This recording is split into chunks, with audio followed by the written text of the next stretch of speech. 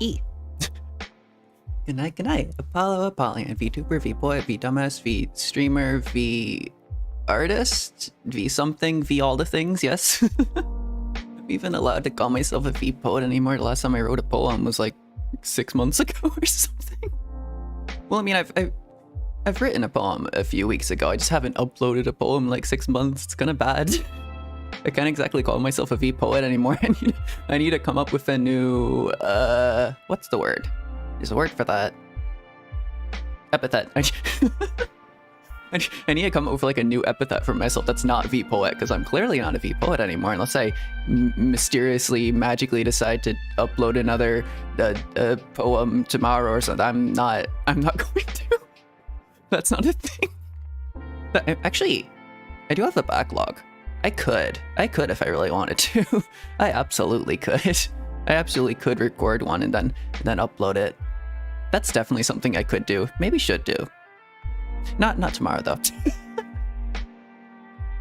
It has been a very, very long while. It has been a month, I think. It's been I did the second part of, yeah, because I split Act 3. Is it Act? Is it Chapter? No, it's Chapter. What are we on?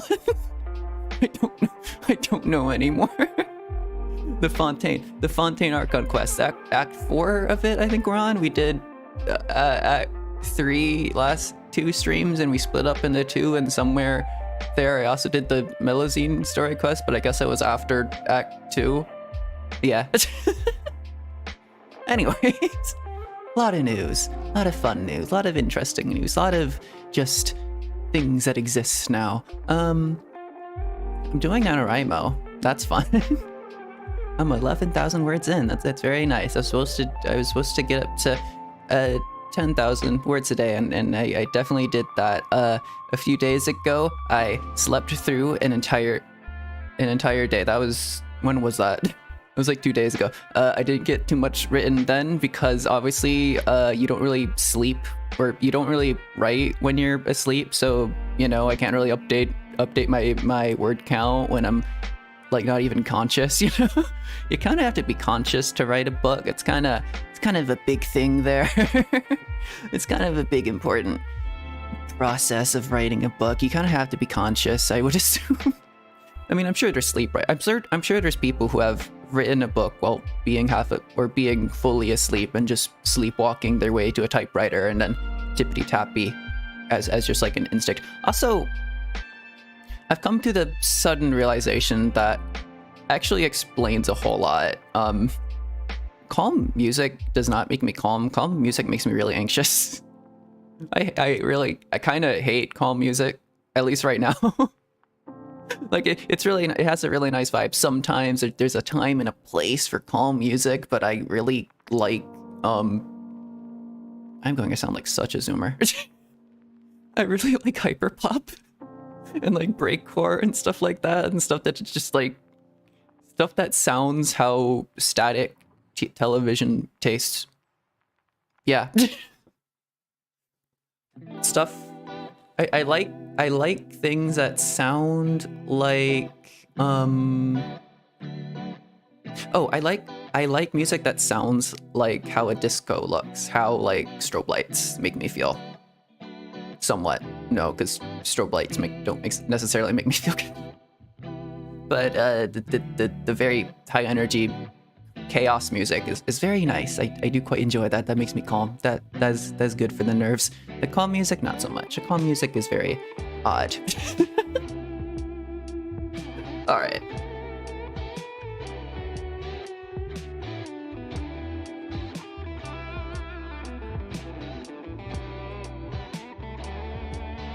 Wow. I forgot half of what was yes. Anyways. Today we'll be doing Act 4 of the Archon quest because it turns into 4.2 in 2 days? 3 days? 2 days? 2 days? On the day of, I do want to do, like, because there's going to be, like, maintenance and stuff like that, and that's just, like, kind of a pain to work around or figure out how to work around, and I'd rather not be up at 2 a.m. starting that. So on that day, I think I do plan to do Farina fan art. I'm kind of officially kicking off the Farina obsession now, but on that day, on the day of like the maintenance for 4.2, I will officially kick off the Farina hyper obsession arc that I know I'm going to go into. I know that's a thing that's going to happen.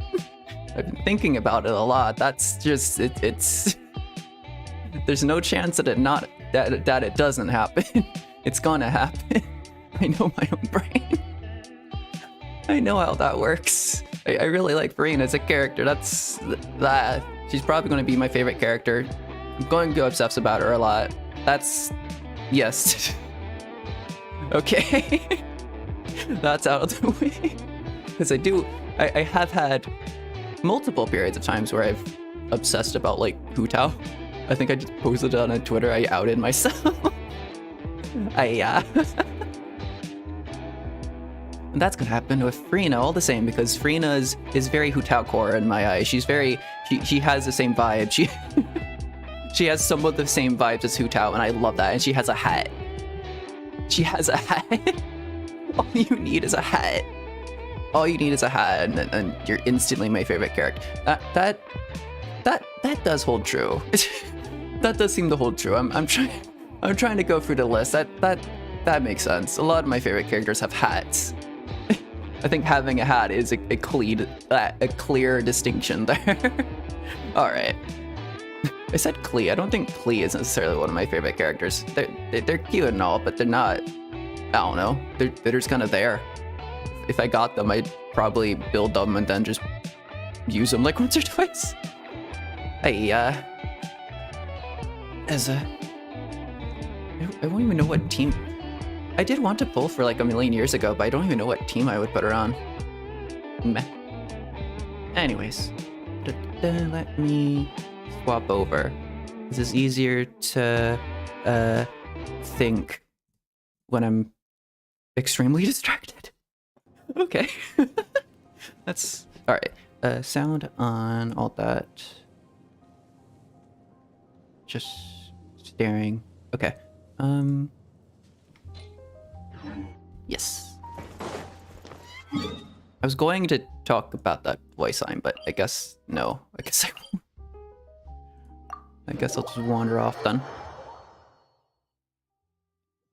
As a wanderer. Also, when I do pull for Farina, in I want to say a few days, if that's probably like immediately after your update. I think that might be the next. If I do a stream immediately after update, that will probably be that. I'll probably do a Farina summoning stream, and I'll have a I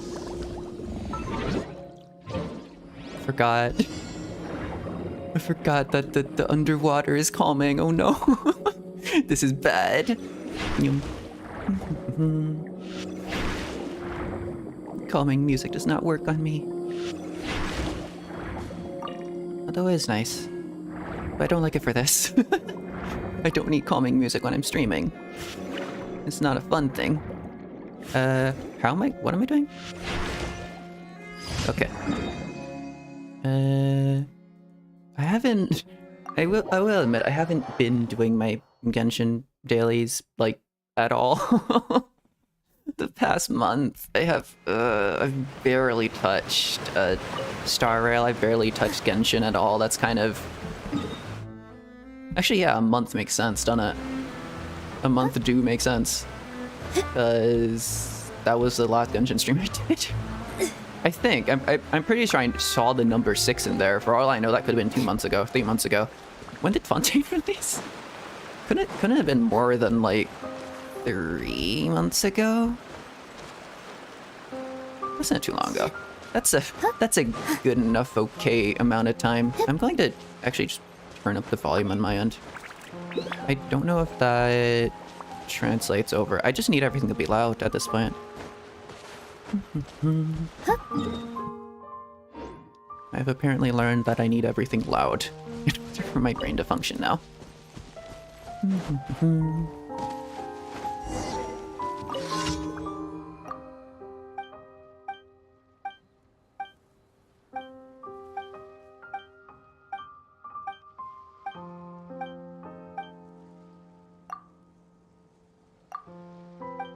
Wait, I could actually.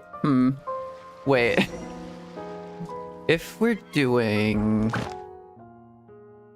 Am I going to be doing an exploration a day? Is the question. How do I get these? How do I do an encounter thing? What is this? Archon quest, story quest, world quest, invitation quest, Oculi, Crimson Agates, chests. I'll probably find some chests. Maybe? Yeah, probably. Wait, was there an event? There was an event I missed. I obviously did the Hu Tao event because, like, who do you think I am? But I missed the other event that was doing whatever that, like, bubbly thing, whatever that was, I want to say. I think I probably missed out something, but that's fine. That's okay. I can... Maybe they'll add a Fontaine toy shop and sell all the things. Where am I? What are you? What is this? Turn the volume down. I'm ignoring this and moving over here. Wait.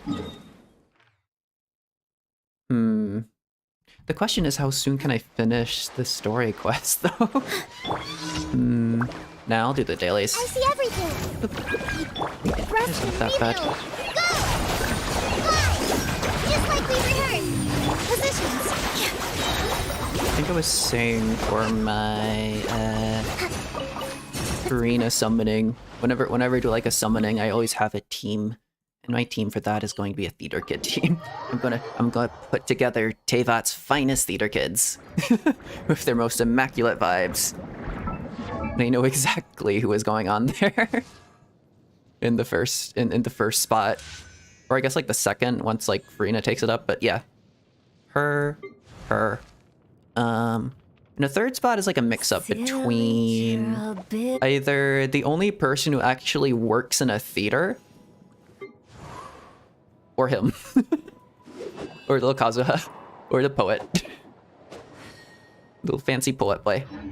I did try to do fan art for his birthday, but I kind of did it a little bit late. And I think I also just passed out at that point, which is typical.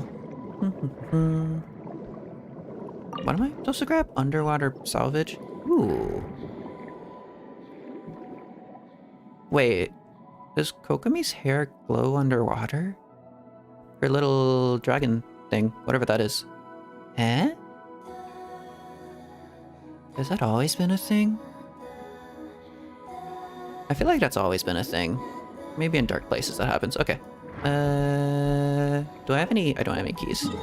Have I? I have marked this. Deep. It's deep. It's step. Yes. Perfect. Perfectly sensical.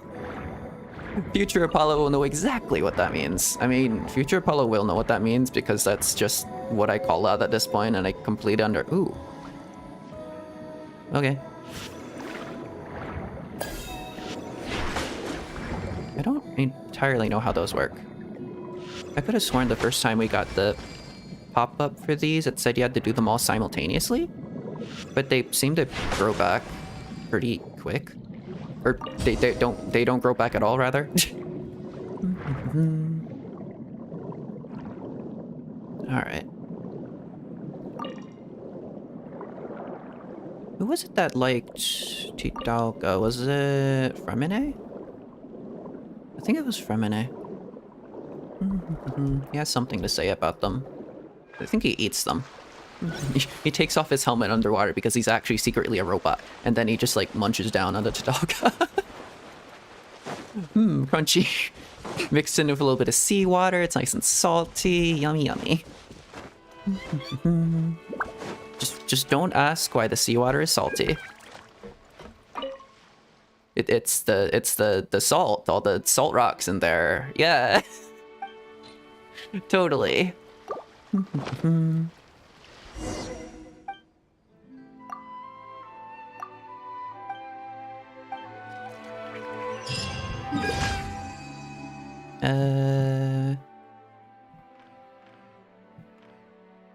Also, I keep wondering... Celestia is somewhere in here. Somewhere in the zone of Celestia. At some point we're going to see... So, oh, also I should mention... I should absolutely mention that I have not seen any of the 4.2 trailer stuffs. I know there's been like a lot... Well, I've seen the... I've seen one or two things about Farina that I may or may not have been spoiled on, but it's really my own fault because it's been pretty much like a month at this point and yada yada. I only bring in things that have a name. And it's been released by like the official Genshin account and everything, so yeah, me. But I've tried to limit all my exposure of that. I will be watching that after the stream in my own time, probably. So I have like no hype for... I have no hype yet for 4.2, but I'm going to be very hyped for it in a bit. When I eventually finish this Archon quest, because I want to at least finish this Archon quest before I see anything else about like the future. So I don't know if they even... I don't know if Celestia has anything to do with 4.2 at all. I'm kind of wondering. Ooh, it's right there. Here-ish. Right in the center here. And I think the new region probably is going to be that tower thing, I'm going to assume. I think I saw a glimpse of that.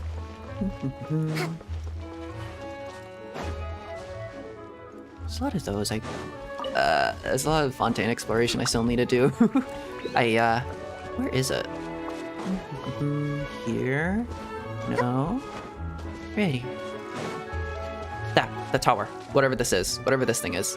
I saw like a very small glimpse of, I think, like Farina being on that tower.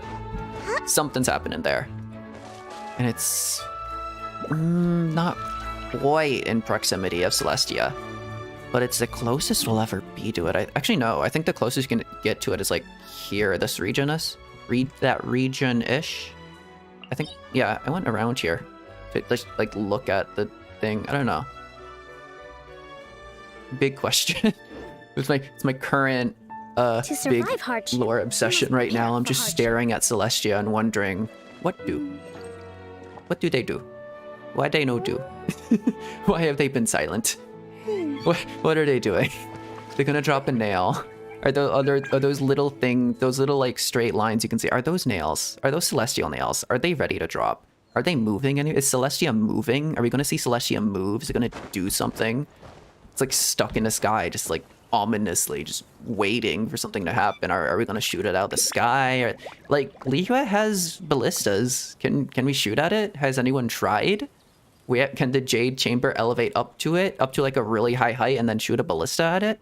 Have we tried that yet? Have we tried to anger the gods?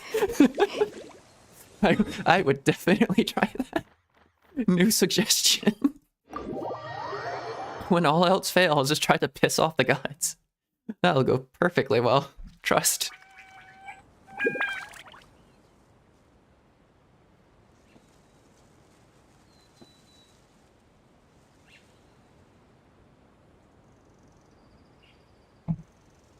Wow.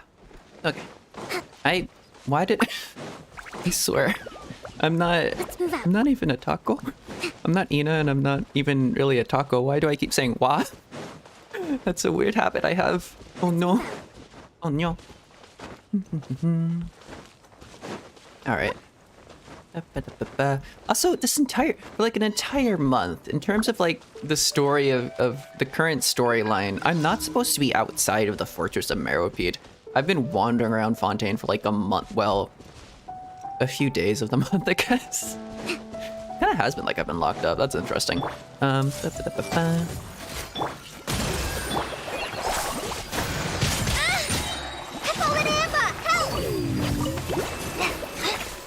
been wandering around Fontaine while I'm technically imprisoned in the Fortress of Meropide. And none of the Gardamex are any of the wiser for it. Alright. I also obviously haven't been using my resin. I've been it's so convenient in Star Rail to have that overcap system. I love that overcap system. in Star Rail because every single time I log in, I go to look at it, and it's like the number, it's going up, it's reaching, it's slowly going towards the maximum, and I know one day I'm gonna have to go through a bajillion domains and grind a million relics. Relics are called relics. A bajillion relics and put them on all my characters, and it's gonna be a very long day. That day is coming one day, but that day is not today. Because I don't think I'm entirely capped. I might actually be capped on it. I'm not sure. I just don't care enough about it. Alright. And I have no of the transient resin because it keeps just being wasted. Oh, the banner pass is gone. Or battle pass, or whatever it was called. That's when 17 hours he's gone. I also don't mind this. also, don't mind this. I've made preparations. Where am I? Did I not do the... I did... Are you kidding me? I did the, whatchamacallem, the expeditions, but I didn't even touch the commissions, really? Thank you for There we go. Alright.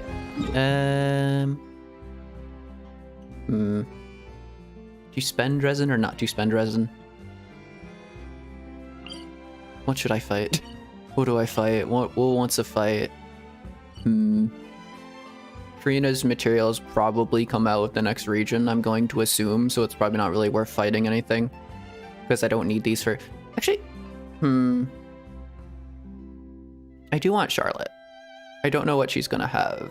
I think that's her name. The pink-haired reporter girl. I don't know if she would use these materials. I'm just gonna assume they're gonna have like new materials in this region somewhere. Into the deep water murk. Day has finally arrived. This is undoubtedly a good chance to find some information. You and Paimon plan to act and search for clues in the Fortress of Meropide. Yeah, the Fortress of Meropide chapter is going on for longer than I really expected it to. I expected it to be kind of like a short thing. I am noticing I have not collected all of these. Whoops. I think yeah, the last stream I was doing, I think the Act 4 was only like 4 or so hours. I think I did spend like 2 or so hours wandering around the Fontaine Research Institute. Yeah, that makes sense. That would make sense for me. I didn't grab all these though. I started like the whatever exploration quest. I do want to figure out the stuff in there. There's a lot of fun stuff. It's floating. It looks cool. It's floating water. You can swim in and everything. But, all right. Where am I going? Oh, I also need to do catch up for these. I need to continue my catch up series to get this stuff because I know there's very important lore. I think here. Maybe here. I think I saw like in this region there was like the boss fight. I think here is some very, very important lore. I don't know if that's Nahita's second story quest or this one is, but I don't know. One of those. I think this is Nahita's second story quest, but doesn't she have like connections to whatever boss is there, or am I completely wrong? Is there another boss in here? Can't tell, is it? No, it wouldn't be that. There's some boss in there that's like connected to, I've heard a lot of spoilers, so I am just going to talk randomly about like, I suppose it's not really spoilers considering it's the past. It's like 6 months ago, years ago, whatever. I'm extremely out of date. It's spoilers to me. I don't think it's spoilers to anyone else. So it's like, I've heard lore about like dragon sovereigns and stuff, which we've heard about all the way down in Ankanomiya, which is exciting, which is nice to finally like see stuff. And also, Mr. Azdaha. Nope, that's Supremo Chief Bishop. Mr. Azdaha is probably the Geo sovereign whatever thing. He was there before the Archons, I guess, maybe. There's been theories about that. I don't know if that's actually a thing that exists. A lot of stuff in Fontaine I've heard. A lot of things about the Melazines I've heard that I probably shouldn't have heard and like waited for, but I kind of it's cool lore. I like the lore there, but I do want to like finish off the story quest there because I really love the Melazines. The Melazines are adorable, and their lore is interesting. Okay, I need to do. I will grind a little. I will grind away a little bit of resin. I should have condensed. I'm going to assume I have condensed. The weather and our moods are the same. They can both get gloomy. It's alright though, because the sky will become even brighter after the rain. Yay. Seeing as I haven't played in a month, I guess I kind of have forgotten a lot of their voice lines. It's just gone right out of my short-term memory. And it failed. Well, it's probably in my long-term memory, but I'm not dragging it out of there. That would take too much effort. Alright.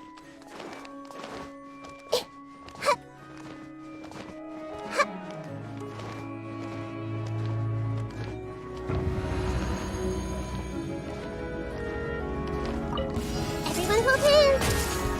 Sharing my knowledge! Hold the line! Gentle chaos. The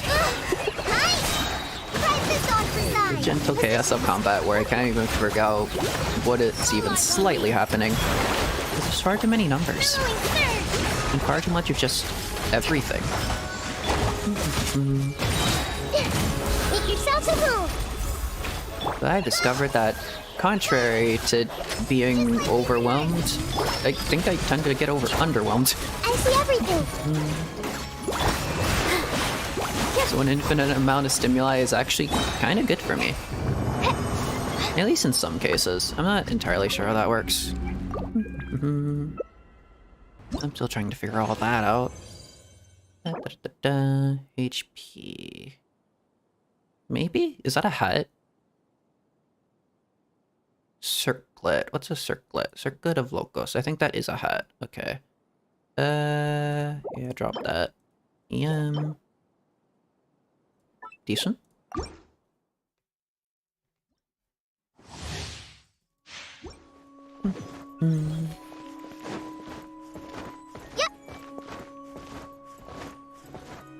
What am I thinking? What game am I thinking of that has a grappling hook? Hold up. I was just wondering about like how the characters are kind of slow when they're walking, and then my brain just randomly brought up the idea of a grappling hook. I don't think... Oh! Danglevine roots? I think I'm thinking Sumeru. Okay. My brain is still stuck in Sumeru. We are into Act 4 of the Fontaine Archon quest, and my brain is stuck in Sumeru. This dance is for you! I left my brain back in Sumeru. That's not a good sign. I should go and try to get it back, maybe. Make yourselves at home! Positions!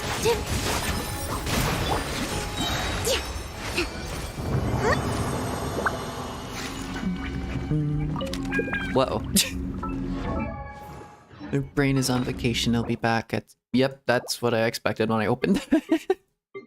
That's nothing out of the ordinary for me. Alright, what do I trash? What do I level up? What are you? I don't really care, I'll just level this up. Don't fast equip that. Enhance. Just auto add random stuff. Boop. This is just kind of a throwaway artifact. I don't really care. I think I know why I don't do resin grinds anymore. Just because this is annoying. Although I suppose I would be doing this anyways. Just leveling up artifacts. It's just the... I know there's more waiting for... I like having as much as possible of everything. I have a problem. I don't think any of these roles are particularly... I mean, EM isn't worse. None of these roles are particularly good.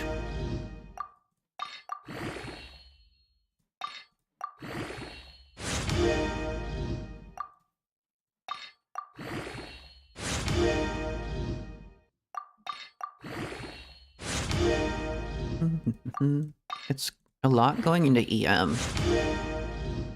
Hmm. Who knows? Yeah, might be good on Farina. With the amount I have, I am guaranteed to get her. I'm pretty sure. I'm not sure what my pity is at. I'm not sure what the last I'm not sure if I won or lost my last 50-50, so I don't know if it's guaranteed, but I am guaranteed eventually. So I am getting Farina, just a matter of how many.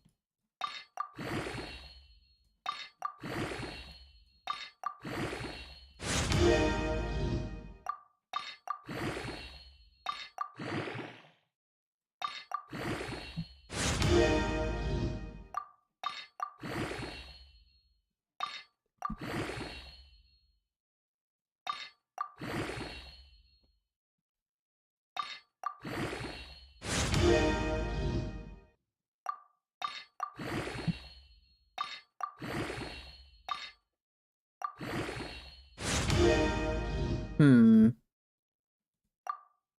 Rather surprising amount of rolls into EM. Alright, is that enough to get more? Respect must be given. Gimme. Gimme shiny. All the shinies. No. No. I don't think defense is useful in either of these. Alright. Back into the pit. Back into the meat grinder.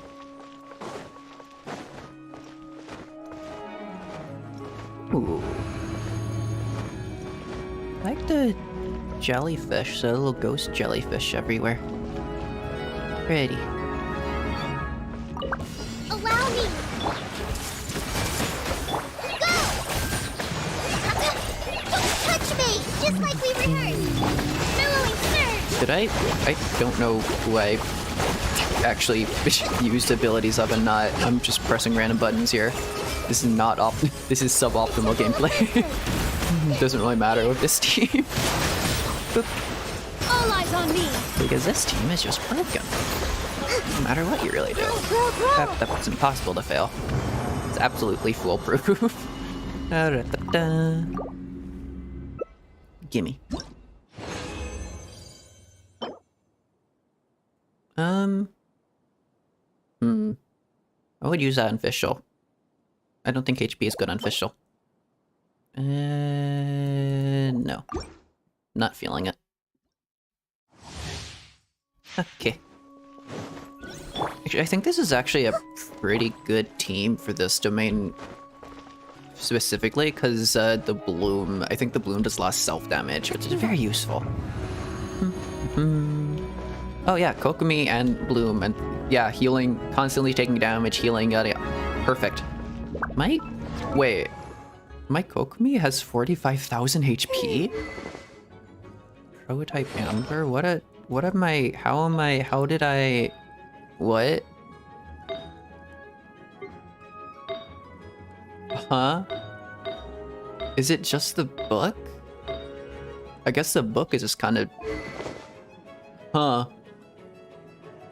I feel like she'd do more damage if I gave her something, but for some reason I've just maxed out her HP. Okay then. That's interesting to see. That's a startling number. When I'm used to just Putao being at like 30k. Actually, I guess Nilu. Yeah, Nilu's quite high. Nilu's 57k. Nilu, I think I just did triple HP. Share my knowledge! Which is a build. Covenants of the deep!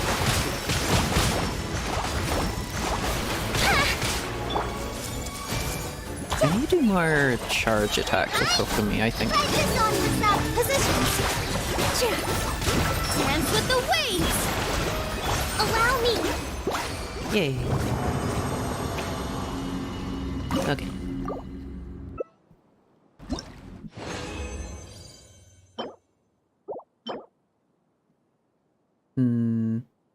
No.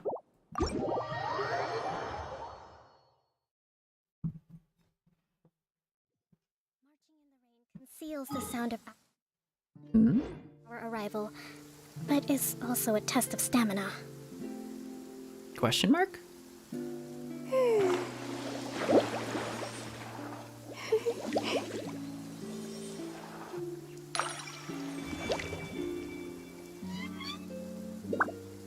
always really liked your eyes. I wonder if that's obvious. I wonder how obvious that is, that I low-key just like took the entire vibe of her eyes and made it into my character. Whoa.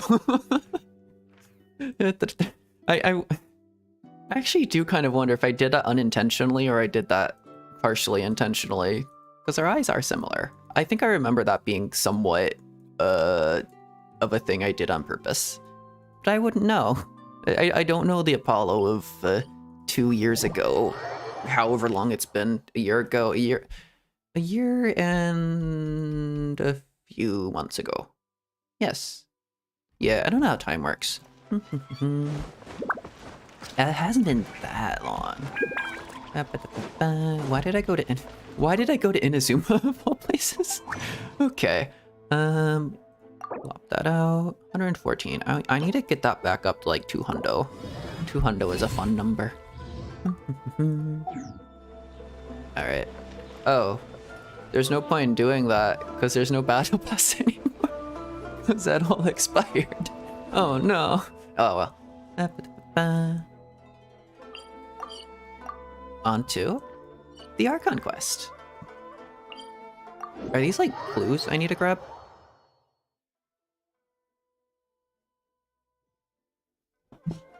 Investigate freely. Okay.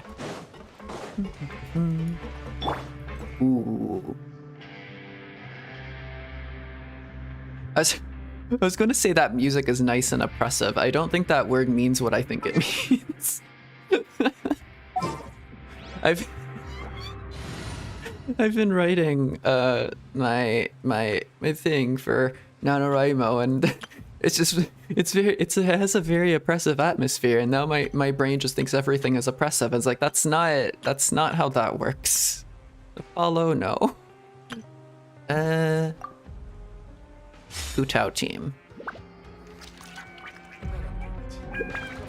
I can counteract the Farina obsession. I can counteract a Farina obsession by transplanting it temporarily with a Hutao obsession. Let's go. We can make this work. We can hold off. We can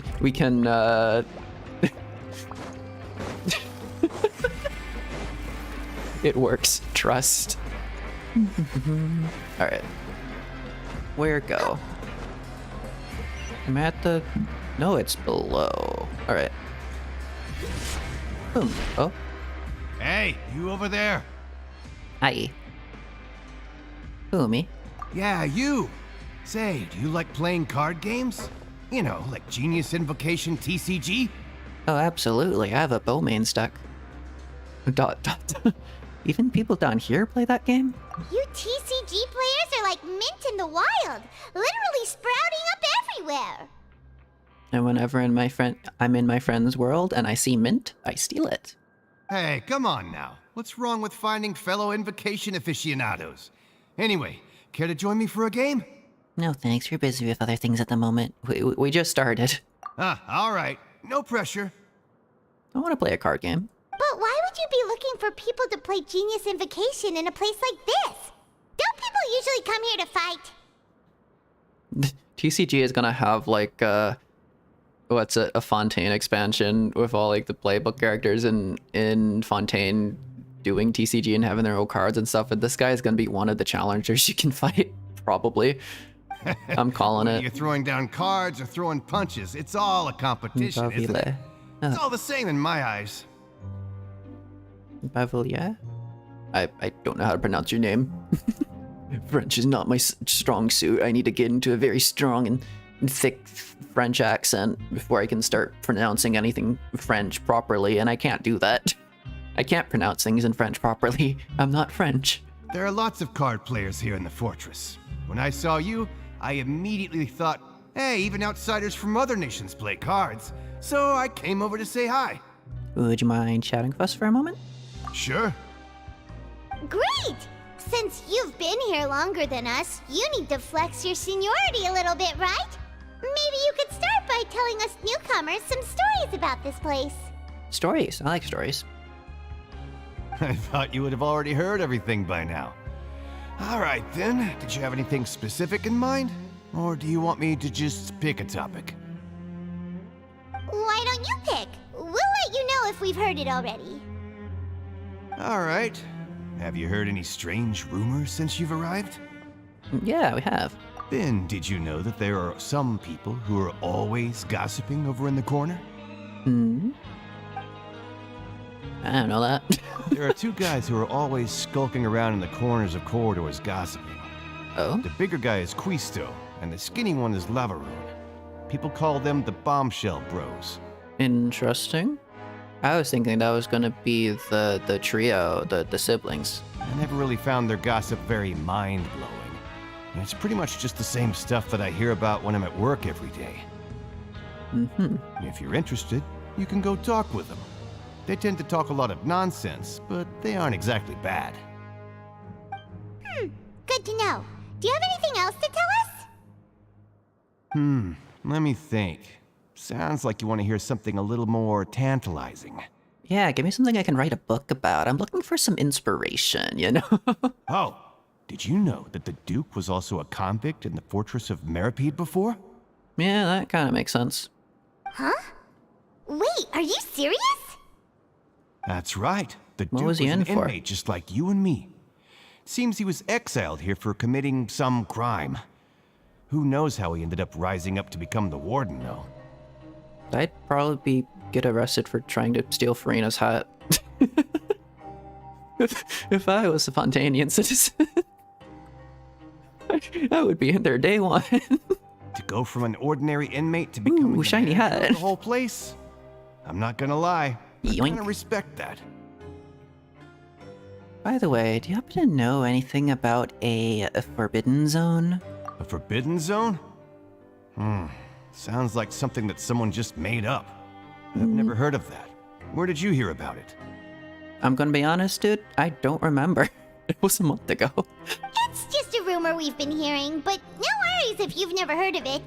Do you have anything else you can tell us? Oh gods. Paimon is made for people like me. Oh gods. I don't remember anything. Paimon repeating everything is useful for people like me. Anything else? Not that I can think of, but I'll be sure to tell you anything interesting I hear next time. You'll have to play a game of Genius Invocation with me first, though. Alright, I'll beat you easily. Let's go! No? Can we? See you later. Hey, let's play a game if you ever have No, time. let me play. I wanna play. I have a deck. Come on. Challenge me. I have a Bowmains. I also have a Catalyst team, I think. Let's play TCG. Come on. I wasn't entirely paying attention to whatever you just said, but give me... I want to play Genshin Impact TCG. Come on. Or Genius Invocation TCG. Yes. It's always shortened as like GI TCG, and my first instinct is like, yes, Genshin Impact TCG.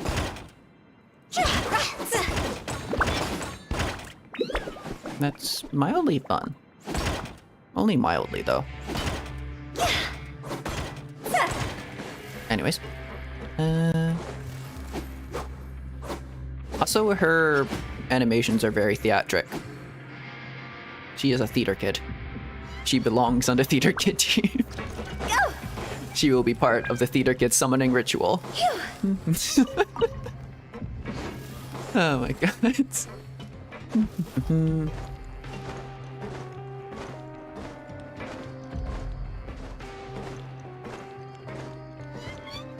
What are they doing? Who you? What this? Look, there are some people talking over there. Let's listen in on the conversation.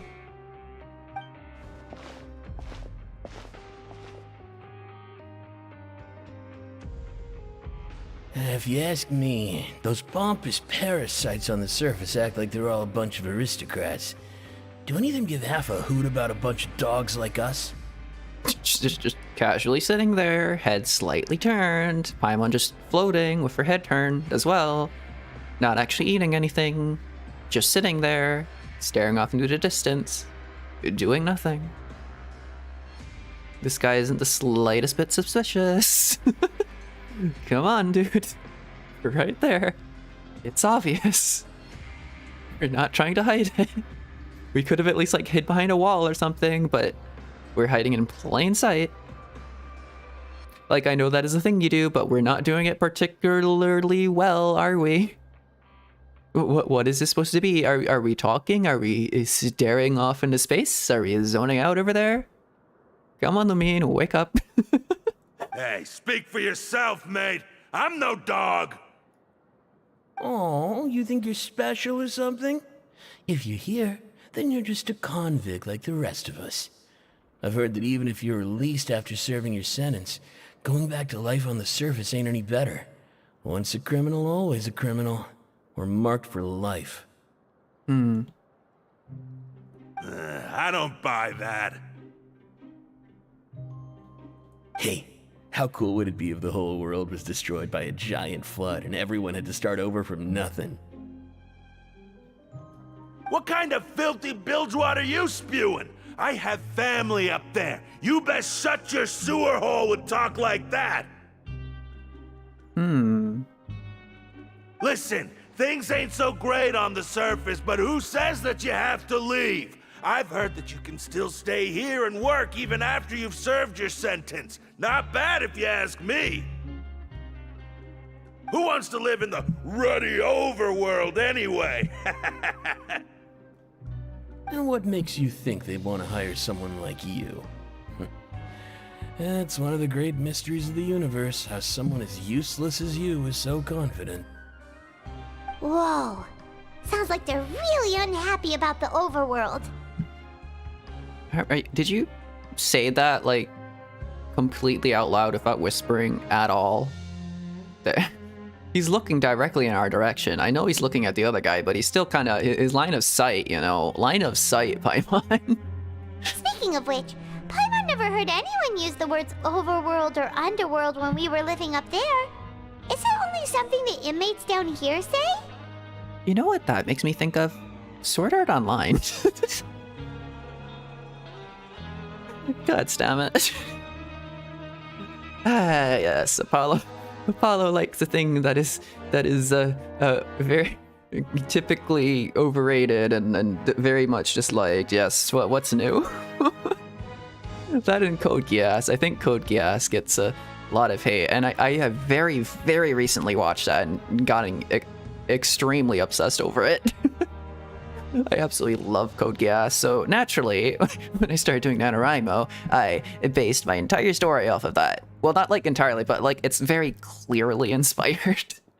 Wait, well, maybe not. I don't know if my characters necessarily are. There's a lot of parallels, as there would be, but like kind of story. The feeling of the story is very much inspired by Code Geass. I've heard that Code Geass is kind of like built out like a tragedy. What with like Lelouch, like I think he read something from Hamlet in the first episode or something like that. It kind of built itself out to be a tragedy, and I kind of really like that.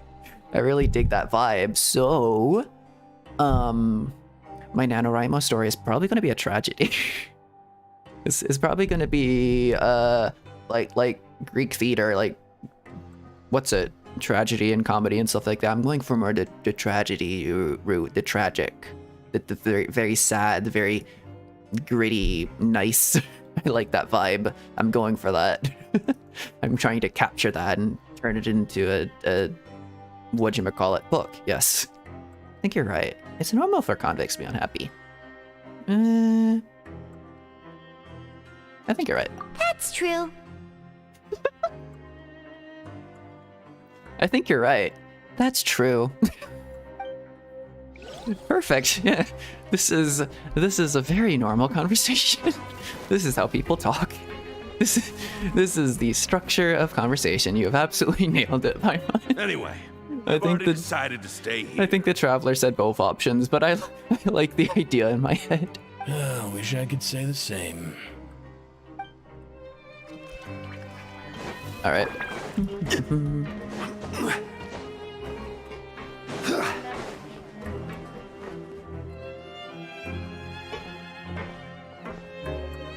There's a group of people over there. Let's go listen in. So I said, that's not a faucet. Hey, who are you two? Why'd you come over all of a sudden? Yeah, we didn't do a very great job of hiding, did we? Oh, sorry for eavesdropping. Just walk straight in. Sounds like you were talking about something private. What's the matter? They're just looking to join in on our fun, that's all. Maybe we should have hidden. Ooh. Hey, don't pretend like it's okay for them to just interrupt us like that. Yeah, fine. You're lucky we don't mind extroverts that much. Okay. I mean, you're a group of people talking. Are you saying you're an introvert? Thanks, you guys are really nice. You hear that, Quisto? We're nice! I see. Hello. Your expressions tell me you're looking to hear some juicy info, am I right? But before that, it just so happens that I know you two. What are you, an info broker? SAO in my mind. I got SAO on my brain. Da, da, da. Info brokers do not only exist in the SAO universe, but according to my brain, they do. Okay. Really? Are we that famous? Kinda. You're kidding. How often does anyone get a personal tour led by His Grace himself? Oh. Practically everyone was talking about it. Word has it that you also caused quite the kerfuffle. Oh, it was just a little mistake. You know how it is. A little mistake, huh? I like the way you put it. You see, people with a good attitude can join our group anytime. Awesome. Like some of the others here. Like who? Your group? I'm Quisto, and this is Lavaroon. People usually call us the Bombshell Bros, but don't worry. We're not playing with bombs or anything. It's just that our information is always so explosive, and we blow minds on the regular. Oh, I see. So you are info brokers, or something like that. Whatever the word for that actually is. So, you two really like to gossip? Gossipers, I guess. You sure know how to embellish. Embellish? I'm sorry, this is the... Is this the first time Paimon said a word that I didn't understand? Shit. Maybe I am stupid. No. You don't get it. Knowing intelligence will make things better for you here. For example, Actually... knowing who's working with whom, who has the latest rumors, who's not getting along. Wouldn't you like to know all that? Paimon's been reading a lot of books recently in Fontaine. That's not fair. Paimon's vocabulary is improving. That's not fair. Sure, listen. Oh my Archon, I'd love to know. Please tell me. Whoa, all this info's worth something, you know? You should prove you're worthy of it. I'm guessing you don't take Mora. Do you take Prima Gems? I have a lot of those. I'd rather not give you any of those, though. I don't mind him. Quisto's always this way. Just play nice and say something to massage his ego. I really like your hair. The welfare meals. Talk about the welfare meals. Oh, okay. We ate the most incredible welfare meal recently. Right. That meal we had yesterday was super delicious. Paimon can still taste it whenever she closes her eyes. You might want to get that checked out. But okay. Is that so? To tell you the truth, I've been helping out with making those welfare meals. I I've see. been working as a kitchen assistant for about a month and a half now. Nice. Oh, so you're the one who made those delicious steaks. Amazing. You could be a professional chef. Wait a second. You are correct. I am a true professional. In fact, I even went to culinary school. But enough about that. Oh my god. Since you like my cooking, I guess that means we share similar tastes. Listen carefully. This little bombshell will help you learn what's really going on here in the fortress. Huh? Did Lavaroon just wink at me? It seems he's saying, don't be upset, he's a good fellow. Listen, kids. The power structure within the fortress is quite complicated. The overworlders couldn't care less about us down here. We're basically dogs to them. Yeah, that makes sense. You've already met the one person here you should never cross, the Duke, Risley. He knows more than you think. And if he doesn't care about something, then he often doesn't bother dealing with it. Those who have the Duke's attention get all kinds of special perks, even better treatment in the infirmary. You know, the kinds of strategy games that I play, I'm always used to dealing with like kings and emperors and stuff, and Duke doesn't really ever strike me as all that fancy because it tends to be like one of the lower things. But in the terms of like stuff like this, when you're just like a normal person, a Duke would have a lot of power. A Duke would be very like, that's a title. That is one hell of a title. That is definitely someone you don't want to mess with, right? That's definitely something. Even if it's like self-given or whatever. I know who you mean. It's that Jurier character, right? I don't think there's anything useful about him at all. Why does he visit the infirmary practically every day? Is it normal for anyone to be going in and out of there so often? If you ask me, he's just faking it to get out of work. Actually, it's kind of weird that in my mind, for some reason, I see counts as having more influence and like authority than dukes. When in like I play CK3 sometimes, CK2, CK3 sometimes, occasionally, and counts usually, sometimes they're like completely free and just like out there in the world, but usually they're vassals of dukes. So like a duke would have more authority, but for some reason I see counts as having more power. Like if you call yourself a count, I see that as like more impressive than calling yourself a duke for some reason. But that's not how that works. That should be the other way around, but it's not for some reason. But did you know that Jurier was a talented researcher from the Fontaine Research Institute before he came here? There's no denying shiny. that. Science. I don't care if he was a researcher that could turn dirt into Mora. Once you're in Really? the Fortress of Meripede, you're just another inmate like everybody else.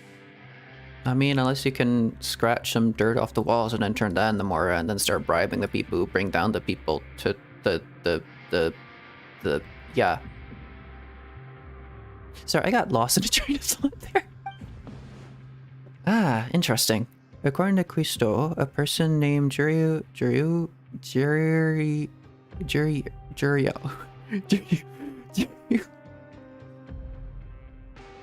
Try that again, Apollo. A person named Jay frequents the infirmary. I should take note of that. Yes, that person probably stole what's her face, the Melusine that looks like a human. They probably stole their lunch and then swapped it with ours that one day. Speaking of which, the last time I saw him, he was passing by in the corridor with Lord And V. worked with him as well. I also heard they started arguing in the library and got into a fight, right? Guess that's just how terrible of a guy he is. He knows all this information because he's directly in line and in collusion with these people. You mean he hit a woman? Wow, I never imagined he was that bad. Eh? But that Lorvine's also quite the odd one, you know? She's always gabbing away, got into a fight with a man, and she also got sent to the infirmary. Come to think of it, I always see her going to the sick bay every couple of days, too.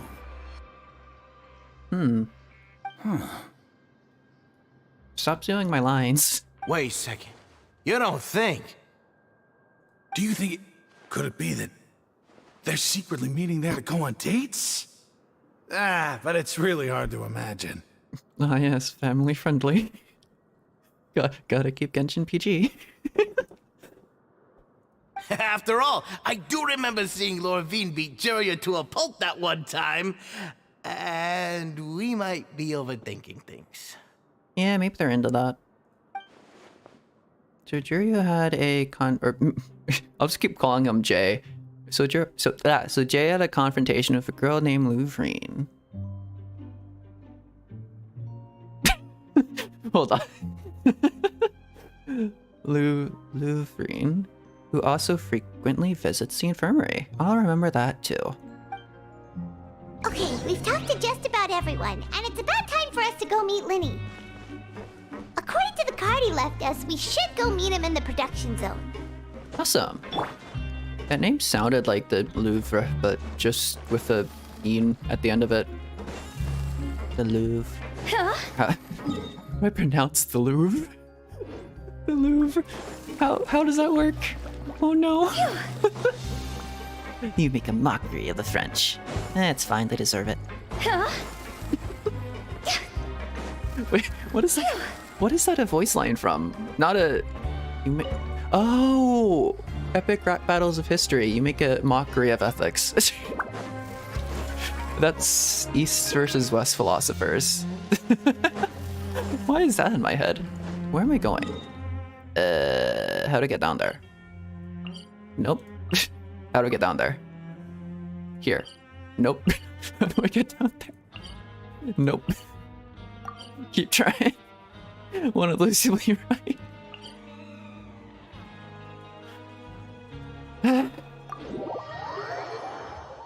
Okay. It's above us. This is a production zone. Let's go. Okay. I am going to throw up some French on the screen, which is...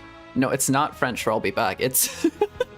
it's my version of saying I'll be back, but also just French for saying drink water, drink the water. I drink water. Yes. I was too lazy to look up how to say I'm going to get more water, so instead I'm just drinking water. I'm just going to disappear for 5 minutes and chug down an entire few liters of water, apparently. That's apparently what this is. Yeah. I'll be back. Wee.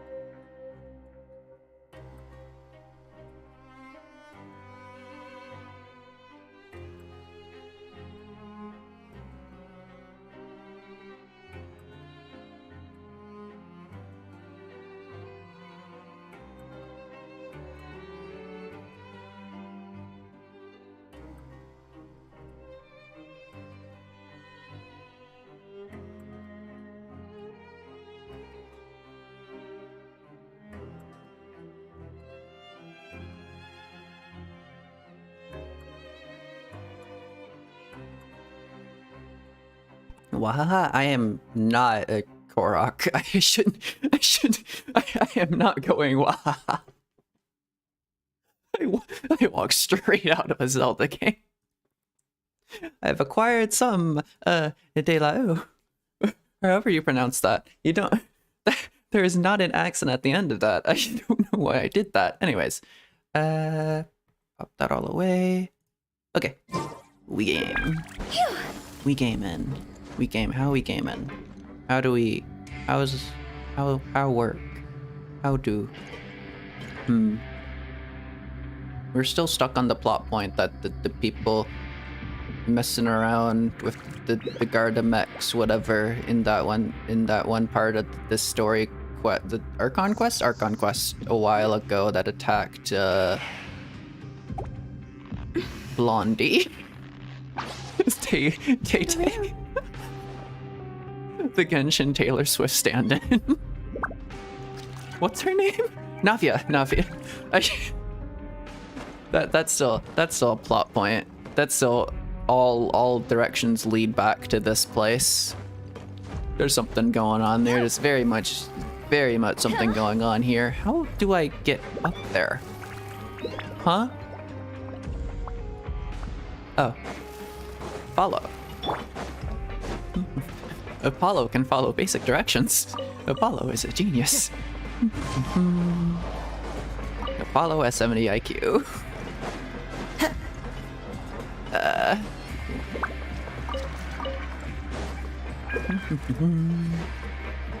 Elevate. Let's go. Maybe if I... like an... Oh my god, is every single thought of mine going to be related to either SAO or Code Geass? I was playing an SAO game a long while ago before I'm stuck on my current bender of being completely and utterly addicted to Victoria 3. I was playing an SAO game for the longest while, and I also had rewatch. I was going through the Alicization arc, right? Well, I guess I was rewatching the entirety of SAO before that. But also, like, at the same time as I was playing the game, I was going through the Alicization arc. And there's a scene. I think there's a scene in there. There's definitely a scene in there where they're going up the main tower, in like the center of the empire, where the cardinal is like right at the top, and there's like 100 floors, and it's kind of like a parallel to Aincrad.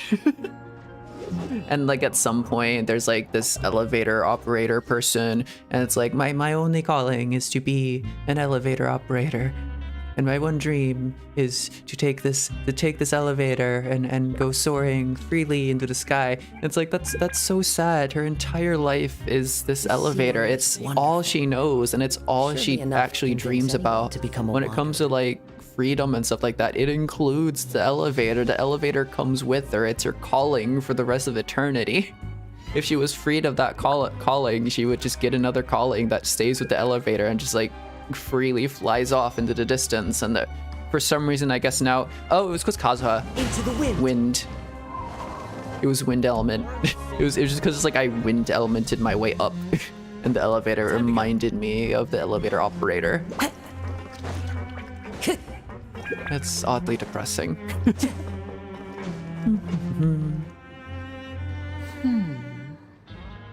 Oh, hello. That looks somewhat precarious, but I trust. I trust you got it. Huh? Hello. Let's just stare at each other. Ellipsis. We make no noise. We just verbalize the three dots in our heads, and we beam them over to each other through the mind waves, the Fontainian mind waves that all Fontainians possess. That look in your eyes. You found something? That was an interesting transition there. A little something, yeah. Hey, this is no time to be modest. Just tell him we found a boatload of information. I don't know. You know all the things, Paimon. You're always speaking for us. Why don't you say it? Why do I have to? I know, like, we actually had a lot of spoken voice lines in the last event with Hutao, but, like... Yeah, I don't know what I was going with that thought train. Gonna be honest. I don't know where to lead on from there. I need to study eyes more. Because when you're at like such an extreme angle like this, eyes do tend to look kind of somewhat like that. That looks kind of odd to me, but like that is kind of how eyes work. It's in level with like the face there, and it's like, yeah. Eyes aren't a sticker you just plaster onto the side. They're actually physical objects you have to figure out perspective for. That's a very obvious thing. I don't know why I'm saying like the most obvious stuff in existence. Oh, I think I was doing a Luminart. Ooh, I need to finish that Luminart. I don't really like how that Luminart was turning out, but I do need to finish that. That always becomes the case. If I leave it for too long, I start hating the art and then I just never finish it. I need to like do it while it's fresh. I need to finished art, even when I'm like starting to dislike it, just like get it out, just like throw it out there. My perfectionism is like actively just destroying me. Oh, as expected of the legendary duo, you have my full and undivided attention.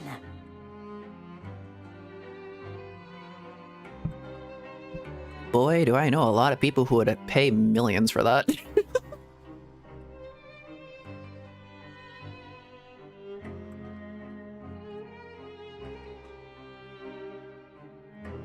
Look, I'm not outing my friends if they don't even know who I am under this name, and I'm not outing my friends if I don't give out their name, so we good.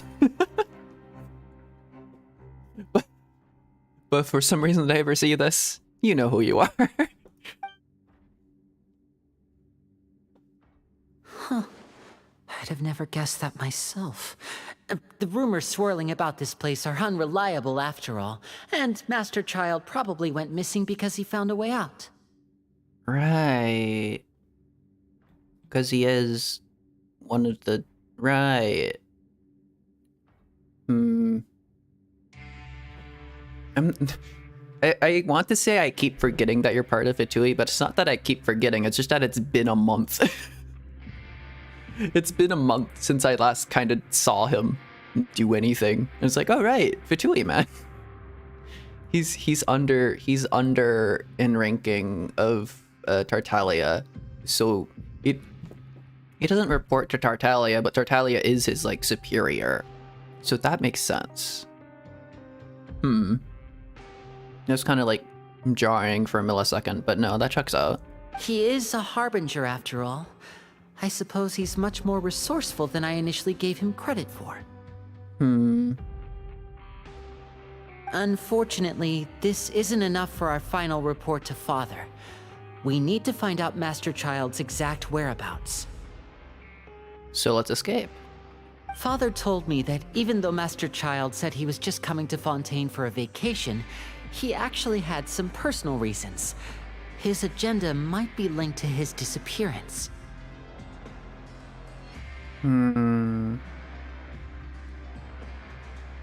Personal reasons.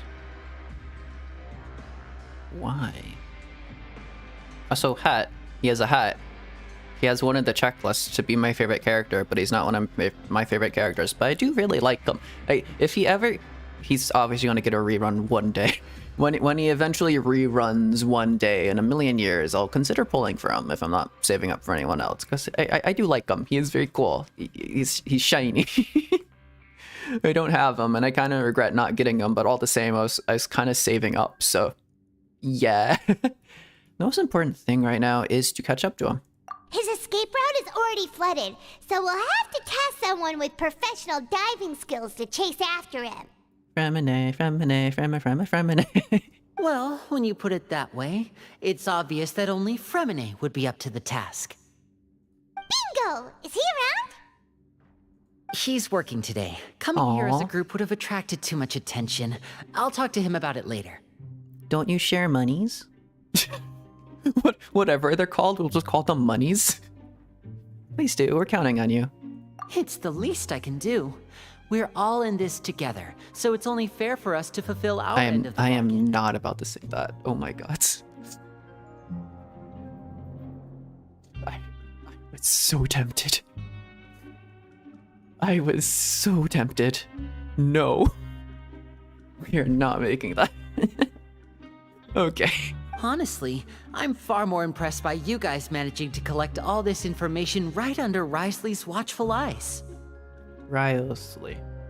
For some reason, my tongue wants to say Riosley, but like Riosley. Riosley.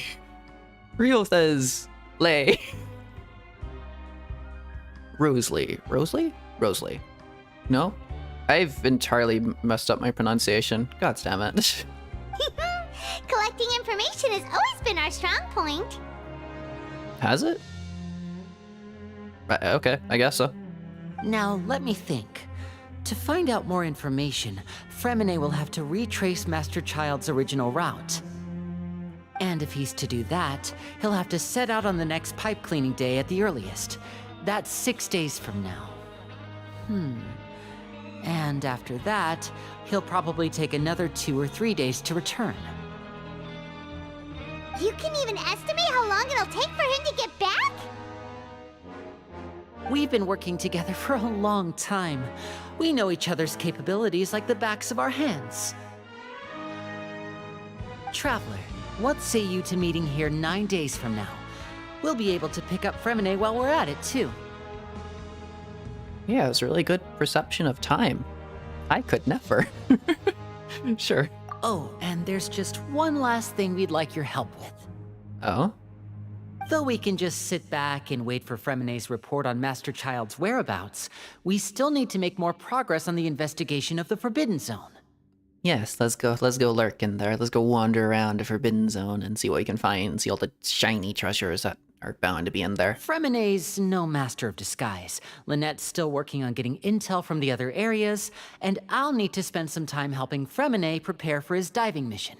So, you are the only ones we can count on. Are you saying I'm a master of disguise? What? Huh? Am I a master of disguise? Like the one time we've seen Lumine trying to put on a disguise was like the one time she put on a... I shouldn't mention this in front of Linny. But the one time he put on like a Fatui mask to infiltrate like a Fatui meeting to like and then just beat them up in the middle of Mondstadt somewhere. Was that for Eula? I think it was a Eula story quest.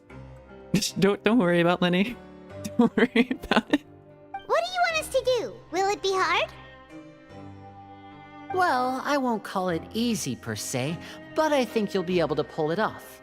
Also remind me of how like none of the characters canonically travel with us. It's kind of just like the traveler can just like spontaneously transform into any one of them. Very odd. It's not a thing that's really explained story-wise, I don't really think. Listen carefully. You'll need to find an excuse to get into the infirmary and Just kind of investigate hinted that she can environs. transform a lot. Hmm? You've mentioned several sketchy-looking people always meeting at the infirmary earlier, so it probably has something to do with the secret we're hoping to uncover. You've already met the head nurse, so she'll be less suspicious of you. Okay. Investigate the internal structure of the infirmary and any active dealings within, and pass those on to me alongside anything else you're able to discover.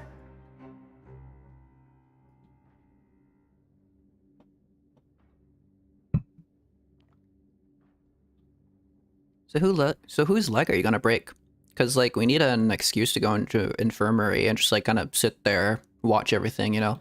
My legs are very useful for walking. Paimon doesn't really use her legs, so I volunteer Paimon. I also volunteer you to do like the leg breaking because I'm kind of weak. I don't really have a whole lot of strength in my arms. I'm a swords. We're a swordswoman. We don't really do like the kind of strength. I mean, we have we lifted a boulder before? We could try to grab Shenhe to come in here because she's lifted boulders. Shenhe could do it. I'm sure Shenhe could do it. But also, there's no need to take risks. Don't forget, safety always comes first. Yeah, anyways, so whose leg are we breaking?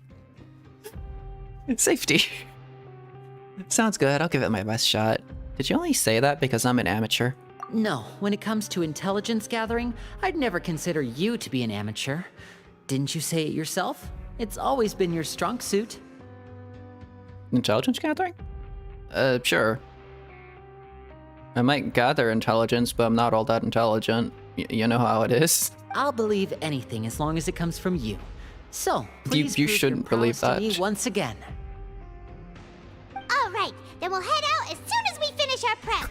You shouldn't have said that after I said that. What the heck? Okay. Let's go our separate ways for now then. Don't forget, we meet here again in 9 days. Stay safe. I'm actually kind of dumb. Okay, I believe you. Raise a prep for Paimon, you begin slowly approaching the Fermi in the guise of... Okay.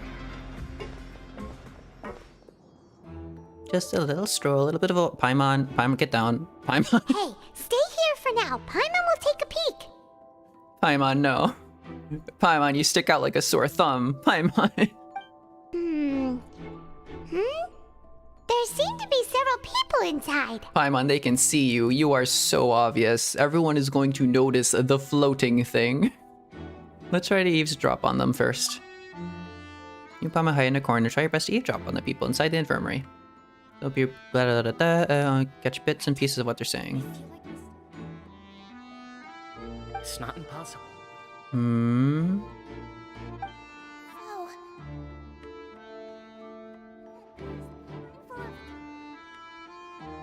Oh. It's a bit hard to understand them from here. So, why don't we just try to talk to them in person? Let's go as soon as you're ready. You nod and take a long deep breath before inhaling a large amount of vapor from it. What? In any case, it smells like you want. Why did? Oh. I feel like it would have been easier just to break someone's leg. We have Kokumi on our team. Maybe not on this. I could swap to my Kokumi team, and then we could break someone's leg and then use it as an excuse to get in, and then immediately heal it. It would be painless, I swear. Trust. The hand of poison back to Paimon is it? When did we make that? When did that happen? She's sick! A failed alchemy thing? When? Albedo? No. When would that have been? Why is that in our bag? Why do we just have that? Whoa, are you okay? Was that from the past Archon quest? What happened? Where did we get that? Maybe Sumeru? Maybe just assuming we've done some of the events a million years ago, at least like one of them, and then one of them gave us like a weird alchemy. I don't remember where that file came from. Oh my! What's wrong, little one? There's no need to panic. Take a deep breath before you begin. It's funny seeing her call someone else little one. The traveler started complaining of a stomachache, and then nausea, and then collapsed onto the ground. Paimon doesn't know what to do. Paimon really is just tiny. Freezing limbs, twitching fingers, and pale complexion? Could it be poison? Oh no, she dead. Let me take a look. Please, lie down over here. Ew, my stomach really hurts. In real life, too. Don't worry, I'll get you to the bed safely. Here, hold on to my shoulder and walk slowly. How does that physically work? They're not gonna show an animation for it because it would look too janky. You can do it, traveler! But how would that... Huh. Thank you, sorry. Don't apologize, you're sick after all. Now, please relax. I'm just going to do a preliminary checkup on you. What does preliminary mean? Because, like, this is after being admitted, but, like, you do a preliminary checkup and then you do, like, a full checkup or something to see what's actually... what? I'm confused by how medicine works. Sigwin has taken a few instruments and begun to do her checkup. I hope I'm not so healthy that she gets suspicious. Uh-oh. I see now. Wait. Oh, she's using instruments? She's not just, like, staring at us with her Melusine eyes? My checkup has confirmed that she's not in any mortal danger. That's our worst fear out of the way. Doesn't she use, like, her... what's it? Just general Melusine-ness to, like, ascertain if people are, like, sick or something? She looks nothing like a How does that, like, physically work? She's supposed to be, like, I think 100% pure Melod. That's... Huh? Oh, that's good. But... I'll continue my diagnosis of the patient now. Please, relax and take a deep breath. Because I think all the Melusines have, like, different shades of... and noses. All the Melusines have noses, I think.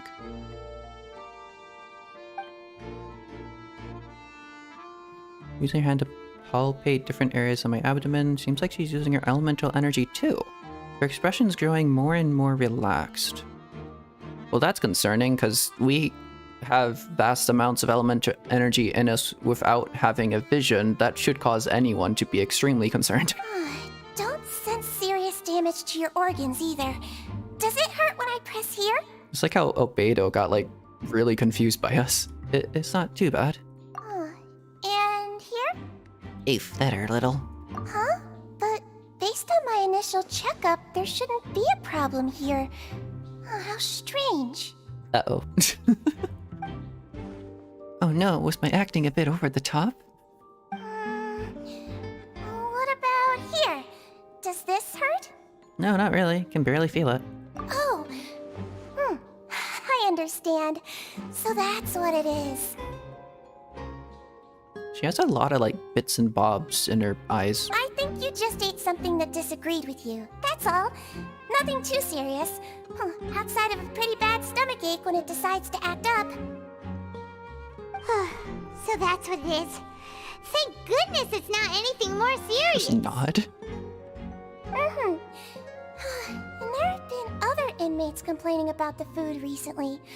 I'll inform our head chef, Mr. Woolsey, of this problem as soon as possible. I'm trying to figure out, like, that top part of her eyes is weird. It's like a 3-4 colored pupil. Can I consider that to be part of the pupil? Or is only the inner bit the pupil and everything surrounding it is just another part of the iris? How do your eyes work? What are those? There's like 2 almost geometric shapes in them and then a Fruit Loop. Congratulations! The health risk is incredibly low, so you should recover within a couple days. Why don't you take a rest here while I go get some medicine for you? Okay. Miss Levine, I'll have to trouble you to help me look after this new patient while I'm gone. Oh, Lurvine. My instinct was to say Lurvine. But okay. Very well. And she hopped away just like that.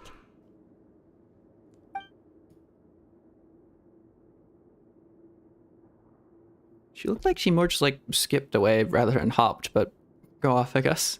Phew, this infiltration mission is going much more smoothly than I imagined. Next, there are only 2 people left in the room. Sigewin just called that woman Lurvine, so she has to be one of those frequent visitors to infirmary I've heard of before. Would that mean the man next to her is Jurio, then? Hello. So how are you feeling now? Shakes head. Still not great. I can't keep staring at her. It'll draw unwanted attention. That guy also seems to have noticed. Now he's looking my direction, too. Her stomach aches really bad. She was stumbling about the whole way here, so Paimon's really worried. If Miss Sijuin says it's not a serious problem, then Sijuin. there's no need to worry. She's the best medic we've got down here. But it also looks like she's the only medic you've got down here. Well, that's true. What do you mean, that's true? That's really misrepresenting the situation. Of course I can't speak for the whole fortress, but it's not like everyone imprisoned here is useless, you know?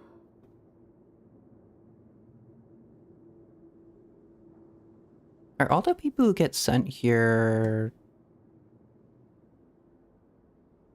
Does that mean, like, Sijuin's committed a crime somehow? Though they may have committed crimes and gotten locked up here as a result, they still know a thing or two about medicine, and they help Miss Sijuin take care of the sick and injured. Yeah, you're right. But did you have to lecture me about it in front of another patient? Aren't you a patient too? Where did all your energy come from?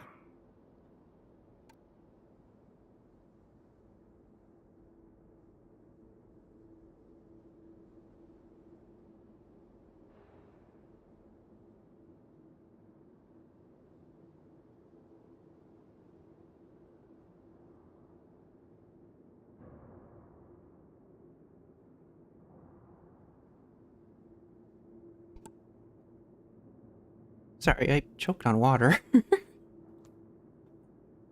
Is this how they flirt? That's correct.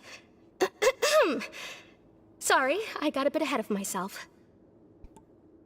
Are you two also sick? We've been sick a while. I come back every once in a while for checkups, and to pick up the medicines Miss Siegewein prescribes for us. That's just the nature of chronic illnesses. As for her... You could say she fancies herself as Miss Siegewein's capable helper because she learned a bit of medical knowledge ages ago. Please watch your mouth, Mr. Jurier. Don't forget that you are the primary Jurier. reason I have frequent heart palpitations. Jurier.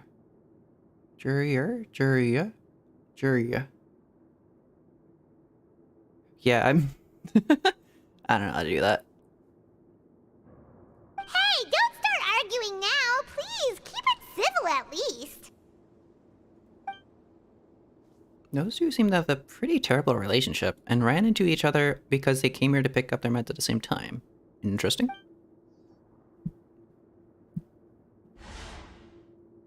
But outside the two of them, there's nothing suspicious inside the room. All the files on the table appear to be patient records, and while there's a box, I can't check it out right now.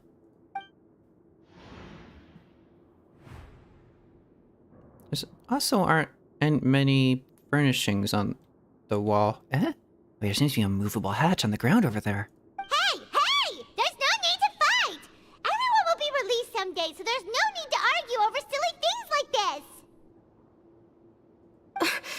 But... Release. It's way too early for us to even think about that. And who the heck knows if we'd even be able to continue our previous lives? The presence of a movable hatch isn't strange by itself, but perhaps it's my adventurers and intuition speaking, but isn't it a bit strange that there's a movable hatch here of all places? Is it hiding something? Please allow me to end this boring and useless conversation. Oh, and Mr. Jurier, I don't want to see your face here again anytime soon. And same to you, Miss Lorvine. Anyway, that was more than enough rest for me, so I'm going to get out of this excessively noisy place. See you later, everyone. Aw, they're so toxic. Anyway. You just slowly walked off like that? That's just what he's like. I'm on your third wheeling. I'm sorry you had to see all of that. I'm Lorvine, and that's... Well, his name is Jurier, but I hope you'll never have cause to remember his name. You really can't stand him, huh? I mean, can you blame me? Look, who would like someone who's as arrogant and obsessed with weird research topics as he is? But there's no need to keep dwelling on him. I'll accompany you two for a while. Miss Siegewein should be back soon, and I'm sure you'll feel better as soon as you've had some of her medicine. Thank you for looking after me. No, it's nothing. I'm back! Did you rest like you promised? Thank you for getting our medicine, Miss Siegewein. Did you all cooperate with your bed rest? I trust that nobody got up to walk around. Good. Here, this should be 2 days' worth of medicine for you. Take 1 pill now, and then continue your bed rest. Take the stomachache pill that Siegewein gave you. Miss Lorvine, I left in a bit of a hurry just now. Do you still remember if we discussed the color of the pill that you should be taking today?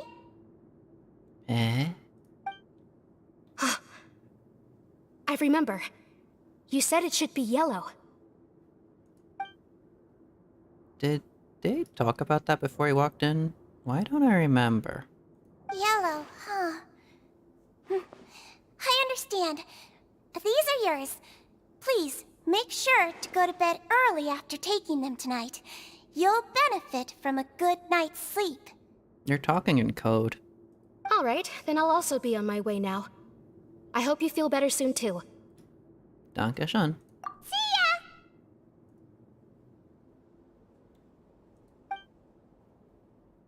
She took a look at her for some Find reason. out your medical record now. You're widely known as the Traveler, right? I just want to double check a few details, if that's alright with you. She took a look at us and then spoke in some sort of code. There's something going on there. Those two made quite the commotion just now, so why don't we let the Traveler rest? Paimon can answer the questions instead. So her primary symptoms are abdominal pain, with secondary symptoms of nausea. Is there anything else? The fact I can use elemental powers without using a vision, but don't worry about that. We're nothing connected to like being descenders or anything like that. That's absolutely nothing to worry about. Don't trouble yourself. You'll only get in trouble with Celestia. That's it. Also, don't question whatever the heck this thing is. We still don't know. We have so many theories. Alright then. Is there anything we should know besides to take the meds? No, her base constitution is quite good, so I'm sure she'll recover quite quickly after taking the medicine. Please, make sure to stick to bland or less stimulating foods, and don't stay up too late at night. Oh, but that's so boring, though. Got it! Paimon will hold the Traveler to that for sure. You'll try. Sijuin's still looking at me. I should just try to take a nap, like she said. What's the code stand for? Oh, you're going to take a nap already? Okay then, you get some rest. You move yourself to a regular patient's bed and relax completely, yada yada. Okay. You can erase Paimon's conversation with Sijuin. We've been to lots of places together. She may look a bit under the weather now, but she's actually super strong.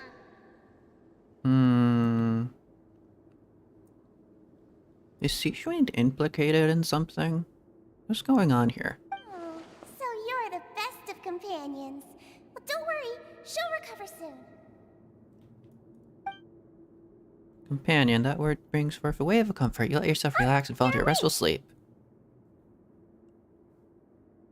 Blinky blinky. How do you feel? You slept for a really long time, but we never left. I feel a lot better. Thank you both. Well, now you can go back without a worry in the world. Remember to take your meds regularly, and remember bland foods. I don't think we can really control what we get from the coupon machine gotcha lunch service. Thank you, Miss Sijuin. I'll give all the spicy foods to Paimon. Seems like a lot of people have been coming down with an upset stomach lately. I'll need to address that. Oh, she has a tail. She has all the common markings of a melozine. Except for, like, the face, I guess?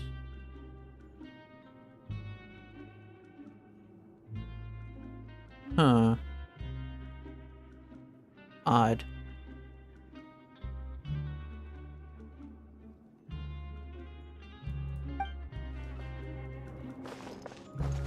Time to go.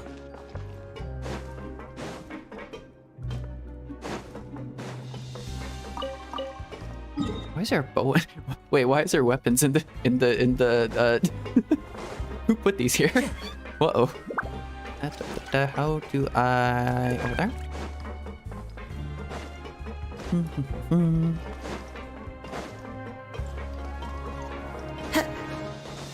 Time to go.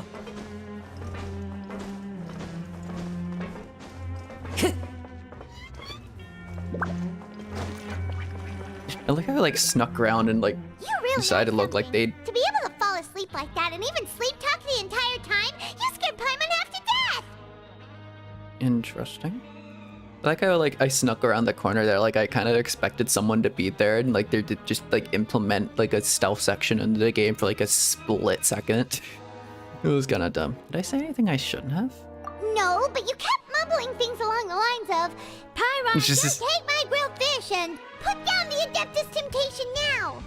Yeah, sounds about right. Paimon talked with Sijuin the entire time you were asleep.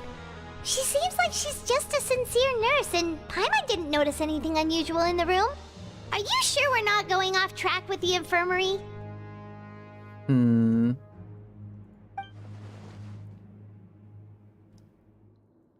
Are we really off track, though? There are still a few weird things about this place.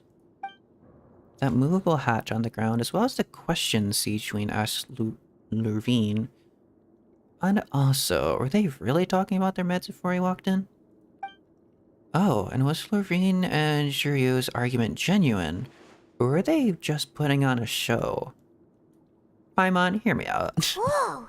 You really are super thorough. All those tiny little suspicious things that Paimon didn't even pick up on. We've got to give the info to Linny. A million little codes.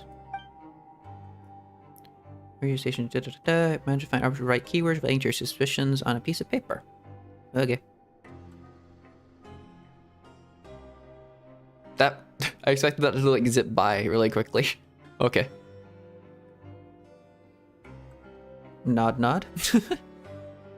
Magi passes a slip to a busy Lynette as she happens to pass by. Her disguise is impeccable. She doesn't even look at you or change her expression as she pockets the info.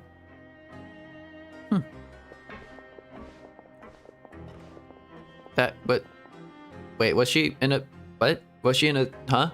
Did it say she was in a disguise or not? Did I misread? That was just Lynette. That wasn't a disguise. That was nothing. It's the day. Let's go meet up with Linny. Lynette disguised herself as Lynette. That's ingenious. That is such an amazing solution. Why didn't I think of that? Oh my god. Did I read that wrong? Was there any disguise in that sentence?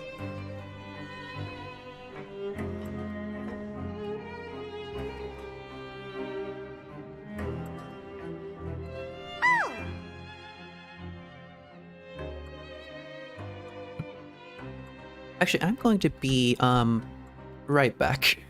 I will take another short break and just leave Paimon floating there with like her mouth open. Bois de bleu. Yeah, I can totally speak French. Bye-bye.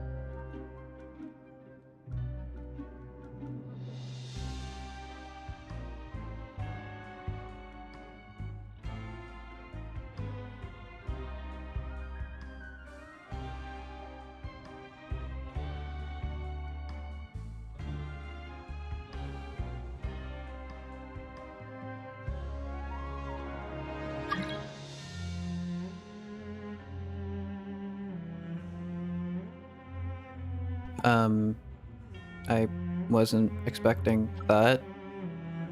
I should change that later. I was in the middle of coming in and then someone decided to do a join request. Interesting. Alright. When nature calls, does it go ring ring or bark bark? Like a tree.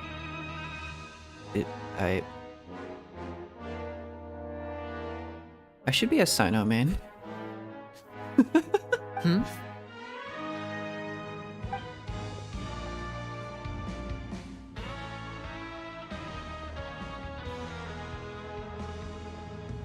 Did you two run into any trouble over the past few days? No, we just worked our shifts according to the schedule. Nothing weird happened. That's good. That means you didn't raise any suspicions when you infiltrated the infirmary. We're not entirely sure about that yet. We might have. That might have been what the code was. We've taken a look at the slip you've sent. Fremine successfully left the grounds via the pipes 2 days ago, and as of last night, Lynette has also infiltrated the infirmary after faking an illness. Nice. Wait, why is she getting involved as well? You already went above and beyond when you scoped out the infirmary. To put it more bluntly, even if we were to view that as something you did in exchange for Fremine's help, you've already done more than enough.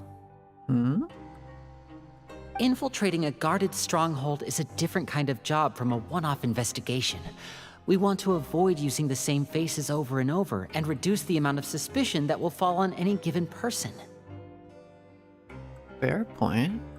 Lynette also felt like you have already taken the first step for us, so she should be the one to finish the job. Alright. So that's what Lynette thinks. Oh, Paimon hopes everything's going well for her. Yeah. I'm not opposed to helping you. Perhaps that's true. You're both very good people, and we've come to appreciate that more than anyone else. Unfortunately, there's still one thing that could get between us, lest you've forgotten. The matter of our respective loyalties. Yeah. I'll be seeing you again in Snezhnaya, maybe. I could foresee that being something. You've mentioned before that you've had some run-ins with the Fatui. Oh, don't worry about it. I didn't mention anything. I understand that feeling. So I assume you're just helping us out of the kindness of your hearts? Yeah, totally. Sure. Well, everyone could use some more friends. We'll be counting on you to help us in the future, too. Don't question how many, like, Fatui Sergeant badges I have in my backpack. I don't even know the number. I assume it's around the thousands. Don't worry about it. We're not a threat to the Fatui. We're nobodies. Since I see you as friends, then it's even more important for us to protect you from any peril. Fremine and Lynette feel the same way. Say, do you have a Fatui badge on you? I think I was trying to level up my Tartaglia. I think he uses those badges. Those would be ever so useful if you could, you know. I get it now. Glad to hear it. Then, let's go check on Lynette before Fremine returns. If everything went well, then she should be wrapping up her investigation right about now.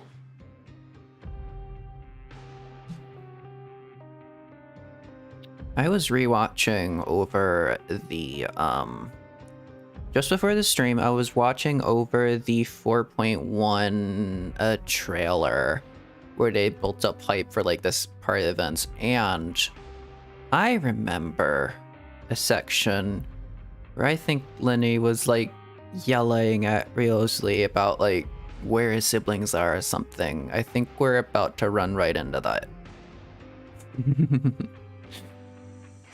That's gonna be fun. Is now really a good time to go over? Something's about to happen. According to my observations, Sigewinne always spends around half an hour away from the infirmary right before lunch. Lynette knows this as well, so this should be a good time to meet up with her. They were well aware of the Traveler snooping around, but now that they realize if it two-way people are doing it, they're like, huh, Wait a second. Oh yeah, we heard about that too. Also, I'm her brother, remember? It's only natural for an older brother to care about his younger sister's well-being. Mm-hmm. Okay, then let's head over right away.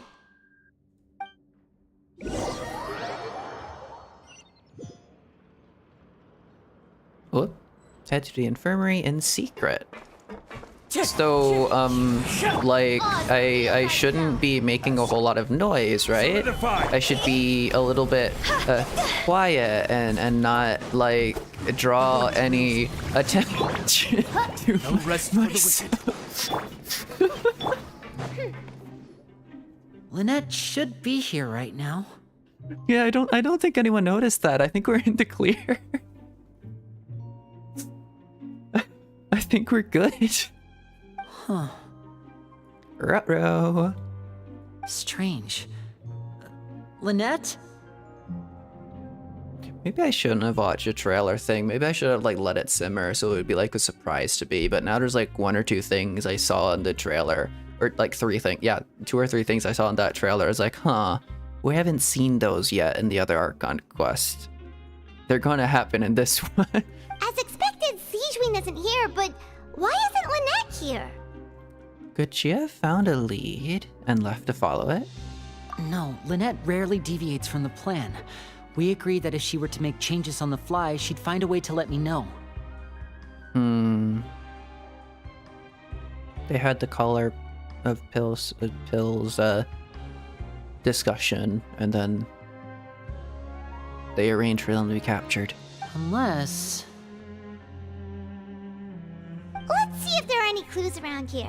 We can look while we wait for her. Who knows? Maybe she'll be back soon. Dun dun dun. Okay.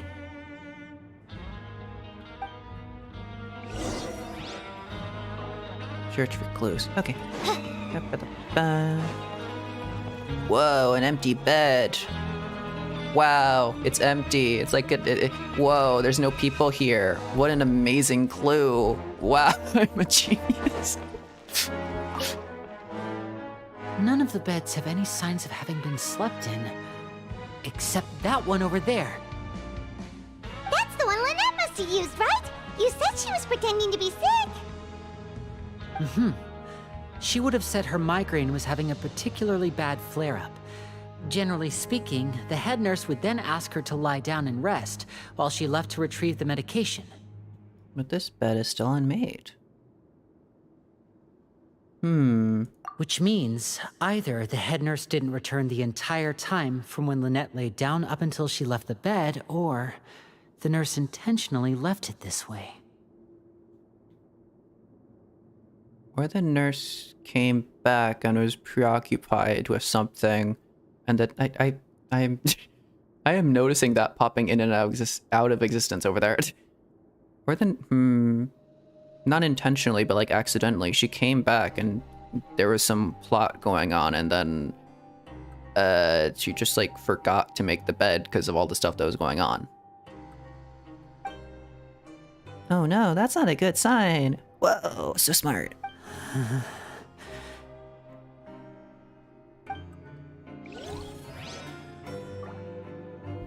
He's starting to get panicked. Is his blood rate? Hold on, Apollo. his blood pressure is spiking, his heart rate is increasing. Dun dun dun. He's getting panicked. There are some books here and a few files. They all look like medical records. Oh. Advanced nursing, how to raise the spirit of your patients, a quick guide to the psychology of emotions, and the meaning of laughter. Uh-huh. These sure are some interesting books. Who knew Sijwin would be interested in these kinds of things? She even has books on understanding people's motivations and feelings. Is it because she's a Melusine? Or does she have a need to understand her patient's emotional state? Seems quite normal to me. These are skills that would come in handy for a nurse from time to time. I guess? I feel like it might just have to do with the whole Melusine thing. Although it's being presented as a clue. So maybe that has some other meaning.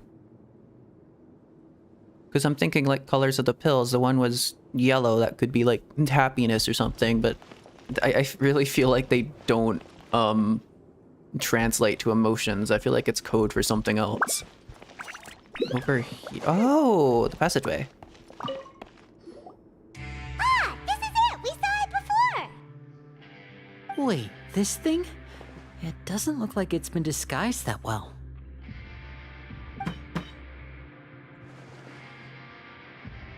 The space behind it is Drinking empty. water. From its size, I don't think it's an couldn't entrance narrate that that. is meant to be taken apart. There's probably a mechanism around here somewhere. Interesting. Could Lynette have tried to get inside? But if that's the case, she would have contacted me for sure.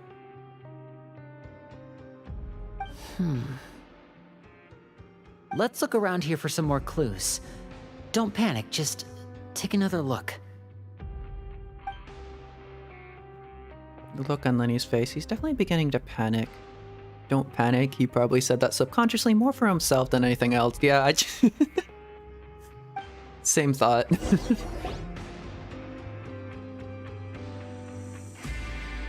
you guys, there's a slip of paper over here! A slip of paper? It's right over here, and there's a bunch written on it too. It reads, Is that our note? out of respect for your usual practices, I'll use a piece of paper or card as the medium to pass on my message. You may consider this as me giving you my best regards. Oh shit. That actually gave me chills, because I think like the way the music kind of got... The sound, you can kind of hear faintly in the sound. They've like, the music is gone. The music just like dropped suddenly, and there's like this, it's the color scheming as well. It's a little bit the color scheme. It's for some reason kind of ominous. And then just like the faint, like, you can almost hear like wind or something. There's something there. There's something in the back. There's like that just a hint of something in the background that makes it feel a little bit more ominous. It's like cuts in a little bit deeper. It's like, oh shit. This is an oh shit moment. Is that all? Is there anything on the back? The back. This is... Show me! Now! Ooh. Is it our writing?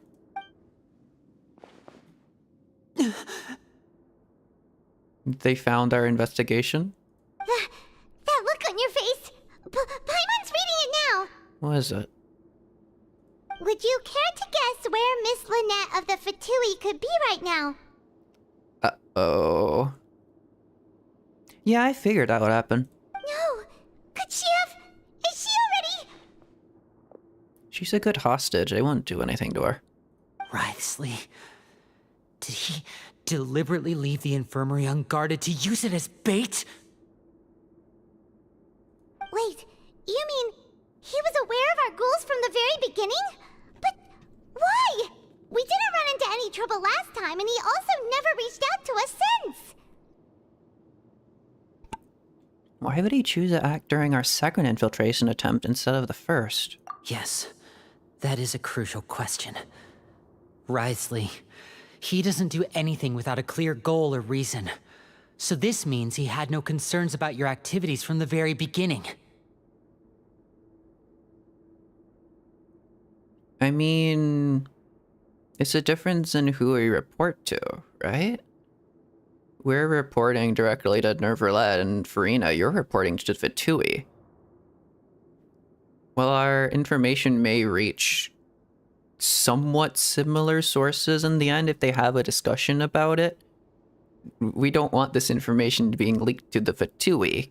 If it stays within wraps of like the governing body of Fontaine, it's probably fine.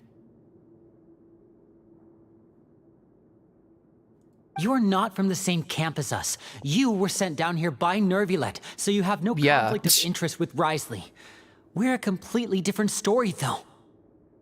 Okay, I probably should have just like clicked through instead of saying anything because you're going to say it for me anyways. Why did he only go after Lynette? Why didn't he go after you as well? He's trying to lure you somewhere. He's trying to make you do something. I'd like to know that too. Why did he only go after her? It's like a warning or something. Don't panic. Just think everything over. I have to stay calm. This is not like what happened last time. The situation's different now.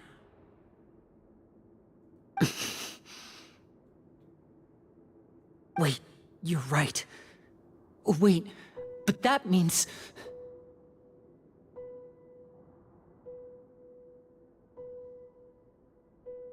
If they're not trying to use her as a hostage for you, then... The fact that Fremine was able to leave the grounds, could Wriothesley have let him go as well?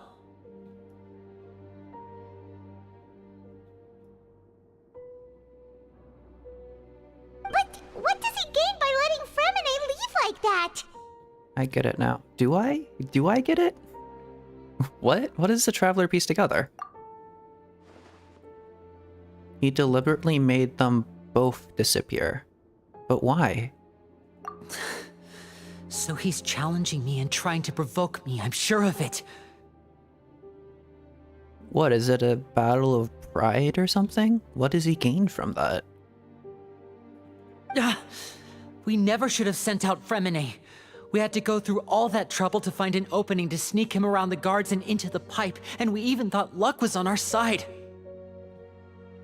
If Wriothesley let him leave on purpose, then he's probably in a terrible spot now as well. Uh-oh. Lenny's getting more and more panicked. We have to calm him down. Lenny, calm down. I don't think that's gonna work. Don't be like this, Lenny. Fremine wouldn't have left if we hadn't told you about Child. That was our fault. No, I'm the leader of this operation, and I'm the one responsible for this team. I was the one who failed to protect them. I'll go talk to Wriothesley. Not you. Hello, Hannemeyer. How you doing? Hey, don't be reckless. Traveler, please talk some sense into him.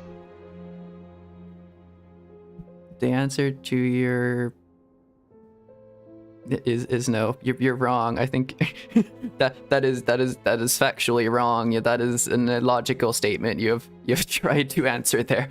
That is not that is not the correct answer. You are wrong. That statement is false. I simply cannot allow Lynette to be abducted again.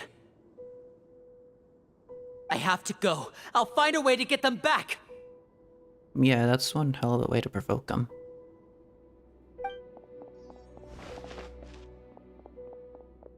He's rushed out the door! After him! Retro. Oh? Was she there the entire time?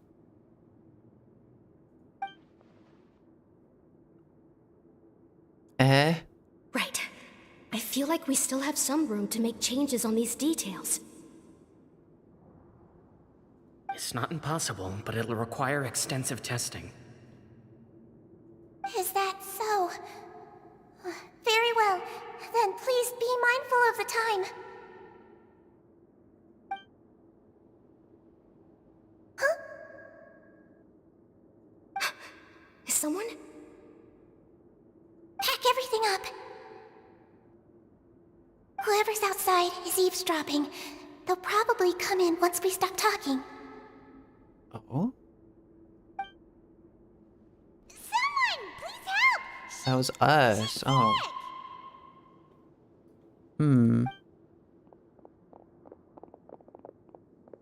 Whoa, are you okay? These two.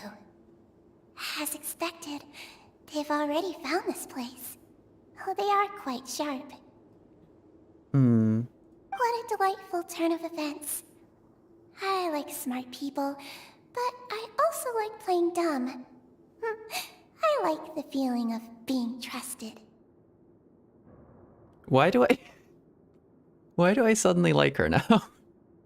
just this dialogue. It's like, oh, you might be an interesting person. That sounds like fun. Oh my! What's wrong, little one? There's no need to panic. Take a deep breath before you begin. You haven't been able to do this because you just finished the theater one, then went back to the Sumeru? Which one was the theater one? Was that like the Act 1 of the Archon quest?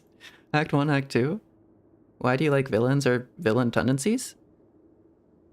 I don't know, actually. That's actually kind of a good question, but I don't know. I just find them interesting. I think like gray morals are interesting to kind of like delve into. If you're like a purely evil character and you're fully one-dimensional, that's like completely boring. If you're completely 100% just a good character, that's also kind of boring because you don't really know what they're gonna do. But like a morally gray character and put them into like situations where they have to make choices depending on their morals, they could do stuff at like a flip of a coin. That's kind of interesting to me, maybe. I don't know. The investigation of Lynette Lenny. I think that was... yeah, somewhere in like the first or second act, I guess. This is the fourth act. Ruh-roh. I'm just doing this before 4.2 comes out, because there's a lot of stuff about what's it? There's like trailers. There's trailers now for 4.2. There's a trailer for Farina that I really want to watch, but I really want to like completely do up all of the what's it, the Archon quest, the Fontaine Archon quest and all that stuff, all the stuff that involves Farina before like the next part of like all the Farina lore is released and all that. I want to get that all done before I look at it. I'm really tempted to look at it, so I need to do this now. And then I can go watch that, and then the Farina obsession arc begins. Farina fail. Farina girl fail. Farina is such a girl fail. She's the best. My Farina obsession arc will soon begin. And it probably starts on the day of maintenance, because I want to do, on that day I want to do like Farina fan art or something like that, because I've been wanting to do Farina fan art for like a million years, and it's a good opportunity to do it. Who is that animal girl you also obsessed over?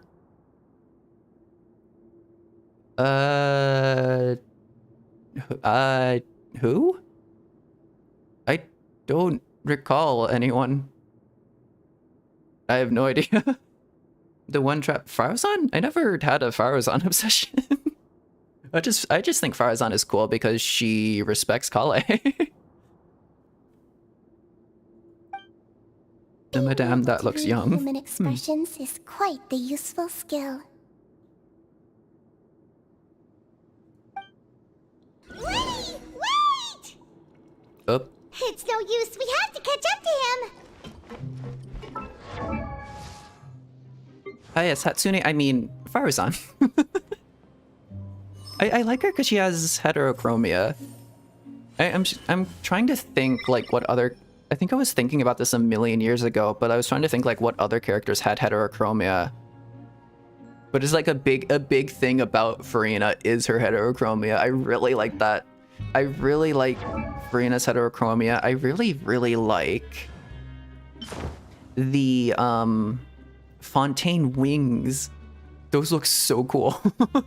This is the two color, the two separate, that I love that. Asymmetry. 10 out of 10. It's her eyes. It's Farina's eyes. It's awesome.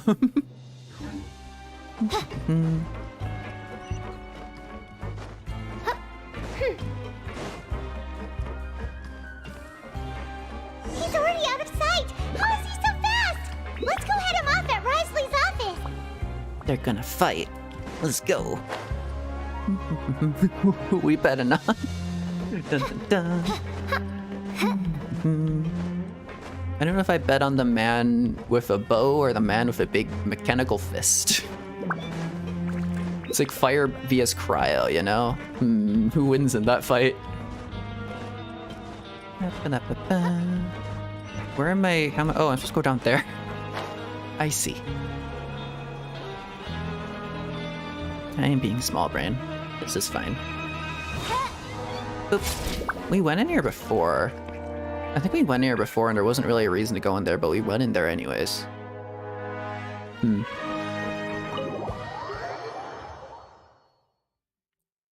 Is this it? Is this the voice line?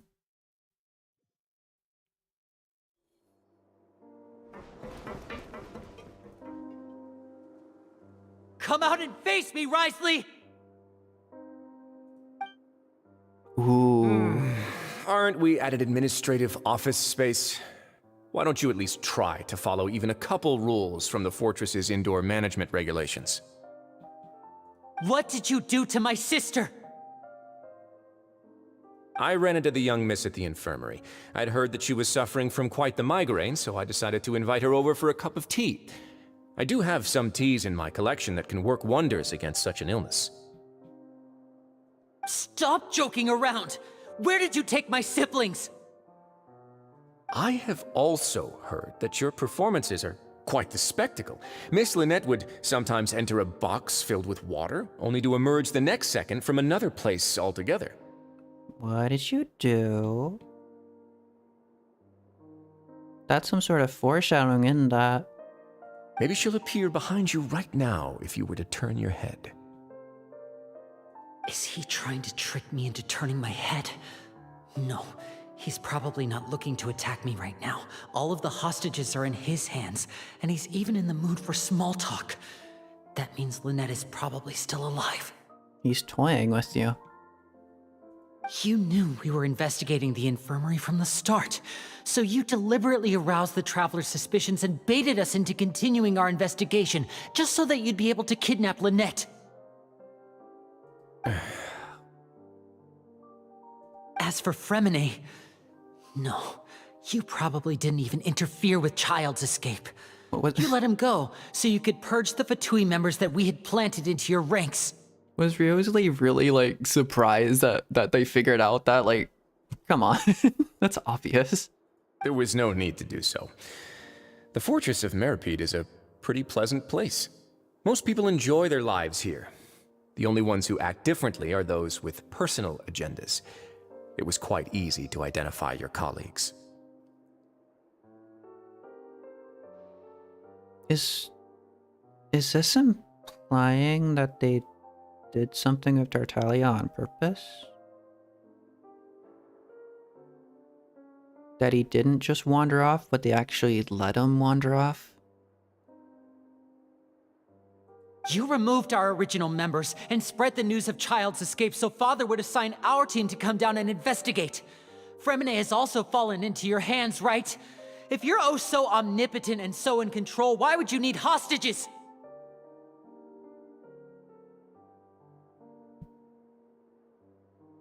I was on a train of thought. I was on a train of thought there, and then, like, Linny kind of confirmed part of it, but I forgot what the other part of my train of thought was. It didn't continue. It just, like, stopped at the station, completely just, like, shut down. What was my... something to do with Tartaglia? Is Tartaglia acting of his own accord right now, or is he the pawn of someone else's chessboard? One correction. Lynette is in my hands right now, but Fremine is not. Bro swam off. He's not. What do you really want? Winnie! Oh, wonderful. Everyone is here, so I'll only need to say this once. Thank you so much for cooperating with me. Where are Lynette and Fremine? Eager and to the point, I see. Alas, only Miss Lynette is currently having a cup of the fortress's finest tea.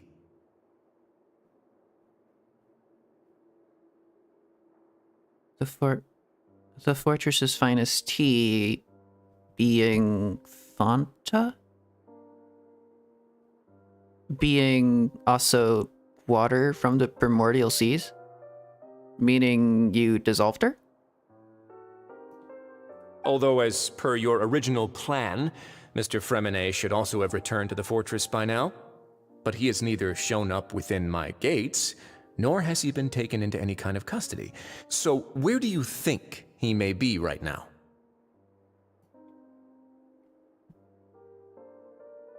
Wait, you can't mean... You locked him outside in the sea? I closed the fortress's gate to the outside world. That's all. Damn. Fremene's a star diver, so he should be fine, right? He's also probably a robot. No, we're still here, so he definitely tried to find a way to come back for us. So we can't assume he might have made a break for the surface. How long can he hold his breath for? But why would I do this, you may be asking? To have an audience with you, of course. My intel tells me that Mr. Linney is a great magician, so it's only natural for me to want to have some cards of my own when it comes to negotiating.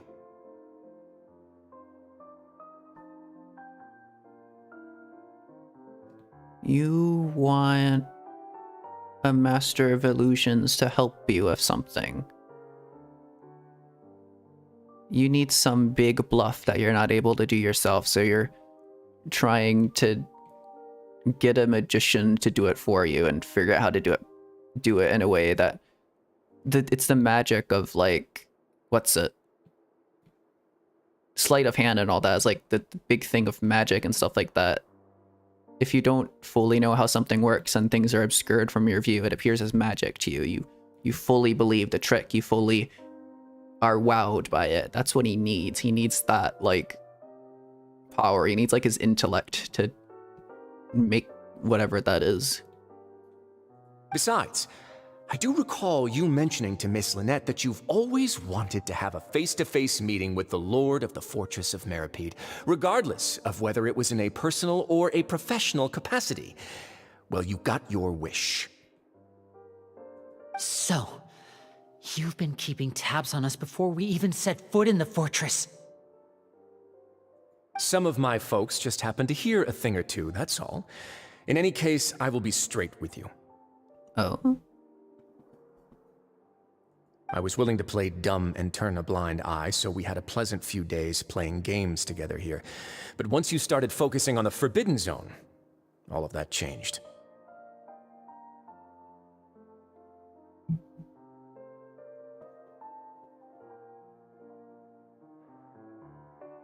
Is Rios?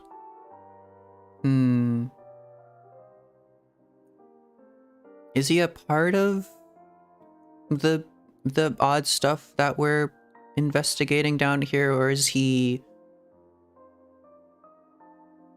Whose side is he on right now? Because this is an interesting situation to be in. Because I think theoretically,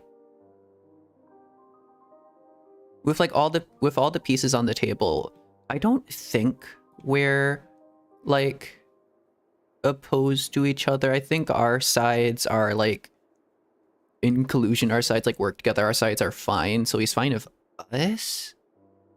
But he has beef with, like, the Fatui, and since we're kind of friendly with, like, these very, very specific Fatui members, we're kind of getting dragged into this conflict a little bit. But theoretically, we should have, like, no stake in this.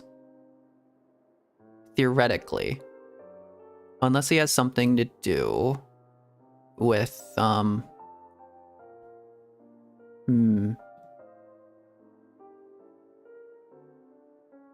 Okay. Mr. Linney, the cards are stacked against you right now. Miss Lynette is in my hands, and Mr. Fremene is still slowly being pickled out there in the brine. You know just as well as one way to I put that it. Cannot last out there forever. I mean, there's air bubbles down there. Also, he has a vision. He has a vision. He'll be fine, actually. You need do but one thing to guarantee their safety. I would like you to contact your superior, and ideally invite her over for a cup of tea with me.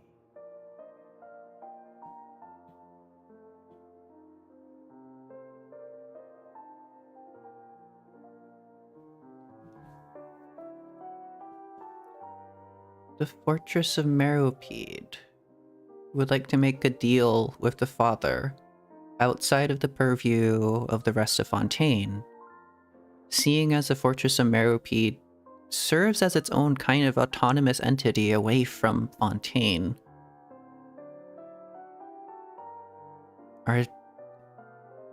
What are they doing? You want to see Father? But why should she bother giving you an audience? he has a proposition, a deal that would strike her fancy.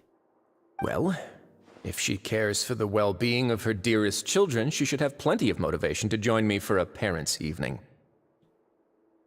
I've heard that the bonds between the members of the House of the Hearth are like the bonds of family. I don't see why she would refuse. Why did you think Father sent us to handle the Fortress of Meripede? This place is basically a no-man's land. It wouldn't be fitting for anyone as important as a Harbinger like Father to come here in person. Oh, I see. So it's because she doesn't care for my place here. That's such a shame. After all, I've amassed quite the tea collection. I was looking forward to sharing it with her. Both Monsieur Neuvillette and Lady Farina have already received many samples as gifts.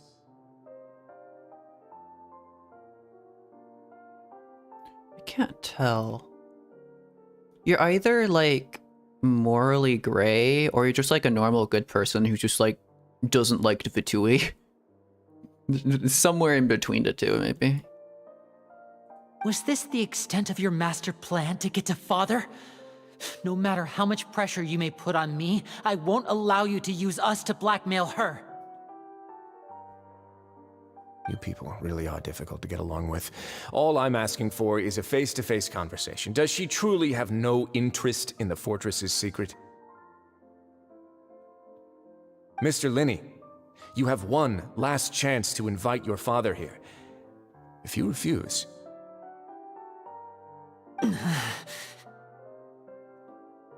He knows about the fortresses. He knows what's in the Forbidden Zone, then. Linny! Why do you have to do this? Instead of asking why I'm doing this, why don't you try to see things from my perspective for a second? From the very beginning, the Fatui has been actively infiltrating my fortress.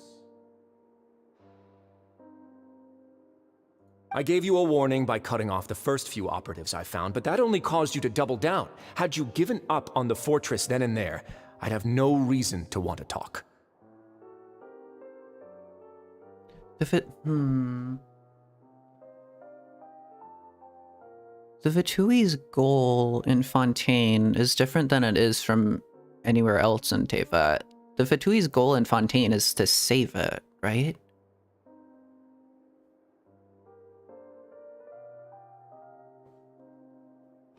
So technically you should probably be helping them?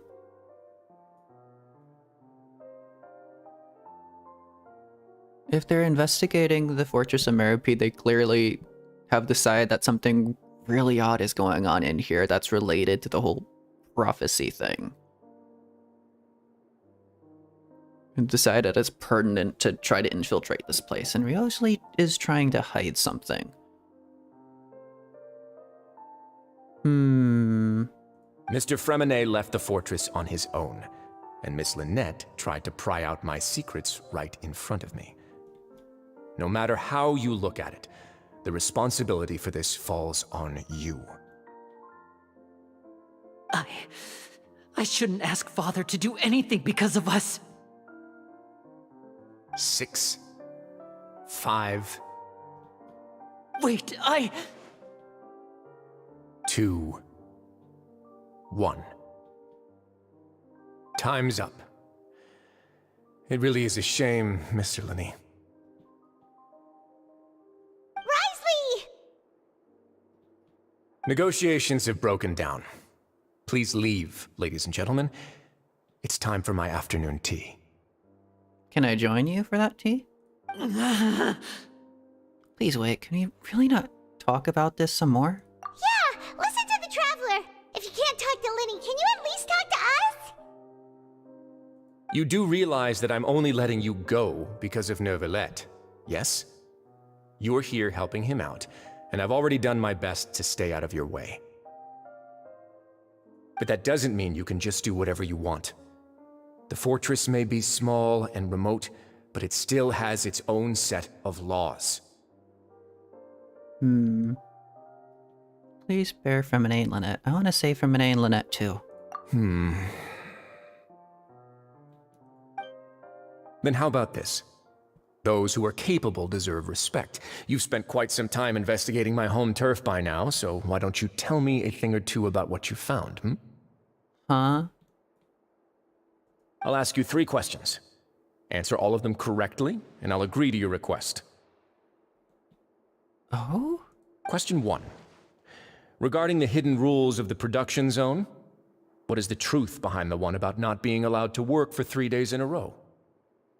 I can't believe he's asking about the hidden rules. If I recall correctly, if you keep working without any rest during lunch hour on 3rd day, you will find a portion of strange meat in your welfare meal. They're not even giving us a choice to get it wrong. Dang, I want to see what would happen. Good thing we've already run a thorough investigation on this. Let's see if I can remember all the clues. I should be able to find an answer if I can piece everything together. Oh, awesome. It's all this again. If you break the hidden rule of the production zone, your welfare meal might contain some strange meat. True find it. What happens if you violate the production zone's hidden rule? Alright. You will see it if you keep working continuously. What's this? I've been told that the infirmary is always voice empty lines! for a half hour just before lunch. But The lines are what voice, is let's Sijuan go. doing during that time? Wait. What was this? Might contain Alright. The Fonta promoter has been struggling because he doesn't recognize the real value of coupons. Oh, we will see it. Meanwhile, the Duke believes that only idiots who don't Whoops, see me do that. Wait. We often see Miss Sijuan observe. The Fonta promoter has been struggling because he doesn't recognize the real value of coupons. Meanwhile, the Duke believes that only idiots who don't understand the value of coupons would spend them on Fonta. Interesting, that's not related. We often see Miss Sijuan observing the prisoners at work near the production zone. It seems like she can perceive the general state of a person's health just by looking at them. Fonta's internal reports suggest that they're starting a new trial of an unnamed and unpackaged product. But the product has to undergo a trial because even Fonta's own employees have a lot of reservations about it.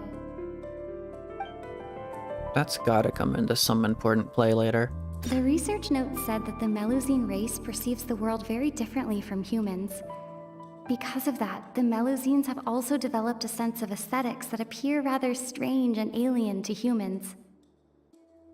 According to Collins, the Pancration tournament only took place because the Fonta company sponsored it. The company must want a return on their investment as well. There's a lot of ties to Fonta around here somewhere. Anyways, often see Miss it's probably Sijuan. that. What circumstances a strange meat up The here? Fonta promoter has been struggling. I've been told that the infirmary is always empty for the half hour just before lunch. But what could Sijuan be doing during that time? Yeah.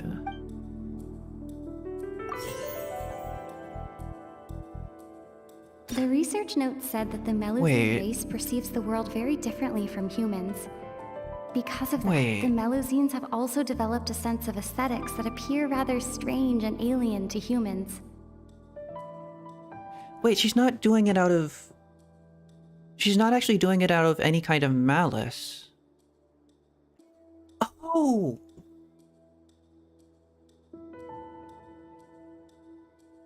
Oh. It's not some creepy hidden rule. It's just that Sijuan sees these people overworking themselves and becoming exhausted, and then she's like, you know, I'll try to help them out a little bit. I'll give them a little bit of like a treat, and like that's her lunch. That's the stuff she eats. That's the stuff she likes to eat. Oh. She's being kind.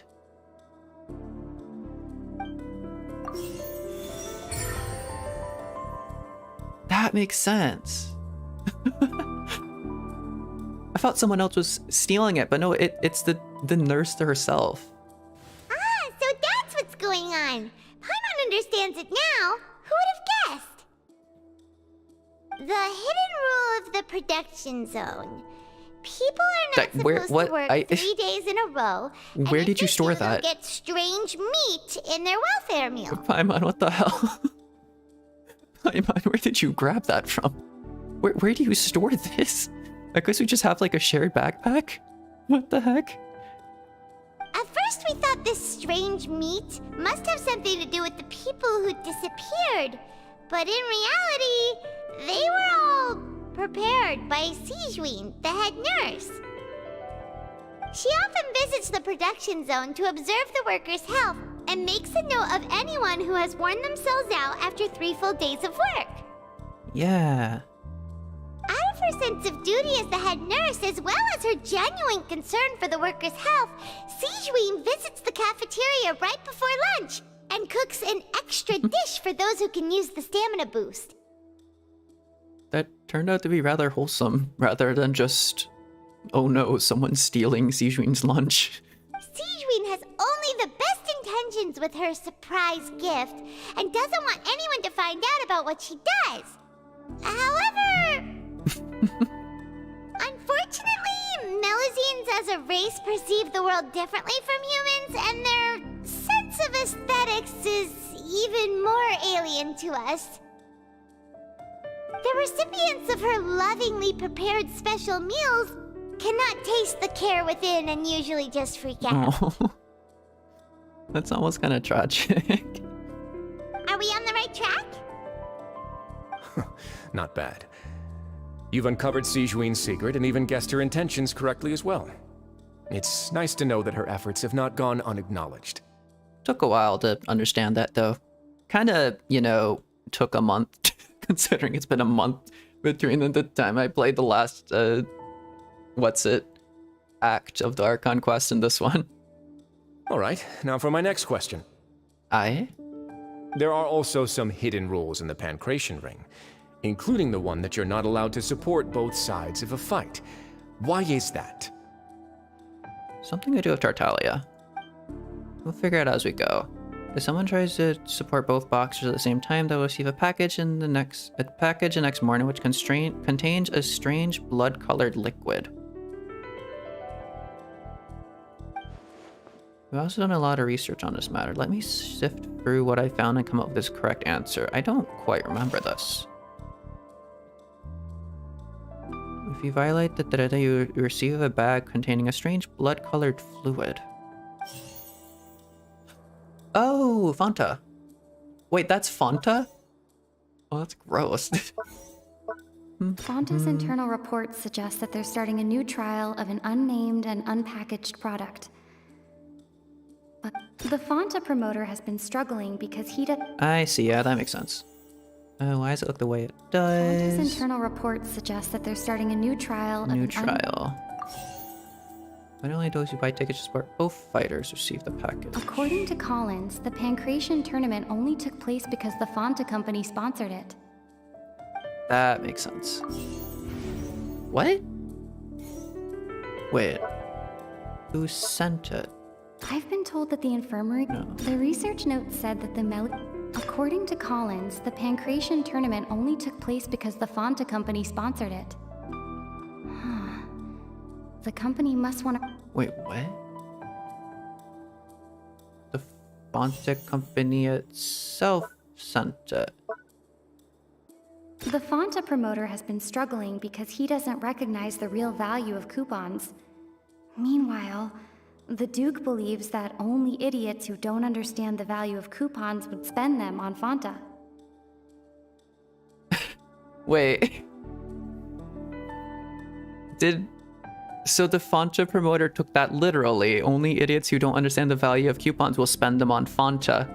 Because idiots who don't understand the value of coupons will also spend to support both sides of the fight because you just lose money that way. He took it literally? Paimon gets this rule too now, so there really was nothing to be afraid of. That hidden rule of the Pancration Ring is about how, people are not supposed to bet on both boxers at the same time. And if they do, they'll receive a package containing a strange blood-colored liquid. Because they're the kind of dumb people who would buy the strange blood-colored liquid, and Fanta's sales would go up. People subconsciously begun to associate it with the missing boxer. But really, it's just a bottle of the latest yet-to-be-named and packaged new Fanta trial product. A blood-red drink. It's no wonder even Fanta's own staff were questioning the company's decision-making. The company, facing backlash from its own staff, decided to try to trial the product on a smaller scale to see how it might be received by customers. They came to the fortress of Meropide and offered to sponsor the Pancration tournament so they could push their new product. But the Duke completely refused to even entertain the idea. The Duke, knowing how valuable coupons are in the fortress, knew that only total idiots who didn't understand their true value would bother buying a Fanta product here. And so, only those who proved their stupidity by being dumb enough to bet on two opposing sides of the same match were selected to receive the drinks. It's kind of like a riddle. It sounds kind of dumb because I don't feel like it would happen that way, but like it makes sense as a riddle. I acknowledge the effort you've put into bringing the truth of this mystery to light. Although, based on your description, that Fanta promoter is a bit too careless with his words, I may just reconsider my collaboration with the company. Oop. Uh-oh. All right, and here's the final question. What's the secret behind our head nurse and all of her patients in the infirmary? We haven't collected enough info to answer that question. Stop your cruel and pointless games, Risley! You know that we haven't finished our investigation, so there's no way we can answer the last question. The thought of sparing Lynette and Fremine never even crossed your mind. Lenny, I can make it up. I can figure it out. It's something to do with emotions and it's. I'm sure it's nothing actually malicious at this point. Yeah, I'm sure it's nothing malicious. It's just that the one like weird morally gray part we saw about Shijuin was just like she was told by Ryozli to like watch out for like the Fitui and then like mess with them a bit, but that's not exactly morally gray. That's just kind of in the entire anywhere in Tevat outside of Fontaine, having a grudge against a Fitui would be extremely justified. Here, it's a little bit more morally gray to oppose them, I would say. Also, if you're opposing the Fitui and Snezhna, you'd probably just get killed. Let's be honest. Lenny. You'll pay for this! Oh. Oh, wait, what? Pew pew. Lenny, are you alright?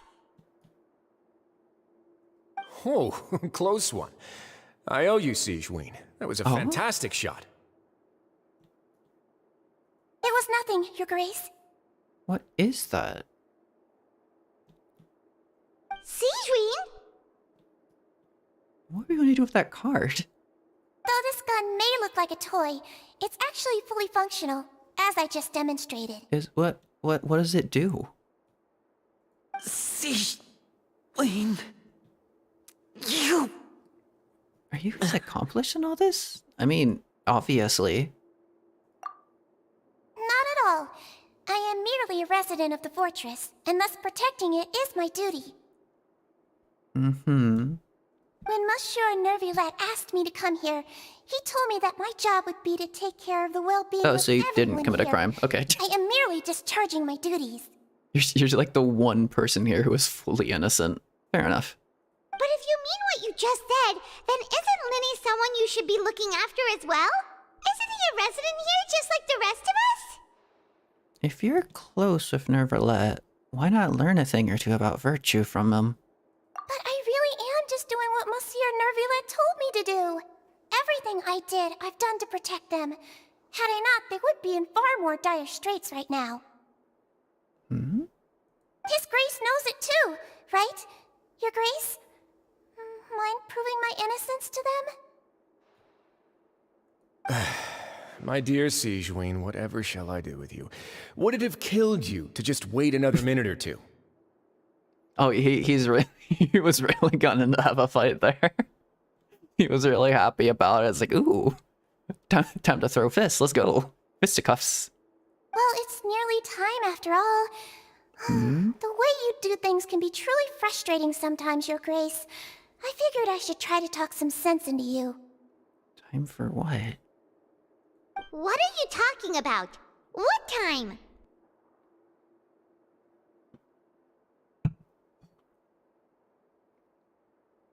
Take me if you want. Let them go. How touching. Can you just give me one more minute? Don't be like that, Your Grace. All right, everyone, calm down. 2 more visitors will be arriving any time now. Oh? Alright. Well, before that, I will be right back. As per usual. Wee.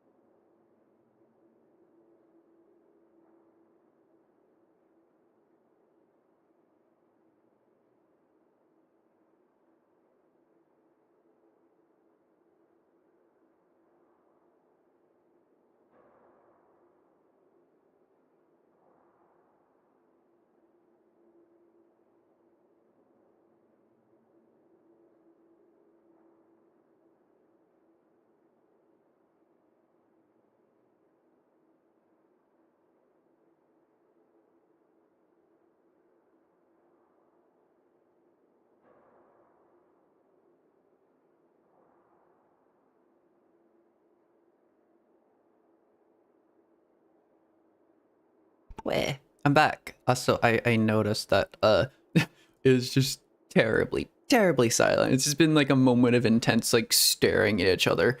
They're just having like a very intense moment there just for a long while. It's just it continues. It's like anytime now they'll show up. That they will show they'll oh no, they should have shown up by now. It's very tense. Also, predictions.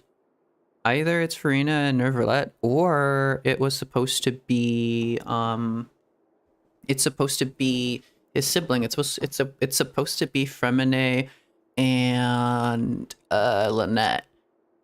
But something odd's gonna happen. They're not gonna show up, and it's gonna be even more tense of a moment, and it's like, and boom boom boom. Yeah, that made sense. I'll go get a cup of tea. Miss Sigewinne, I leave Miss Lynette in your care. Oh? What are you doing? I believe I hear footsteps. The door suddenly slams open. A familiar figure bursts into the room. Oh? Some space, please. Clorinde? Oh, he's being arrested. Ah, Miss Clorinde. My door. Clorinde. Wait, who's that over there? Someone on the floor over here, but I'm obstructing them. Fremine. Oh. Fremine. They grabbed Fremine? What? How did Clorinde? What's going on? What is Clorinde doing here? How did... Work. Uh-huh. Yeah, I get that, but... you were ordered to be here? What? I'm sorry about shooting you, Mr. Linney. The tranquilizing effect will begin to wear off soon. Please take it easy in the meantime, though. No shit, you're doing work, Clorinde. We don't care. What happened to Fremine? Wasn't he diving just outside of the fortress? Why is he looking like this? These symptoms, it can't be. Hmm? A flushed face, an accelerated pulse. He must have consumed primordial seawater. Uh-oh. Did he, like, float all the way up to the surface? What did you say? Synth. Something to do with synth, why not? Please, make some space. I'll need to give Mr. Fremine a more thorough checkup. Your Grace, I'll leave the rest to you. I'll talk to Clorinde while you get Fremine to where he needs to be. Everything else can wait. Did he plan for Clorinde to show up here? Why did... get Fremine to where he needs to... The infirmary? What is happening?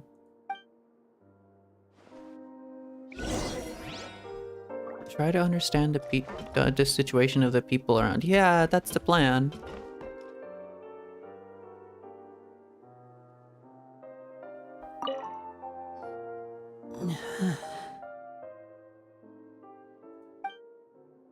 Lenny's expression looks disgusted. It seems like he'd rather not have Sigewinne touch Fremine. Still, he doesn't stop her, since it's obvious that Fremine does require urgent medical care. Sigewinne's examining Fremine carefully. She doesn't look too upset, which is a good sign. I hope Fremine will be okay. How is he? These symptoms are probably caused by an acute ingestion of a large amount of primordial seawater. Still, his condition is not critical. Acute ingestion of a large amount of primordial seawater. So... a small gulp of a massive amount of... Huh? How does that make sense? Do I have the wrong definition of acute? Alright. A large amount of... Did he drown in primordial seawater? Or... Was that part of the plan, or was that...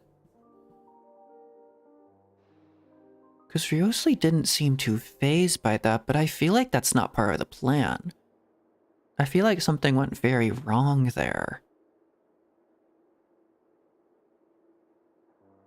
Or maybe in the process of being locked out of the Fortress of Meropide, Fremine tried to figure out a different way to get in, and like some specific area he went into was a concentrated amount of primordial seawater, and then it magic it in somehow. And that's where like lost breath or something. No, that would just like absolutely dissolve him though, wouldn't it?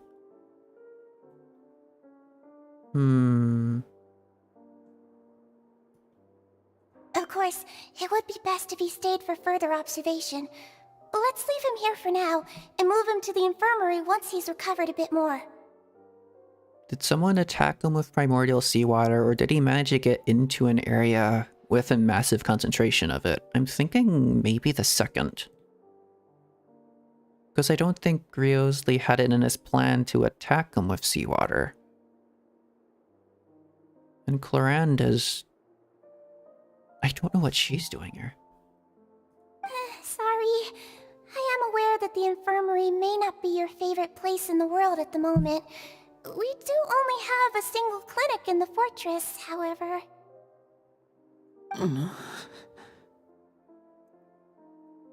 He doesn't trust you. Why would he ingest a large amount of primordial seawater after leaving the fortress? How could that possibly happen? Please, look after Mr. Fremine for the moment. I'll go fetch some medicine and a respirator. Oh, I'll bring Miss Lynette back with me. Right. Where is she? How is she right now? Oh, she just took a nap in an empty room after I tranquilized her. If my calculations are correct, she should also be waking up right around now.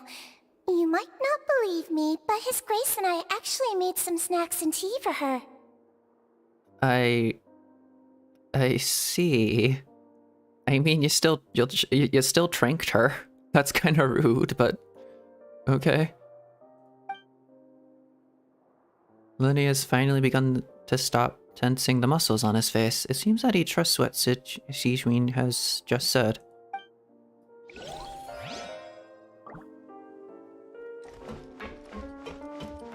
Oh, I was gonna escape up there. I thought I made good time on the way back. Was she supposed... No, he didn't plan for the primordial seawater at all, did he? That's why there's a look. He planned for Clorand to save him somehow, but not for him to be in a situation involving primordial seawater. Oh, I'm just admiring your punctuality. No. Had you arrived just a few minutes later, Sigewinne may have been forced to shoot Mr. Linney again. How's the situation out there? The water has changed. It's pretty much as expected. The concentration of primordial seawater has increased significantly. Where? I was only out there a short time, so it wasn't too bad. But if one were to stay for any significant amount of time... Well, you can see how that boy's doing.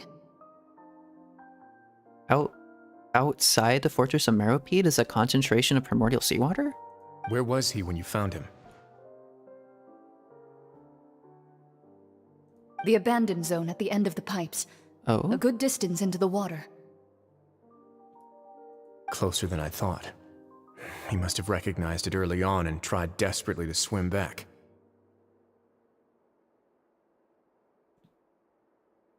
What's going on there?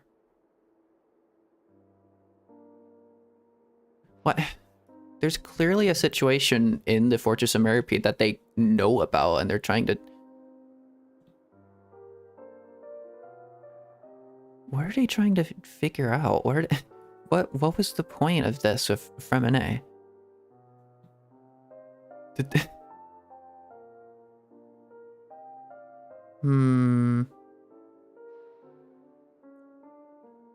That's the area Tartaglia went into. Tartaglia went like just straight into that.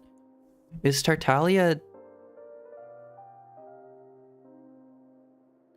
Tartaglia went like way deep into the wherever that primordial seawater is coming from, or just is, or whatever that is and just exists as. He went straight to the center of it. He was called by it. Something was calling him there, and that was in the middle of that whatever primordial seawater thing is going on.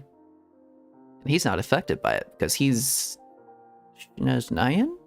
He doesn't really have anything to do with Fontaine. Locking the door was necessary. I don't think we could have saved two.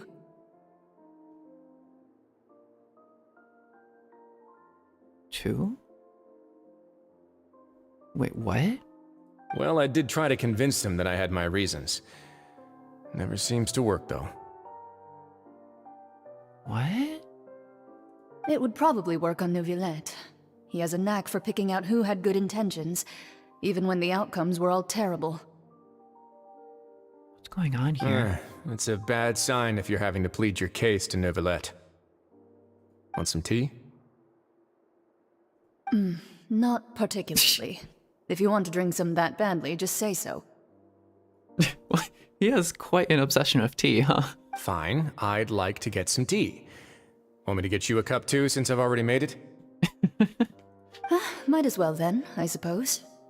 Actually, do you have a towel? I would like to dry my hair.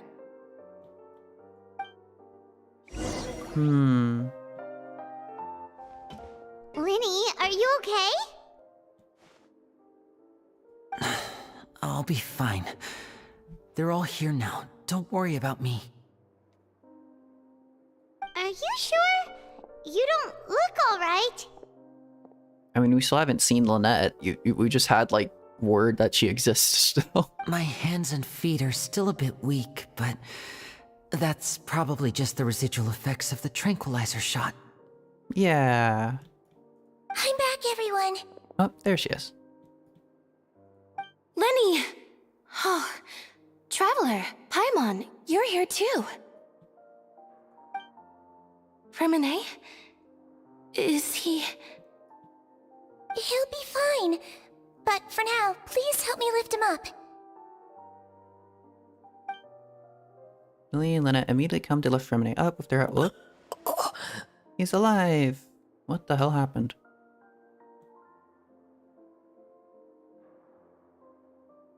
Oh, that's not good. His breathing's beginning to slow down. Was he hyperventilating? Give me a hand and help me get him to the infirmary. Yeah, I'll take him from this side. Lynette, together? On it. Traveler, you seem pretty worried about him. Want to come with us? Very well. The Duke and Clarande are gone. They've run off to investigate something. Maybe. They probably went to get some tea. Oh, right. Tea as well. I'll explain the truth in just a bit. Miss Clarande will need a break, since she only just returned from rescuing Fremine out of the sea. Why was there a mention of saving two, though? Who else were they going to try to save? Tartaglia? Is Tartaglia just, like, drowning out there over the course of, like, days, weeks, and just, like, kind of just vibing there, and everyone's just, like, witnessing it as, like, we could go into that very, very deep, dark, that deep, dark place is, like, filled with primordial seawater, but I'd rather not dissolve, so I'm just gonna not. I think I'm good. Just, like, leave them in there. Clarande saved Fremine from the sea. Just what happened there? Yeah. It's an interesting case of a diver drowning. A very professional diver somehow drowned. Oh, hello. Could I tempt you with some sugar for your tea? No need. Wow, brilliant. Could I tempt you with... No need. No, it's an interaction. Totally worth coming up here. I want some tea too. Can I have some tea? I'd go for some nice tea. We'll have a nice tea party.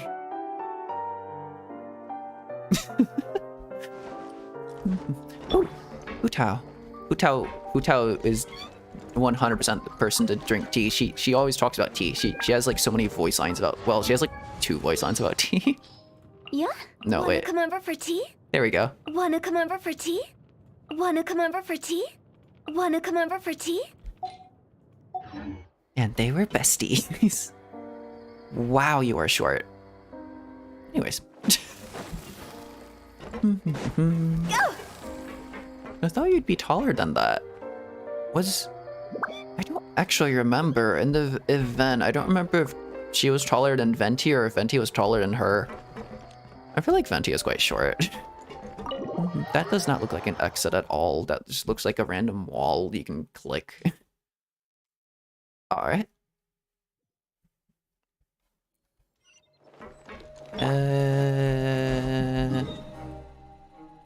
Here? No. Wait. What is that? No, okay. Whoop, nope.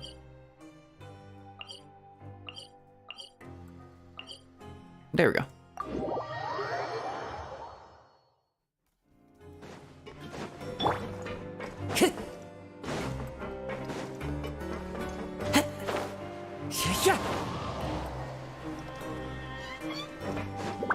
Time to go.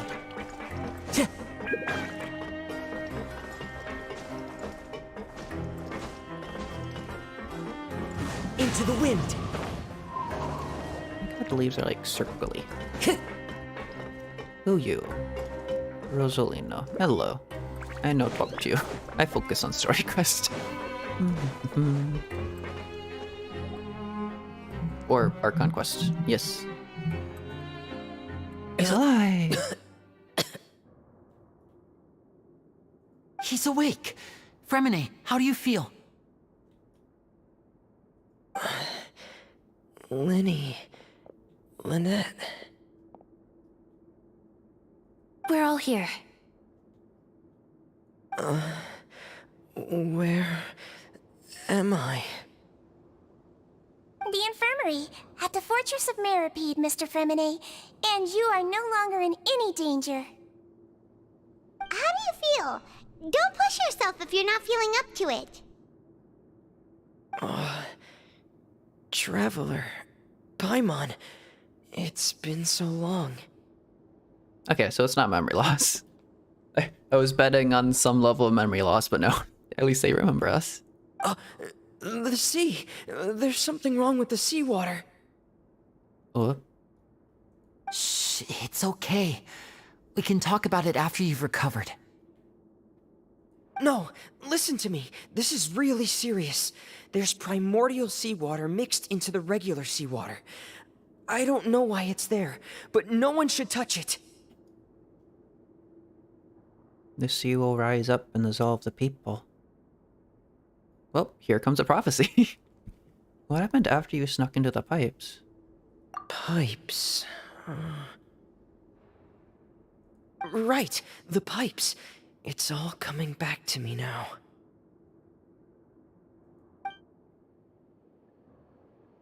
Oh.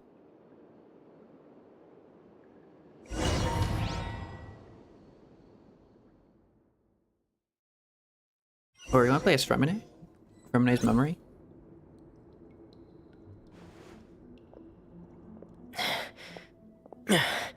I'm in. Seems like this pipe hasn't been used in a long time. It looks abandoned.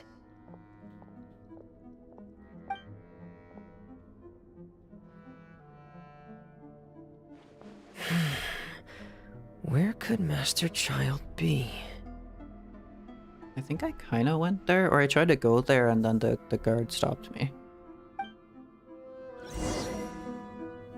Look for clues concerning child. Okay.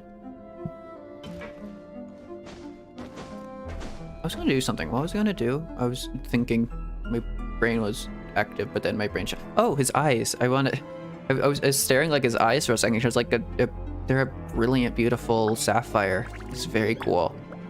It came out in like one specific area of lighting. I think like in the dark, his eyes are really cool. And sapphire, like, I love that. All right.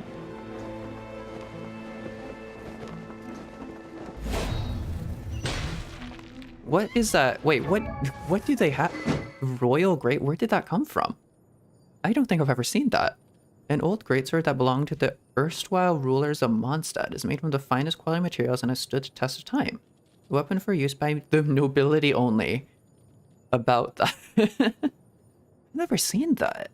Here's a hole on it. I don't think you want a hole in the middle of your blade, but what would I know?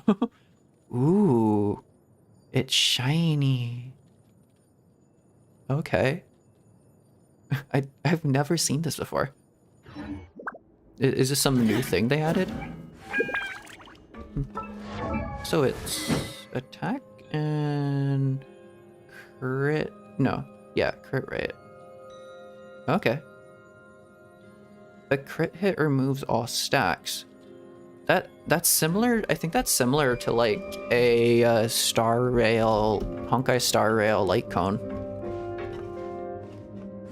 I don't remember what exactly it was. It wasn't for Zila. It was for, but it wasn't for Zila, but I used it on Zila. It was for, who was it?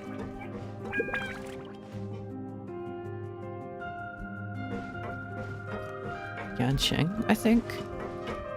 I think I have his light. Do I have his light cone? No, I don't. I don't know what I have. I have some 5-star light cone, but I put it on Zila and it has, I think it does the same effect as this. But anyways. Huh. This mechanism looks like it's been tampered with. Could he have done it?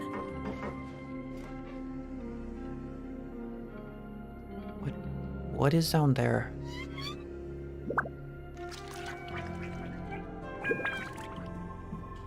Can I look? Where are we? Abandoned, but that's like the only area I can really go explore. There's no forbidden zone, or is this the forbidden zone?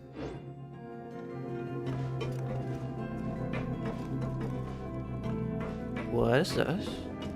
Is that a chest? Sorry.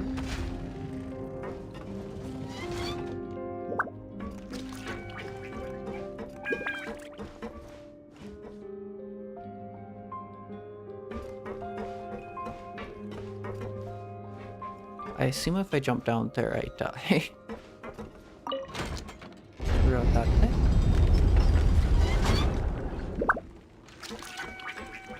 Door of Resurrection. Wait, where was the Door of Resurrection? Here? Alright. Time to test. Yes, that's... jump plummeting off of a height and just like falling into the endless abyss. Yeah, that probably would get you. that makes sense at least. Nothing out of the ordinary. Oh, and then it gets up here. Okay. Wait. How does that help us? Oh, we need to get in there then. I remember... It's getting stuck on something. Seems like I'll have to avoid those obstacles while I turn it. Eh?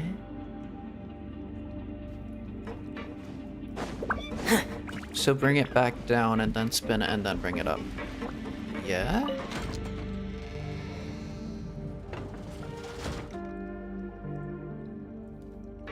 That's reminding me of the lock in, I think, the second story. The second, what's it called? The second... What am I thinking of? The second act of the Fontaine Archon quest. Yeah. And it was the synth people. The people who were producing synth. They had a door like that, didn't they? Or no?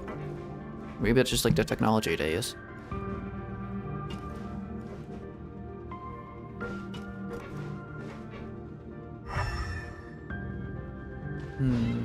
Just writing.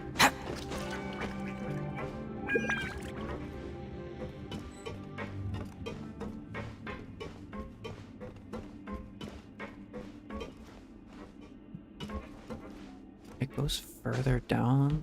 Where's the mist?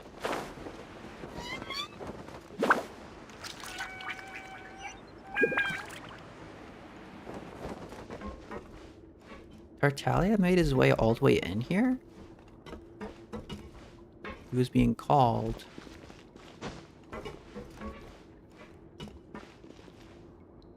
This is where the water starts. Okay. Yeah, look at that. Look at his eyes. Whoa. That is colored super cool. Master Child probably dived into the water. I'll go take a look as well.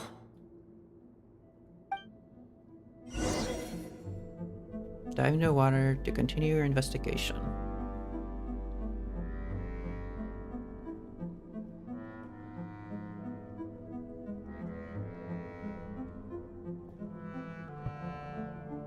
What was that?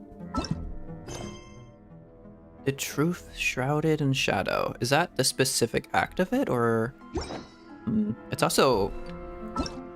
This act of the Archon quest is also called Cataclysm's Quickening. Interesting. Is someone... Oh. Oh, that's adorable. Is someone trying to make the problem worse? Trying to speed up the cataclysm?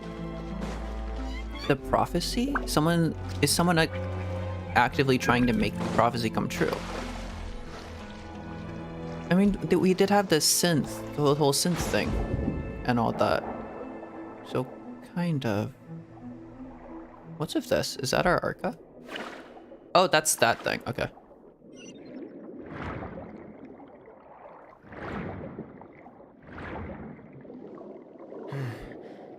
The vegetation here is a bit more sparse. These traces aren't natural. A person must have left them, and recently. I should be going in the right direction. What, he tore straight through them? And just like utterly uprooted the vegetation? There are traces here too. I need to keep going. I'm not entirely sure what he's seeing. Huh? The traces are gone. But I don't see where he could have gone from here. Oh. Wait. What the? Uh-oh.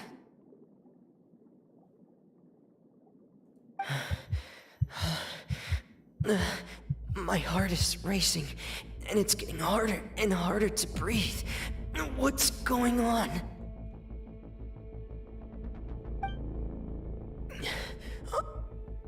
No good.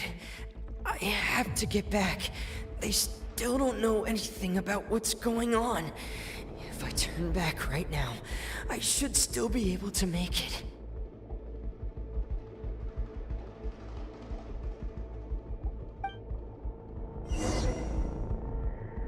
Return to shore quickly. What if I don't...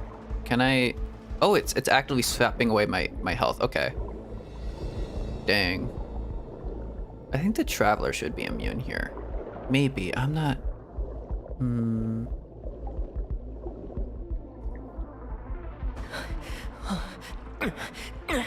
I can't die here.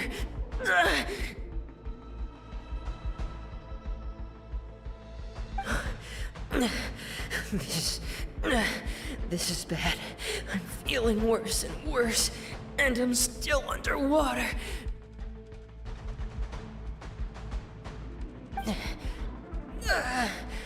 I have to push on.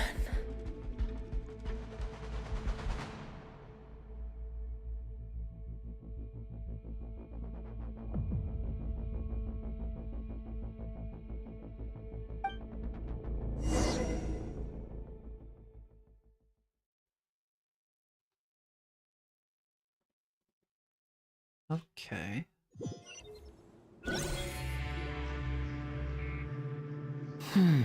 So, in other words, the trail you were following vanished, and you had no idea where Master Child could have gone, but there was also no obvious place for him to have disappeared to.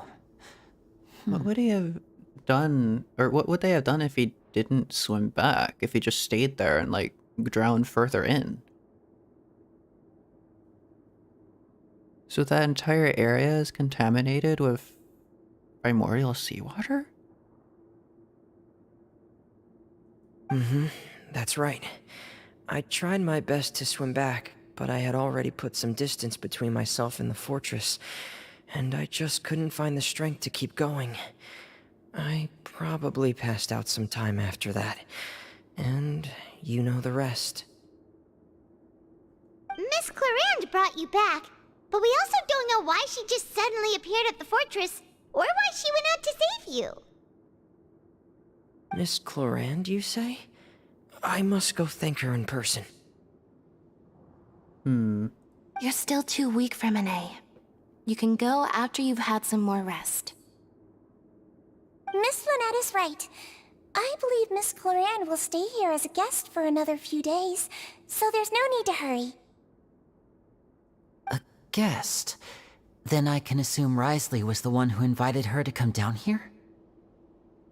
You should ask His Grace about that. He'll be able to explain better than me. Got it. I'll go talk to him. Yeah, it's about time he actually told us what's going on. Wanna come with us, Linny? I don't think he'd divulge any information to Linny. No, please go on without me. I don't want to leave just yet. Linny. The logical part of my brain is aware that we're safe right now, but I still can't bring myself to leave. Both of you are just in danger. Understood. Then let's just sit together for a while. In that case, I'll leave the infirmary to you. The Traveler and I are going to head out for now. As long as you stay in here, I don't think you'll be disturbed. That's sweet, but I don't trust him to stay entirely still. I'll be honest. Thank you. But it's not like there's really much else they can investigate.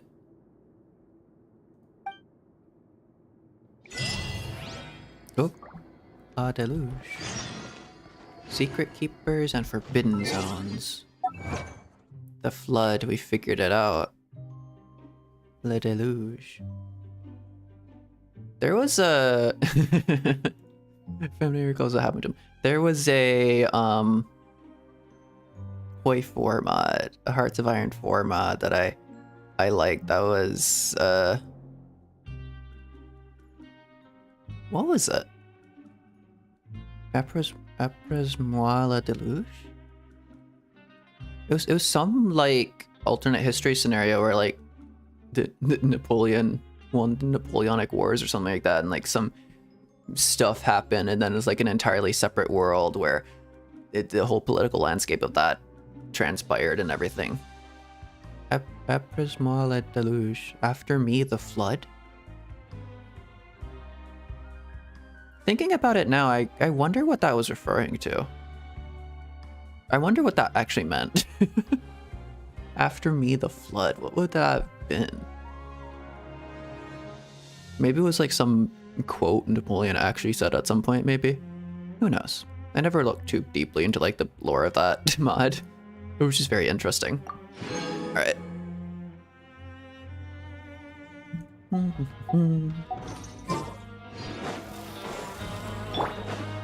Go to the Duke's office. Okay.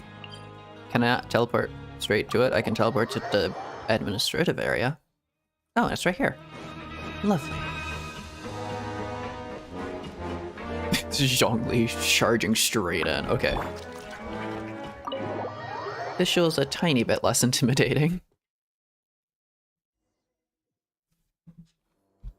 I'm here for my tea.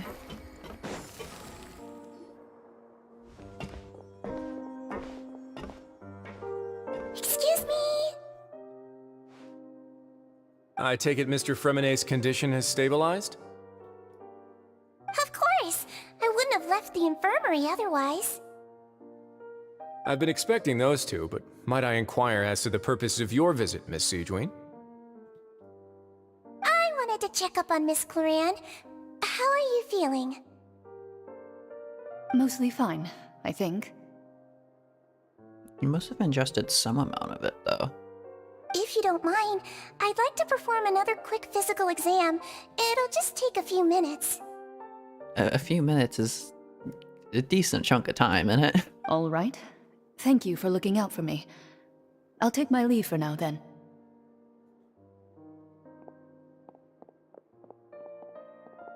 Well, want to explain yourself, Risley? Of course, but I'm not partial to the word choice of explain. How about enlighten? Please enlighten us as much as you'd like. Where should I begin? How about you start by asking me any questions you have? You can start with whichever one you'd like to get answered the most. Then Paimon will begin. Did you know about Lenny's goals from the very beginning? No. I just knew they were Fatui operatives sent to the fortress by the Knave. As for their specific goals, I only figured those out as you made progress on your investigation.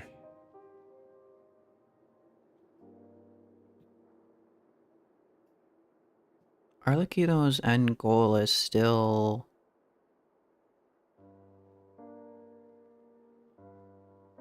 Her end goal is still to save Fontaine by, like, usurping the power of Farina or something. She's trying to steal the Gnosis. That's the initial reason. I think that's the initial...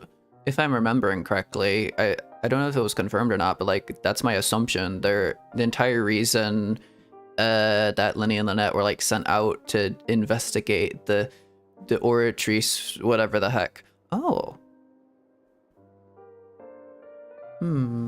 There's also the question of why it judged Tartaglia guilty. But yeah, they wanted to... I think they were trying to see if the Oratrice had the Gnosis in it. Because some form of something in there had to maybe have been to do with the Gnosis. And that was like the primary investigation they did. And then they had this as well, because I think maybe they kind of realized it's like Tartaglia's down there. It's like, that's kind of problematic, but also that's kind of a half disguise, because I think they're trying to figure out like what Tartaglia was doing down there and what he was drawn towards. Because like if he disappeared, he had to have disappeared for a reason. But he disappeared and didn't contact the Fatui at all. He went AWOL, I think is that the correct term? I'm not entirely sure. He went entirely off the map. And that's suspicious. So either they did something to him, which would be a diplomatic incident, or there's something that's drawing him. There's some power here compelling him.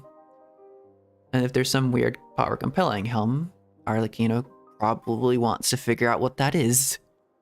Or figure out what's powering it. Figure out what's going on down there. Maybe it's like the old dead past Archon, and they kept hold of their Gnosis, and if the Gnosis is down there, Arlecchino wants access to it. You managed to monitor and stay ahead of them even though you didn't know what they were trying to do? They came here with ulterior motives. I'm quite adept at discerning what that kind of behavior signals. Why didn't you stop them? Initially, I thought their goal was just to investigate Child's disappearance.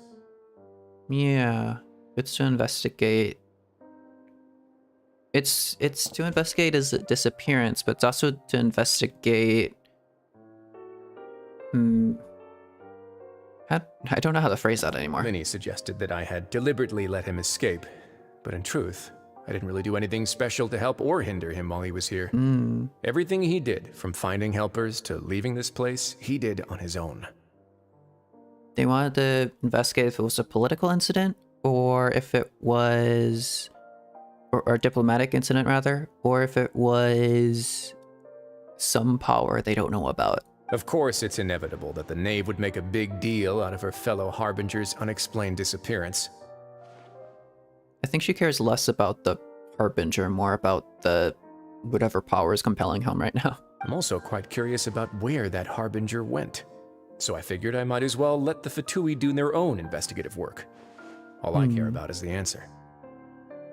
It has to have, like, something to do with the Abyss, right? Because Tartaglia's... The only inkling of, like, Tartaglia's backstory that would lead to some weird thing happening is his connection to the Abyss. He was trained in the Abyss. He fell into, like, a hole in the Abyss. He lost the shine in his eyes. something to do with the Abyss is calling him.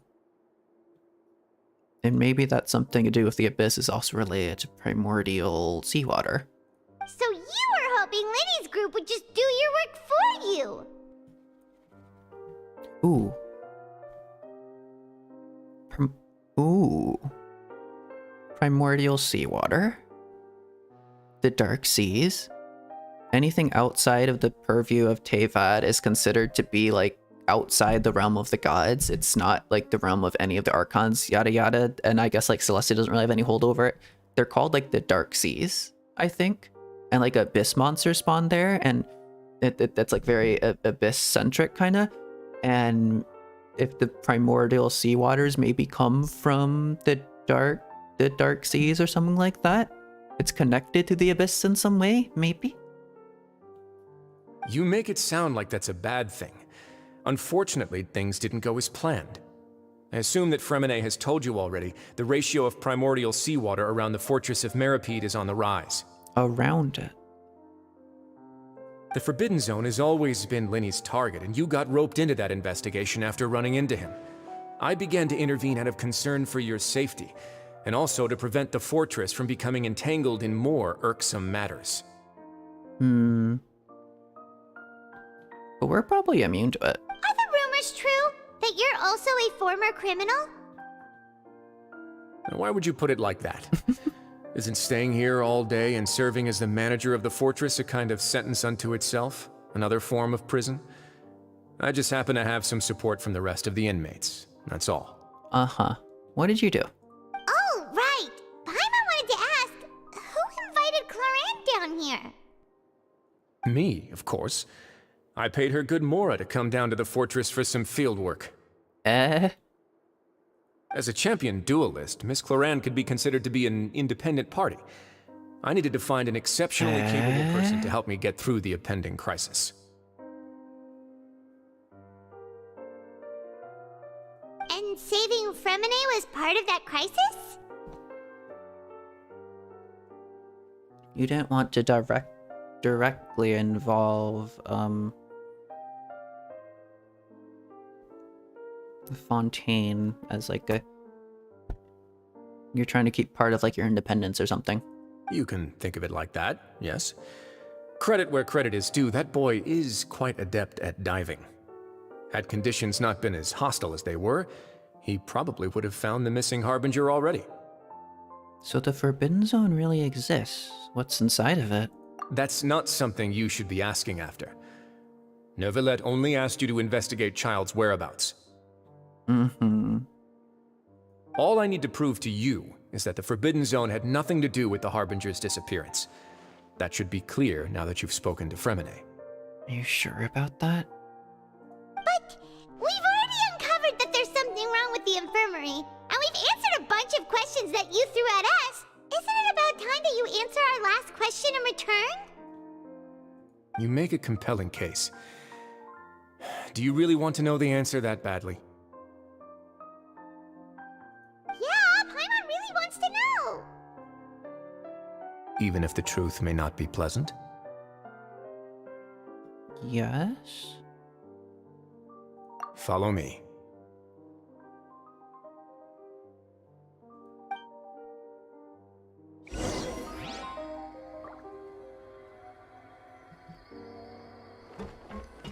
What? Why wouldn't we like that answer? Oh. Okay. There's a hidden door here? And a whole basement behind it? Huh. You're pretty good at hiding stuff, Risley. Is something about this going to implicate Neuvillette or Farina in some way? Or if it's related to like the prophecy, is this the sin of the people of Fontaine?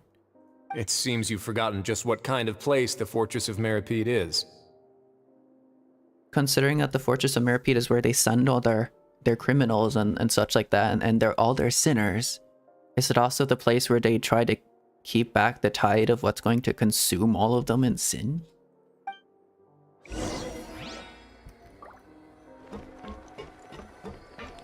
Is that what they're storing here? They're trying to keep it under wraps? They're researching ways of holding it back. Stand on the central plate. Wait, is there a secret mechanism or... Whoa! Whoa, elevator. We've never seen one of those before. It goes down so slowly. Circuit plate begins to slowly move downwards. Alright.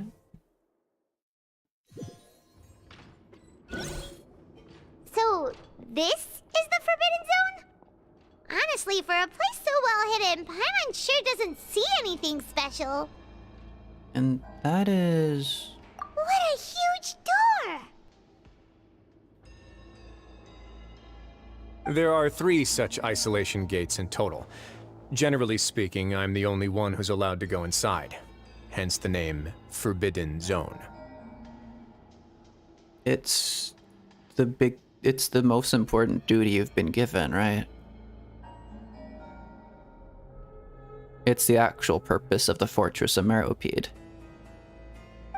Am I correct to assume you're going to run on back and tell your little Fatui friends everything? Depends. Depends on a traveler, honestly. Well,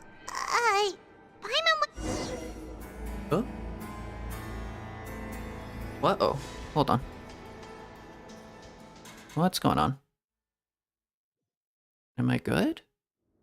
So, this Wait, is what? the Forbidden Zone?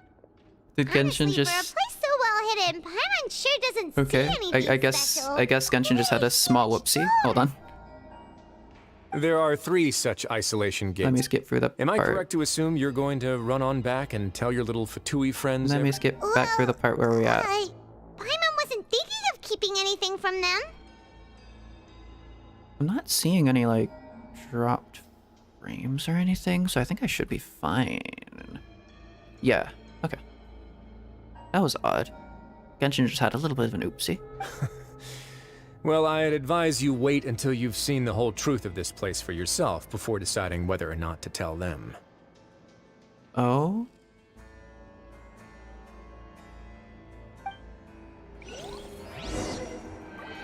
Keep exploring.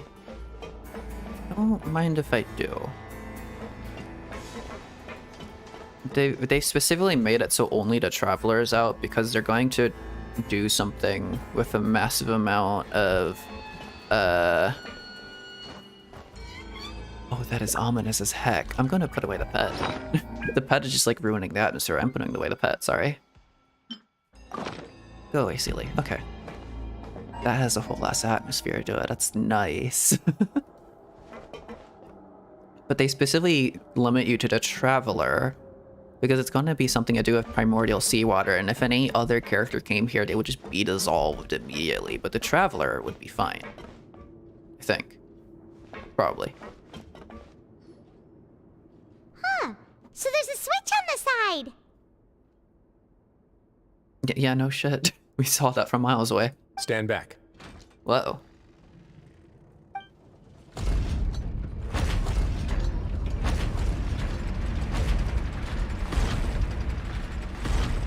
Whoa.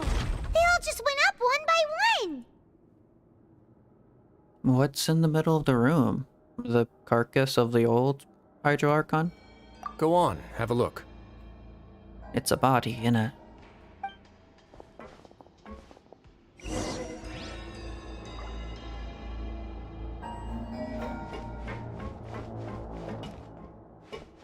What are you gonna discover?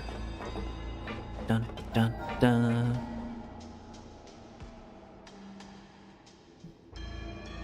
It's red.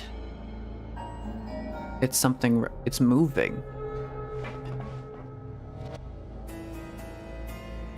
What is that?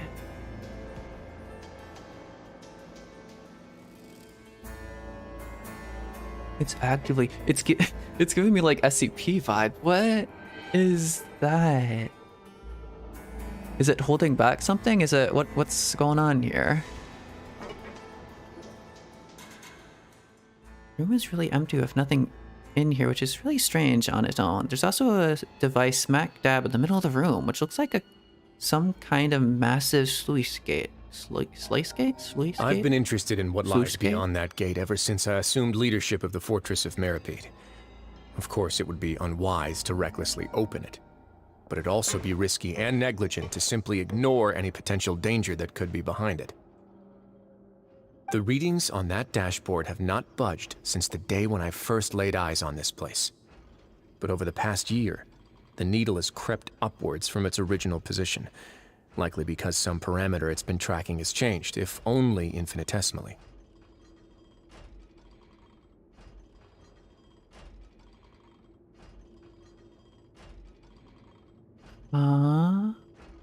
Normally I would have ignored it, but I happened to have some free time when I noticed it, so I investigated. Any guesses what the reading could be tracking? The water pressure, the temperature, the accumulated sin of the Fontainian people? Very reasonable guesses. I've considered both of those as well. Unfortunately, our dashboard is tracking something less ordinary. The prophecy? The temperature should vary with weather and climate changes, so for something that rarely shifts, the water pressure is more likely. We ran a few tests to increase the pressure from the outside, but the readings didn't change at all. Later on, a few more possibilities occurred to me, such as a potential connection with the primordial sea. I began to make a few preparations based on that hypothesis. Over the past few days, the needle has moved again. With that, and the symptoms that Fremine displayed after leaving the fortress, I can now confidently conclude that the readings represent the concentration of primordial seawater in the seawater nearby. Oh?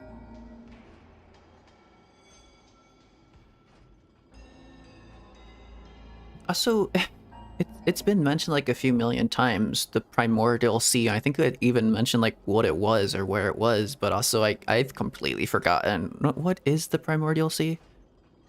The concentration of primordial seawater? But we're already under the sea! And that is precisely the problem. We're at the bottom of the sea, and now we're surrounded by toxic seawater. Somehow, primordial seawater got mixed in, and the concentration is steadily rising. Primordial seawater is continually leaking into the sea. From the abyss? Yes, that's very likely. But forget about the two of us! Not even Novelette knows where the primordial sea could be, much less where we could find and plug a leak. Oh. Oh! Seems like you've figured it out. I believe the primordial sea lies directly beneath this sluice gate.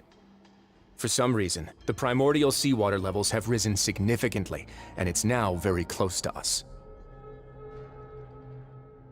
The Fortress of Meripede was built directly on top of the primordial sea. The indicators are now red. Although the gate still stands, some primordial seawater has already leaked out and mixed into the sea around us. If this continues, soon it will no longer be able to hold back the primordial sea at all. And if the primordial sea is leaking through, if this gate falls, all of Fontaine will fall with it. Wait. Is that... I don't remember, but is that why they rose? Is that why they've pushed Fontaine as like a continent up into the sky? Because the primordial sea is directly beneath them. And the higher they push the continent, the more time it saves them from that collapse. Yeah, you know what the legends say. If this place falls, then everyone in Fontaine will be turned into puddles in the span of a night.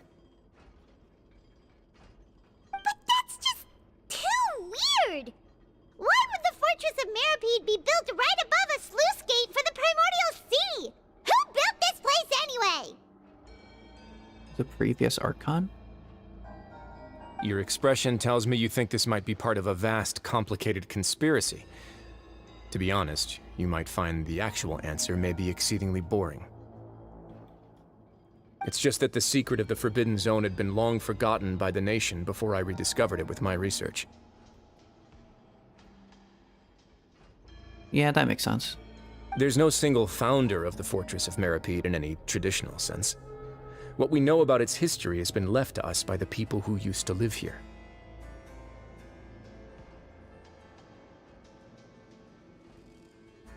When the previous Hydro Archon, Egeria, ruled the land, all convicted criminals from Fontaine were exiled.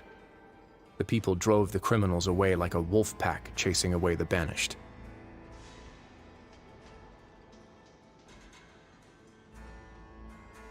She was trying to free the Fontainian people from sin.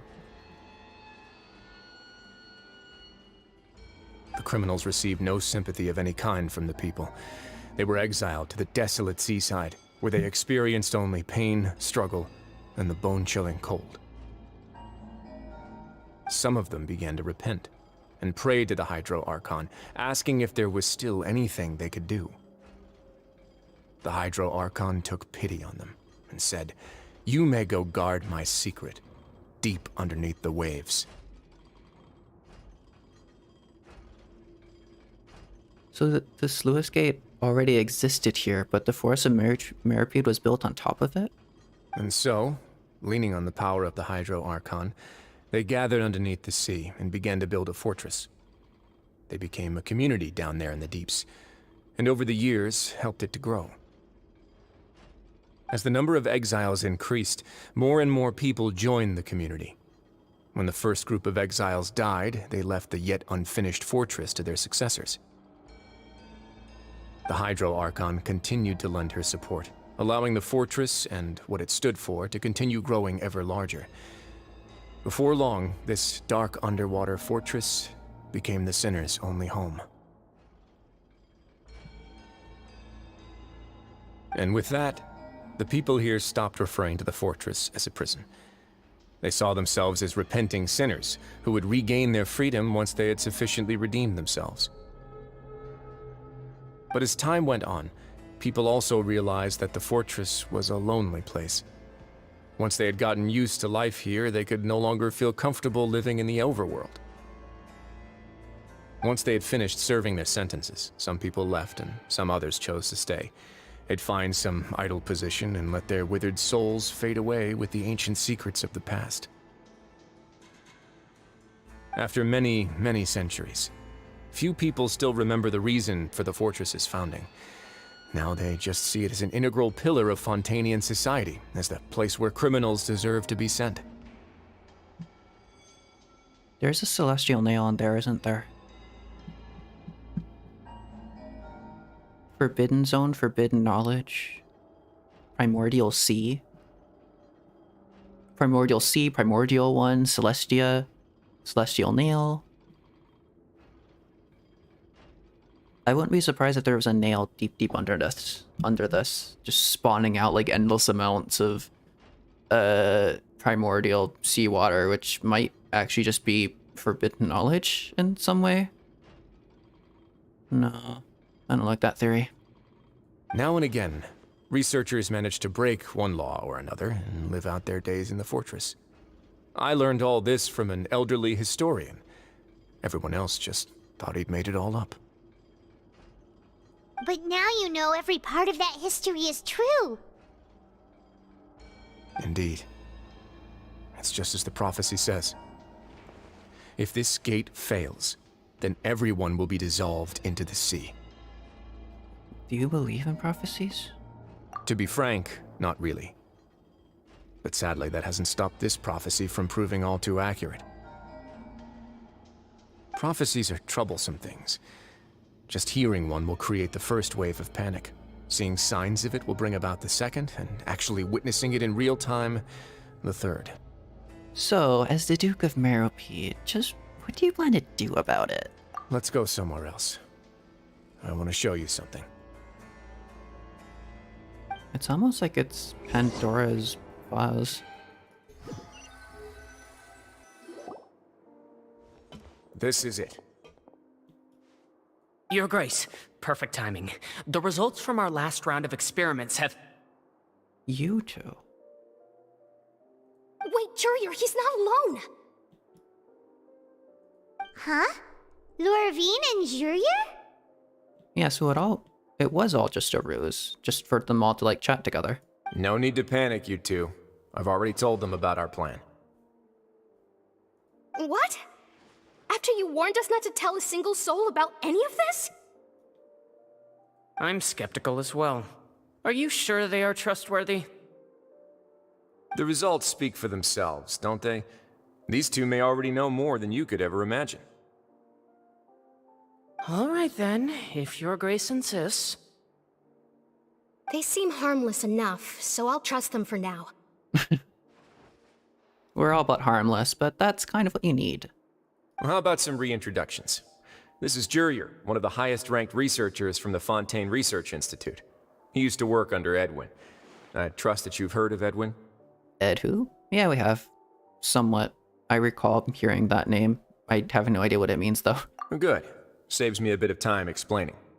Oh, whoops. Edwin's main areas of research were archaeum and gravimeters. As his assistant, Jurier is quite familiar with them as well. I hired him to be my technical consultant. Archaeum. You want to blow up the fortress of Meripede? Ah, what a lovely idea. I'm already imagining it in my head. What? Gotta admit, I'm tempted as well. Guys, focus! Focus! What the heck? That taskmaster over there is Miss Lorvine, and is also one of my technical consultants. While Jurier used to be Edwin's assistant, she used to be Jurier's assistant. Oh. Ooh, are they together? Was that really necessary? See, everyone keeps asking this question. Are you too sure you're not a couple and just using your work as a convenient cover? Oh my god. Your Grace, I am not in a relationship with this man. If I dated her, I'd officially be madder than Edwin. Dang. Jeez, forget I said anything then. Follow me. Whoa, there's another door that goes right up. Hmm? Your constant amazement makes it seem like the fortress can do anything. Is this the view we saw coming in? But Paimon really thinks everything's super cool. Is this just a normal room? Well, let's spice it up a bit. Uh-oh. And here you go.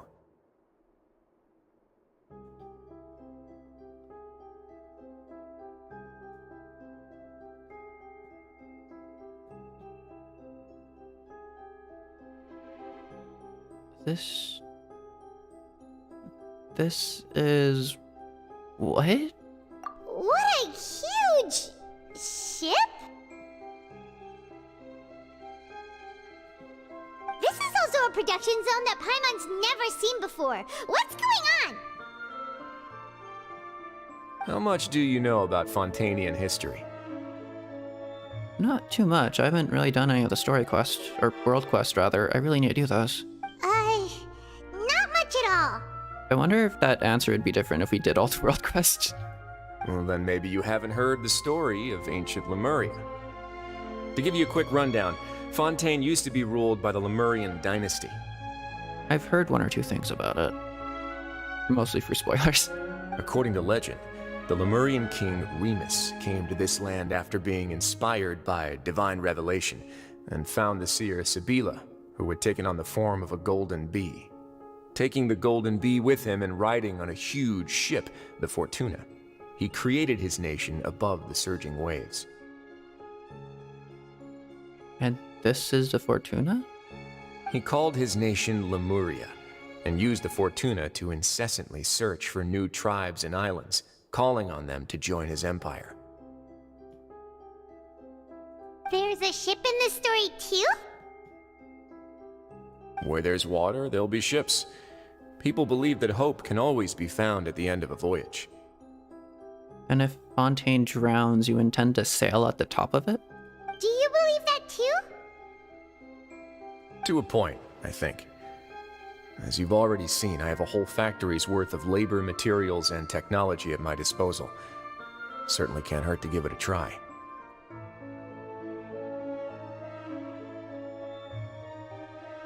A great flood and a boat to survive it, as well as research into Archeum energy.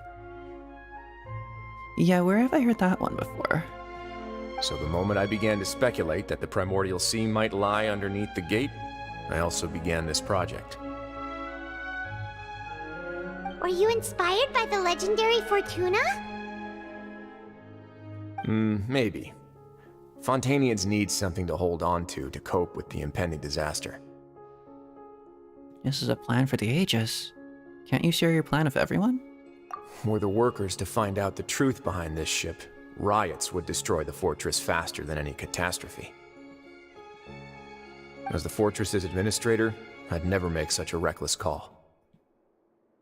Alright, that's enough talking for now. I'll need another 3 cups of tea to soothe my throat.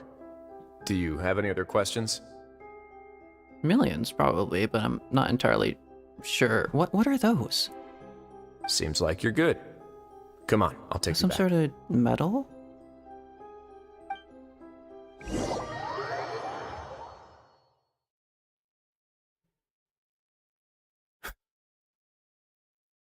The people of the Fortress of Meropide are building a leave you ship here to for survive now. the end times. Yeah, okay. Oh, thank you so much. No worries. But don't forget, it's up to you whether or not you want to share what you just saw.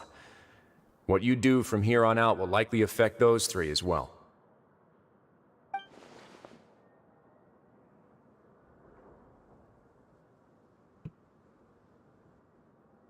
He means that my actions will now decide the next steps Lenny's group takes.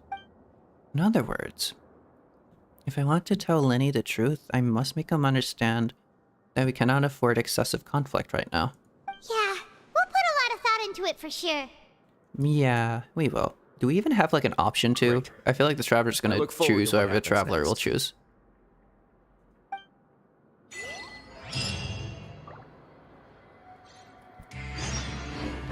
Return to the infirmary.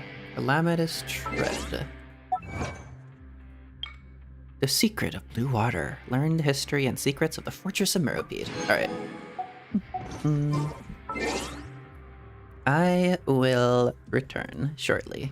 I'll be right back. Why did I feel the need to say it like twice in 2 different ways? I'll be right back. Wee.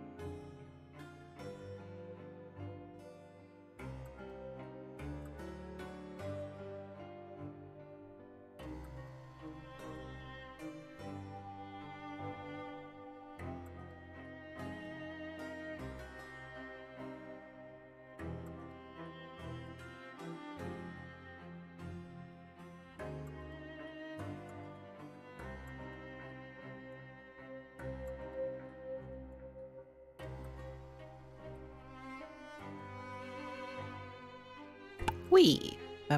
Alright, let me put that down. Okay, that's all good. Someone remind me, and by someone remind me, I mean me if I ever look back on this to like edit some clips or something. Remind me to do a shitpost about Paimon, because I've had just a whole train of thoughts of like, time is stopped right now, but Paimon's moving around. I know I've mentioned that before, but like, time is stopped. And when time is stopped, if you're moving at any speed, that means you're traveling faster than the speed of light, right? And to move, the closer in physics, the closer you get to the speed of light, the more energy you have, the more energy you need to get to like the next meter per second of speed. The faster you're going, the closer you're going to the speed of light, the more push you need to put into the system to make you move closer still to the speed of light. As you approach the speed of light, your energy would reach infinity. Any object of mass, the energy they contained, if they're moving at the speed of light, reaches infinity. Paimon is moving faster than the speed of light right now, which means she has to just be expending larger than infinity amounts of energy. So it's really no wonder why she's always so exhausted. And that came from just a random thought train about how she's doing like flips and stuff like that. And then I thought like, wait a second, speed of light. Oh shit. So yeah, Paimon's quite an interesting specimen that exists. Something going on there. I say we harvest Paimon as an energy source because she clearly has too much of it. She stops time and then just like moves around as like a flex. It's like, yes, I can break the fundamental laws of this world. We're back! Welcome back. Do you want a cup of tea? How can you be so much like Risley, always drinking tea? Huh. Actually, now that you mention it, I just remembered something now. While I was sedated, I could still barely hear two people talking next to me. They were discussing everything, from the leaves to the water and even the teacups themselves. Must have been Risley and Sishween. Yeah, I heard one male voice and one female, so it should have been the two of them. They really were just talking about brewing tea. I really can't make sense of this place. So, Traveler, Paimon, were you able to learn anything from Risley? Yeah, he explained everything. And also kind of nothing at the same time. I still have questions, but not questions he can answer. Very well. Then, would you mind checking your answers against my speculations? Lenny sounds a lot more like his old self. Feeling better now, Lenny? Yeah, I took the time to rest, so I'm feeling a lot more relaxed now. Why does her tail work like how Sayu's tail works? That's not how that physically works. Nobody else is around, and Miss Sijween is also busy with something or other, so let's just talk here. All right, then I'll posit my theories. I asked myself 3 questions. Let him at me. Firstly, why was Fremine affected by the primordial seawater? It was because he dove into the sea. My theory is, the long-lost primordial sea is probably very close to the fortress of Meropide. Long lost. Actually, yeah, I guess they've mentioned the primordial sea, but they never actually mentioned where it was. It's just like the mention of the primordial sea itself was like, just kind of like a, yeah, that's where primordial seawater comes from. I was like, oh, okay. Ooh, he's good. He got that right on the first try. That's our Lenny. Very high IQ. Secondly, Risley's attitude changed dramatically during the course of our stay here. He ignored us completely at first, then suddenly roadblocked us. Why? I spent quite a long time thinking about this. If he has been monitoring the Fatui since the very beginning, he probably ignored us at first because he was hoping we could find Master Child for him. What's more, the Fortress of Meripede is not part of Fontaine's court system, nor does it report to Udex Nervulet. Wriothesley is basically the king of a no-man's land. As long as the fortress doesn't do anything about Master Child's disappearance, Father can use it to pressure the Fontaine authorities. And while the two factions are pitted against each other, Wriothesley will be free to move between the parties of interest. If I had to guess, he probably has something that he's working on himself. It's likely related to the secret of the infirmary, but I just can't think of what it could be. Millie's grasp of the big picture is amazing. You're super smart! Thanks so much. Then finally, there's the last question. If Wriothesley does have a plan, what could it be? All I know for now is that his plan probably has something to do with the changing nature of the seawater. He's even gotten Cloran to help him out. That can't be the full extent of what he's doing. There's probably a secret passageway behind the block in the infirmary, and there's something big in the fortress that most people here never get to see. He has a bargaining chip, and it could be important enough for Father to deal with him directly.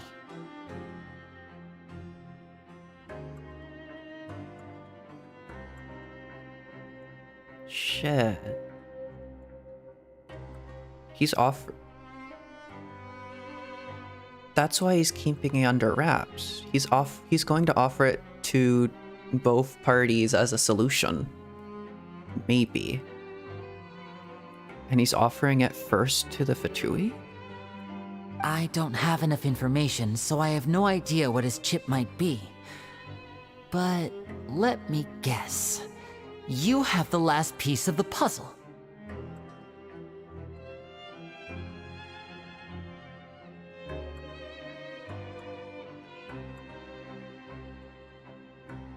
He gives the ship to Arlecchino at some gain to himself. And the Vitui managed to save the entirety of all the people of Fontaine, or at least they tried to convince them to. They become the heroes of Fontaine by pretty much being the only people who even still exist in the nation that is pretty much just a boat at that point. And then they gain control over the entire nation.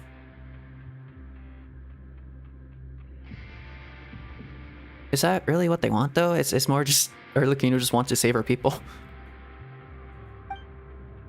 After some deliberation, you stared at information you just learned of Linny and Company. Advises now not the time for disputes. It's very important that I can't believe it. It's a bargaining chip.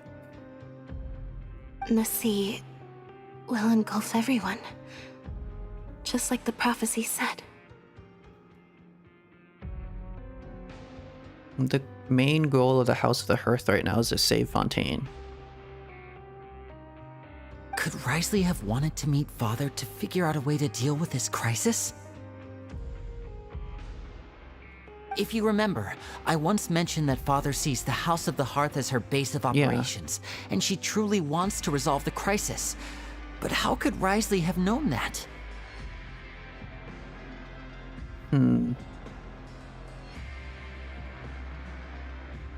Yeah, true. Or perhaps he didn't know, and just wanted to bring Father over to his side? Which could be why he said he just wanted to negotiate. He wants to get her to help build the ship, maybe. Yeah, that makes sense to me. I understand your concerns as well, Traveler. I'll figure out a way to pass this on to our father. No matter what, we're on your side. The two of you have already aided us far too much. We probably wouldn't be standing here right now if not for you. If you ever need anything else going forward, please come to the House of the Hearth at any time.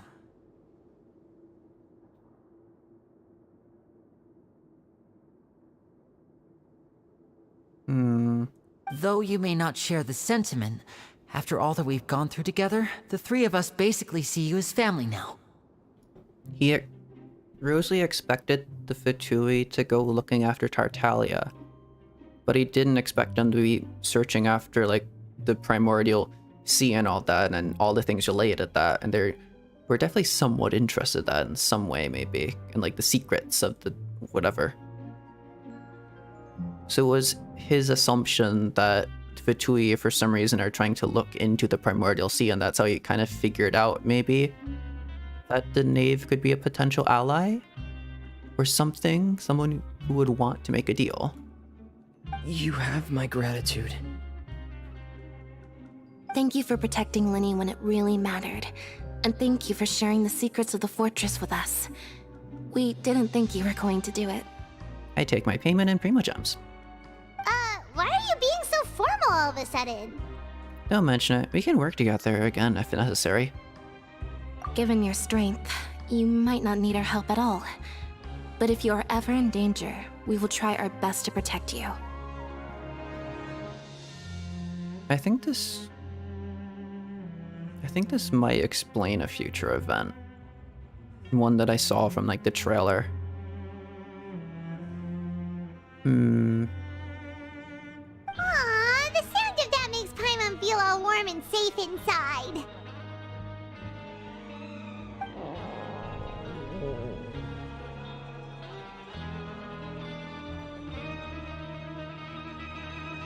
Because if Rosalie gives Arlecchino the boat, then she has everything she needs, right? She stops having a need for diplomacy or any use for it whatsoever, right? Paimon's hungry. Oh, you've done so much already. Go get some food. Alright, then we'll catch you guys another time.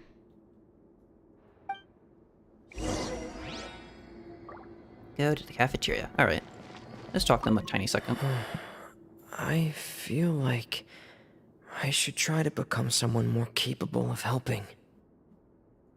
You're incredibly helpful. Lenny thinks so too.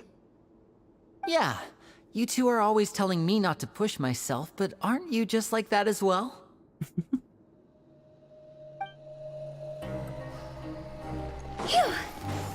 Happy little family. Alright. Happy little family, but I have two of them and not Melanie. I'll complete them eventually.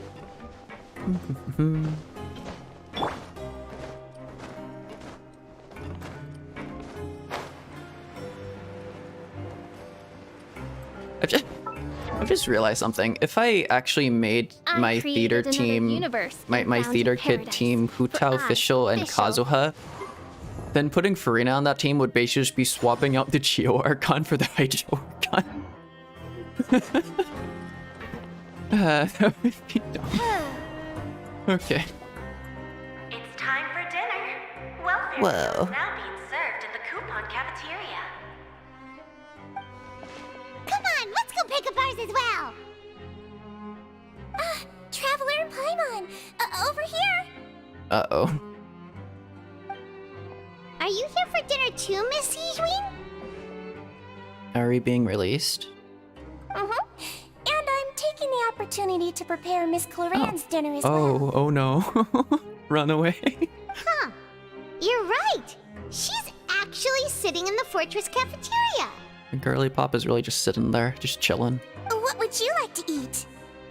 Huh? We can choose? Yep, you can. I've already talked to our chef, Mr. Wolsey.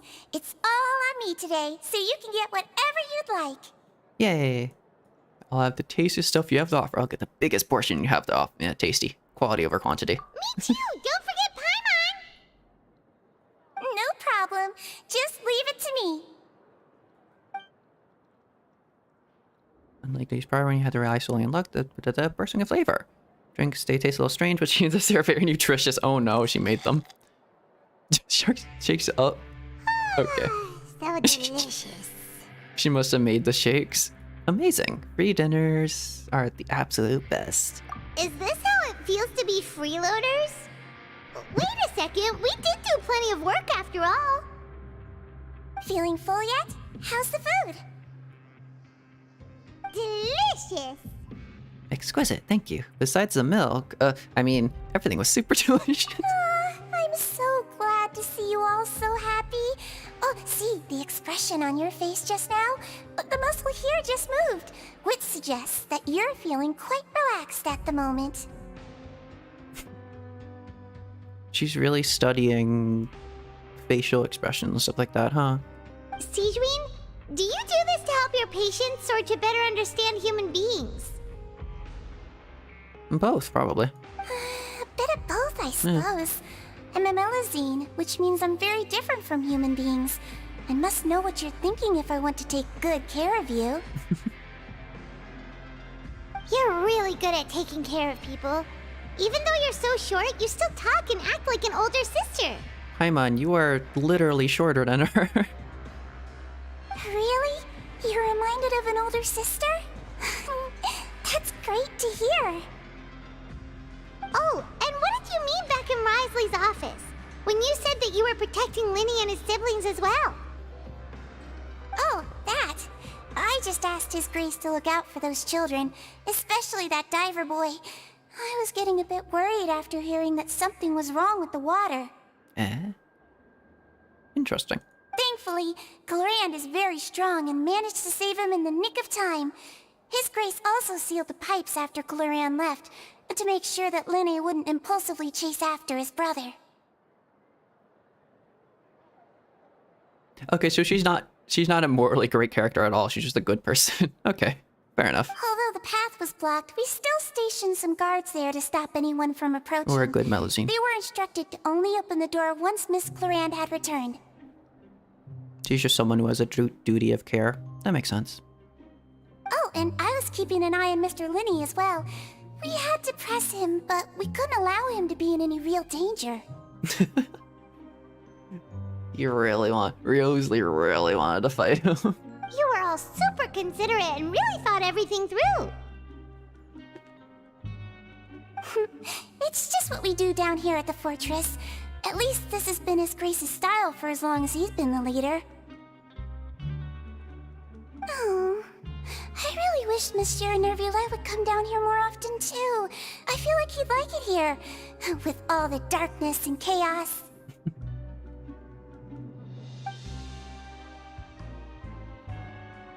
But that doesn't make any sense at all. It's hard to imagine Nervula outside of his office. I love that expression. Get a good night's rest, you two. Kind of smug. You both worked very hard. I don't know if it's just me, but it feels like the expressions in Genshin have just been like getting better, but it probably is just me. What is she? No, she's still just thinking. I thought she was like hiding behind something. Return to the dormitories to rest. What if I don't? What if I go talk to her? Hello, why are you just staring off into space? Glorand! It's you two. How's dinner? It's all right. Miss Sigewinne really put in a lot of effort.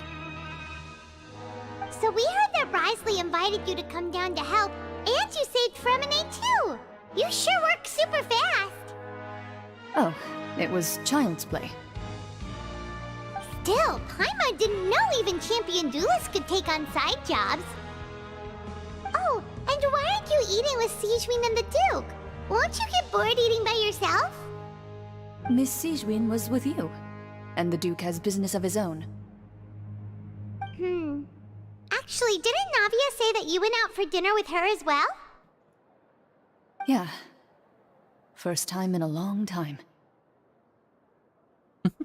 First time in a long time? So you mean you've gone out to dinner with her in the past? In the past, yes. You seem to be enjoying yourselves here. Not a terribly super talkative on that subject, are you? It's all thanks to Nervalet. This is technically a work trip for us, too. Things will be getting messy at the fortress soon. Don't run around unnecessarily.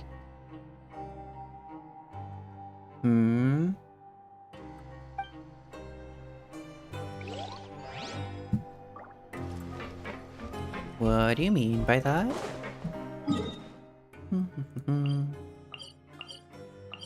Is that you can kind of sense that stuff is happening?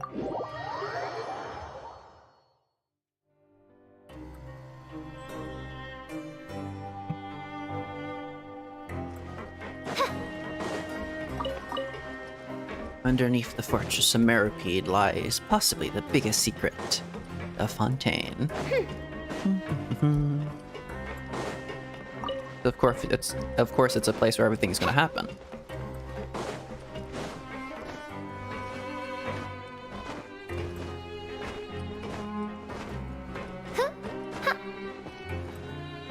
All right, rest. So much has happened. Paimon just feels absolutely exhausted now that she's finally relaxed. Paimon's super sleepy. Are you sleepy too? Yeah, I'm also getting there.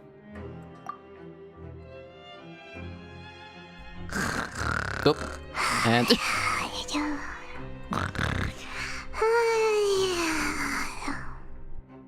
yeah, they're out cold. They're just gone.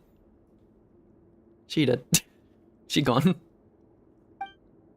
Too much floating. Wow, she really immediately fell asleep. Delicious. Oh, Paimon wants seconds for free. Whoa. Kunai. Out of my way! Get out of my way!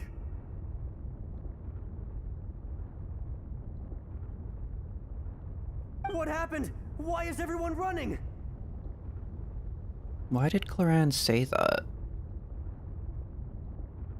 Cloran specifically said it's gonna get really messy real soon. What's happening here? No idea, but something must have happened. Stop asking! Who's yelling? Paimon still wants to sleep. Did Cloran know about something happening? What's that sound? Paimon, wake up. We need to go out and see what's going on. Has it burst? Did it burst like the millisecond while we're here or what? Alarms?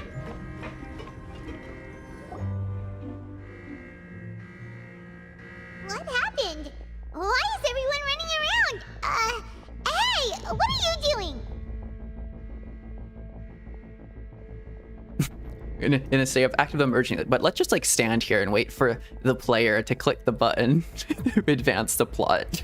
Yeah, that makes sense. There's no time to explain, mate. Goodbye. Hey, wait! Is that like an evacuation alarm? Is there some big raffle going on? What's wrong with these people? They won't even talk to us. They're here! Yeah, there you are! Oh, thank goodness! Quisto and Lavaroon, do you know what happened here? Invasion? We came here especially to inform you. Something seems to have gone terribly wrong just now. His Grace is telling everyone to evacuate and get out of here. It burst? Lavaroon was saying you two are new here and you don't have many friends, so you might slip through the cracks. Haven't you heard all the stories like that? An evacuation is successfully completed, yet you only find out once you do a head count that 1 or 2 people are missing. Cloran knew something, didn't she? What was Cloran talking about?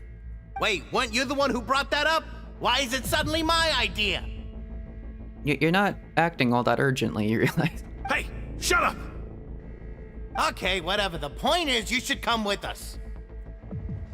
You said His Grace said to evacuate outwards. Yeah, he said to get as far away as possible, upwards and outwards.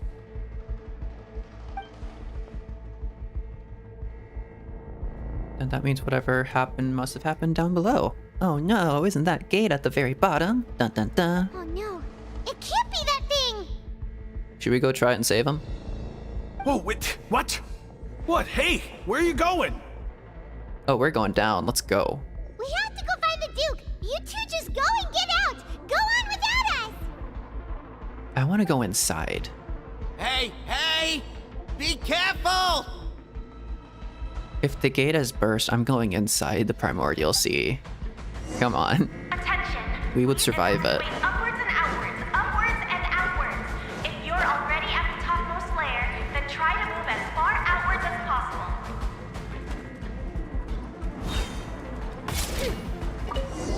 Dun dun dun.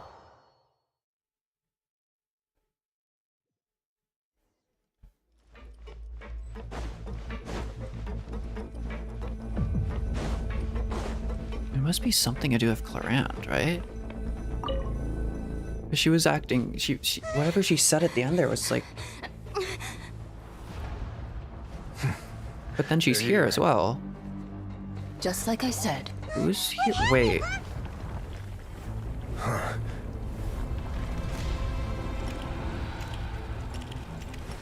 You're just in time. Are they testing something? Be ready to run. What are they doing?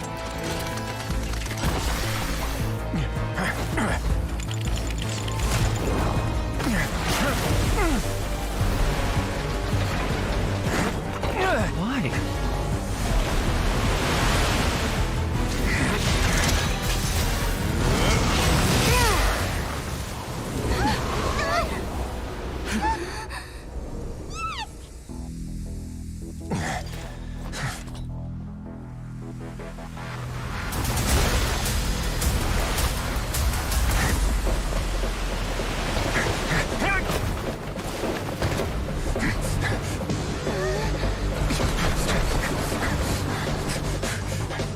Three, two, one.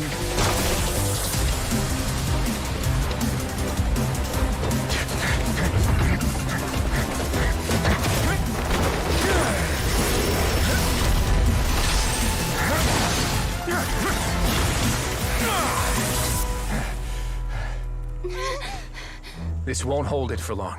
Find Neuvillette. Tell him the defenses are about to collapse. Then what will happen to you? Until he arrives, we're the last line of defense.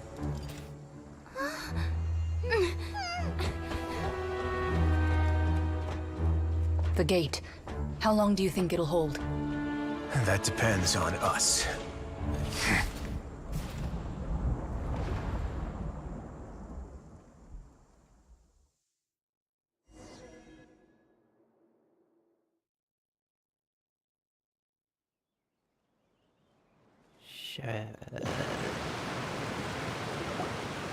Neuvillette, why are you here? So they knew it was literally just about to burst right at that second. They didn't really give any, did they give any indication of that? It was just like, oh, it's been like getting up to like the maximum reading for a while, but it's been doing that for a while, just minutely. I'm sure it's fine or something. Like, it didn't have any indication that they knew it was going to happen like right this second. How did they figure it was going on right that day that they had to evacuate everyone out of it? Or maybe by evacuating everyone out of it, it caused it to happen in some way? I'm not entirely sure what happened there. Because I think getting everyone out from there seemed to have some effect on it. Because the Primordial Sea has to have something to do with like the sin of the Fontainian people, right? So if does it recognize like the independence of the Fortress of Meropide or something? So if the people are leaving from the Fortress of Meropide, then there's more Fontainians in Fontaine, which means there's more sin out there, which means there's more primordial seawater to engulf them. And it's directly related to like the amount of sin inside Fontaine or something. Traveler, I need you to head to the Opera House immediately. Huh? Farina will soon be meeting with the knave there. You must protect Farina and make sure she doesn't spend too much time alone with her. Okay, you can explain everything else to me later. Will do. You have my sincerest gratitude. Go to the Opera House. Okay. Did he just disappear completely? Can I have like the tiniest little chat with him? Ooh, fire. To the Opera Epiclese. Wait, that's the wrong way. Oh my god, I'm so dumb. Okay. I feel like we were supposed to go around the other way.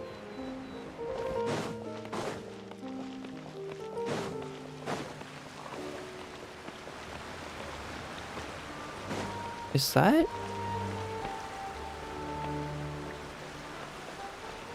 That's the Fatui. So the meeting's already underway. Look! There are a ton of Fatui and Palais Mermonia people over there! The knave is probably here already. We need to hurry!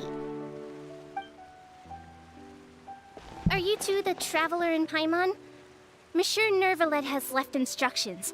Please follow me. Okay. Though I'm sure he's already explained, this should be a mostly cordial conversation, unlikely to give rise to violence. But it would be most appreciated if you could protect Lady Farina to the best of your abilities.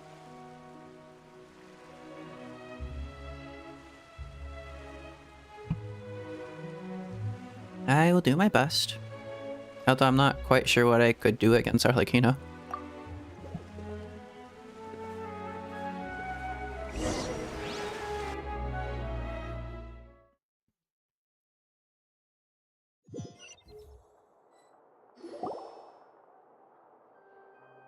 Whoa.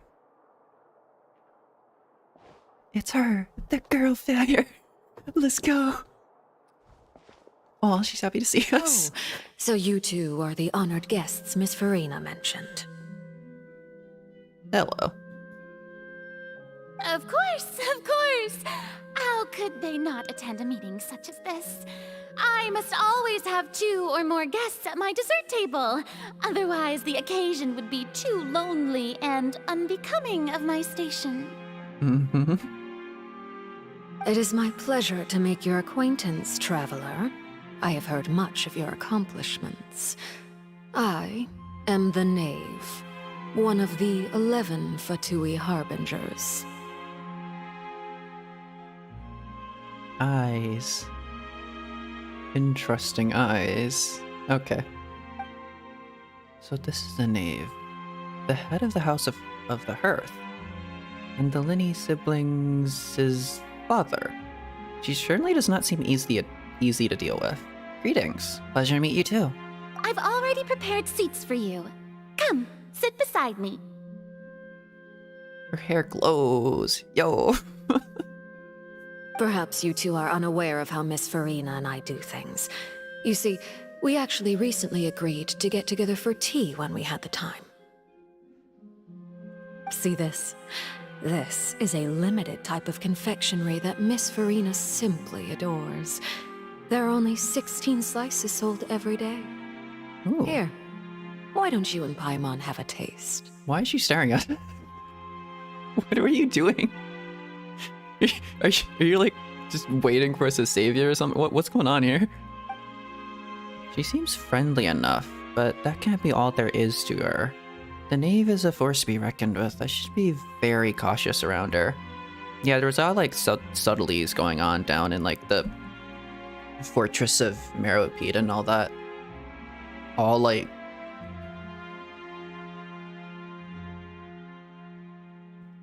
slight differences in like the way they talk and everything.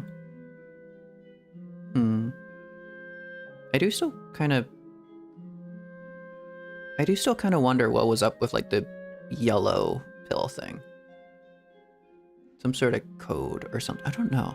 I feel like that was a code, but I don't feel like we quite got whatever that was. But yeah, it's like she says one thing, but really means the other. And it's kind of like in the most intimidating possible way or something, or something like that. Traveler, what do you think of this cake? It's shiny. It's pretty good. It's quite tasty. I think Paimon agrees too. That's good to hear. So what Child said was on the mark after all. You do share a taste in desserts with Farina and I. There's a certain Raiden Shogun I would like to introduce you to. Wait, Child should have no reason to have said something like that. I wonder how he's doing nowadays. You must have heard, right? He's suddenly gone missing. I'm really worried about his safety, you know. Here's to hoping that he's an excellent swimmer. I have faith in his abilities. He's inside of the Primordial Sea, isn't he? He's somehow found a way to get in. Through one of the leaks that was like leading to like the outside of the Fortress of Mirapede, that was like increasing the concentrations and stuff like that. He somehow managed to get into the Primordial Sea. He's in there somehow, right?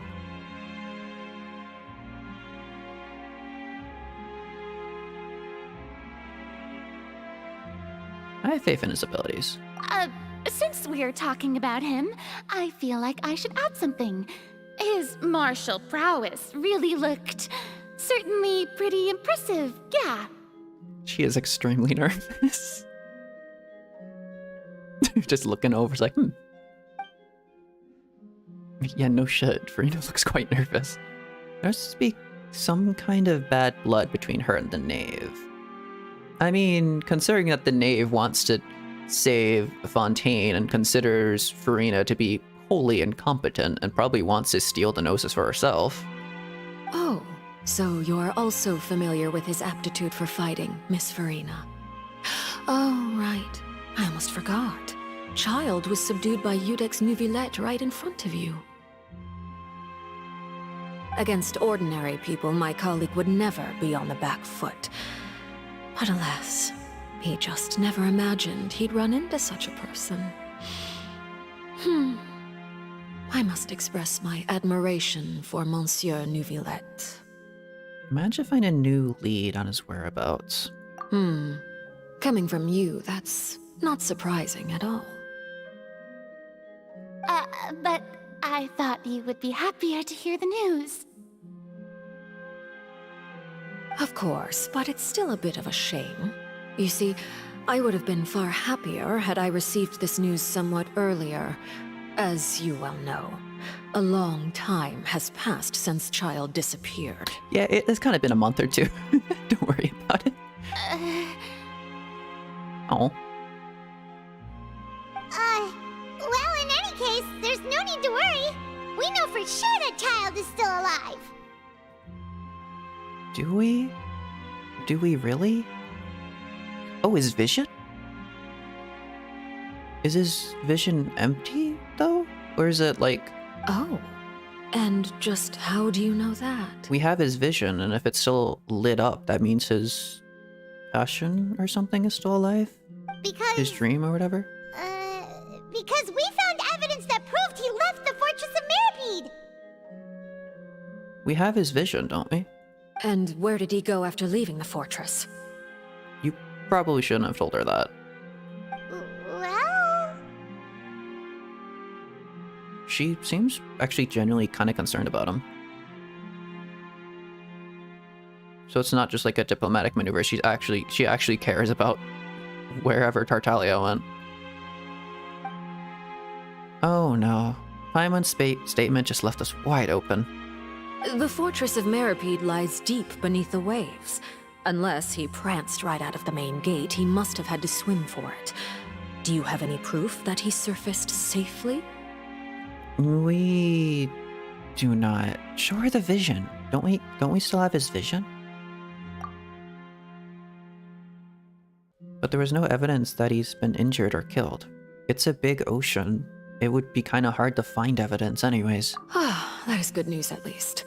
His sister Tonya sent a letter to Fontaine not too long ago. Since he was unfortunately unavailable, I picked it up on his behalf. Do you have any idea how he usually writes back to his family?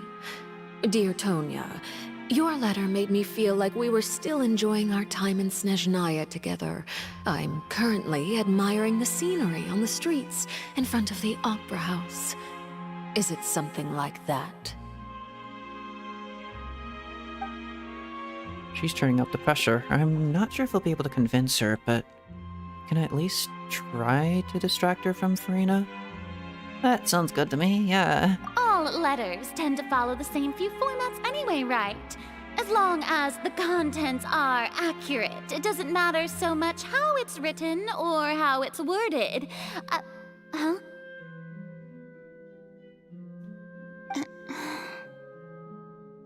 Uh-oh. Wait, what did you realize? What? Hold on. The water in the What? teacup is shaking.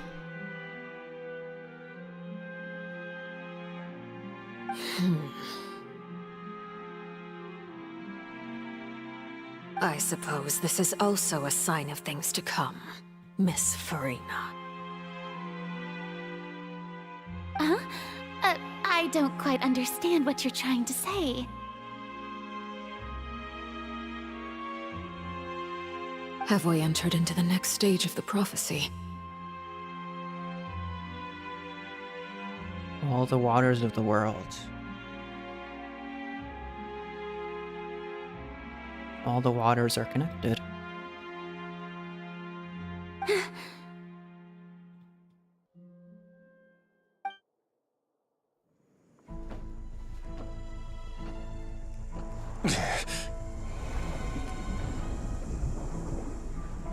My thanks to you both. I will take it from here.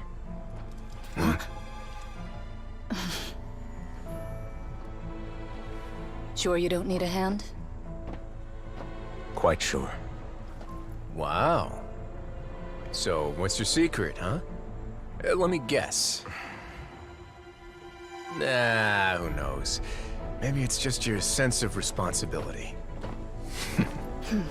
Sounds about right.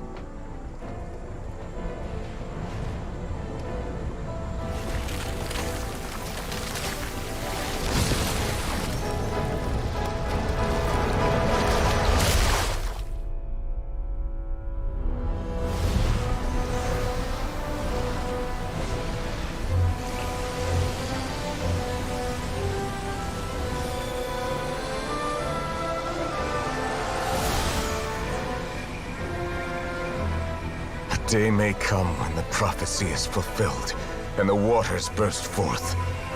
But it is not this day! This ancient power could easily obliterate an entire race. Ancient power? A tsunami of fury would unleash endless catastrophe.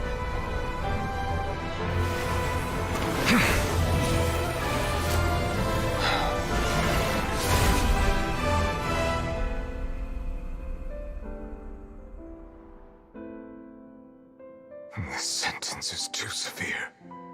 Forgive me for overruling it.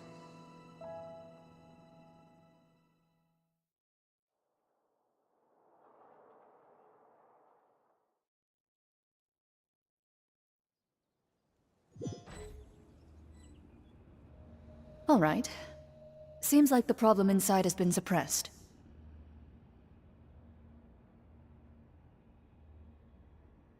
Forgive me for overruling it. He makes it sound like he knows the person or the people who did it, who made the sentence in the first place.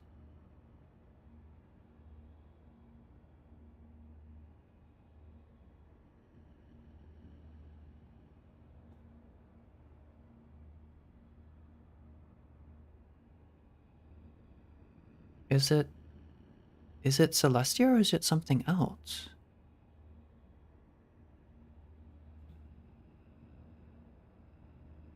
let me guess. We're safe for now.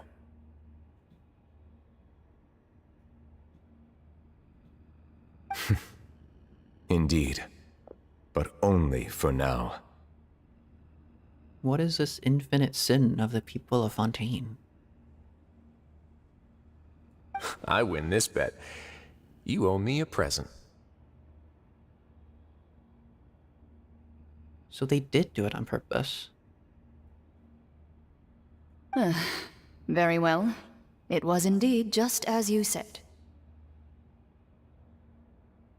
You made a bet?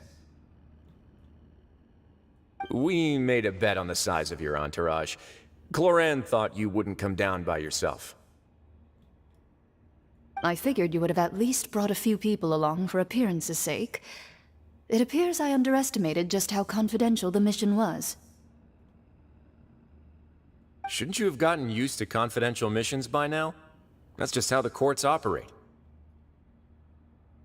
So what gift must the loser give? Tea?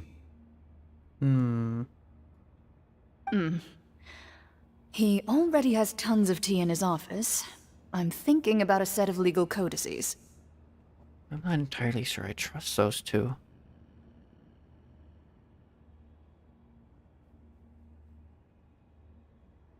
Because how would you know for absolute certain that it would have burst on this specific day? Why would she say the day before that it was going to get messy? And with that kind of thing that's flip-flopping back like that and making such minute movements, how would you know the exact time you would have to evacuate all the people? Something's fishy.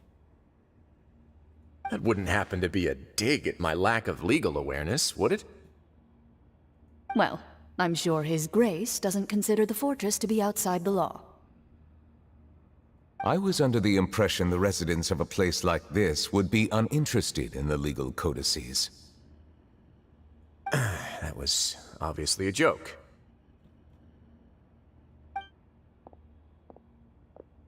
Anyway, you've still got some unfinished business to attend to in the overworld, correct? No need to stay here if you have a pressing matter. We all know you can't leave Palais Mermonia for long. Thank you. I hope everything went smoothly with the Fatui Harbinger. Some of the things here aren't quite adding up. I think there's a little tiny bit more to the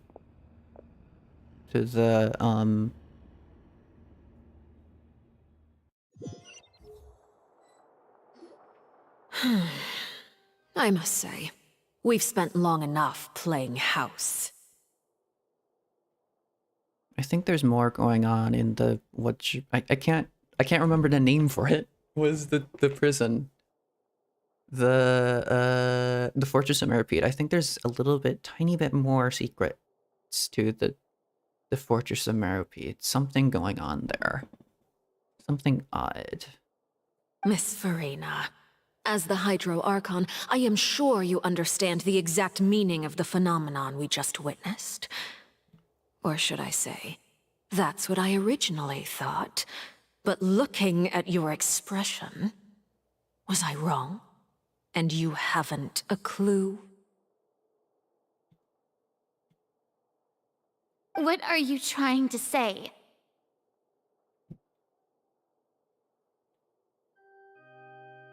At this point, I don't think there's any more need to speak as diplomatic representatives. Allow me to speak to you now as just a Fontainian. You know the prophecy by heart, and also that every part of it is being proven true. Yet, here you are, relaxing, drinking tea, and eating desserts as if it's all nothing more than a few stray bugs in your garden. Do you really think that's acceptable? The prophecy's hanging above our necks like a guillotine. Every faction is looking for a way to either avert the disaster or save their own. Even the orphans of the House of the Hearth have devoted everything to saving their homeland. Okay, I don't mean to disrupt like a really tense and emotional moment, but this implies that they've invented a guillotine before. I just want to point that out. There's somewhere in the history of Tevat, a guillotine has been invented. But you? It beggars belief just how nonchalant and carefree you have been. From the very beginning, you, the god Focalor, you have utterly failed to take action. You're wrong.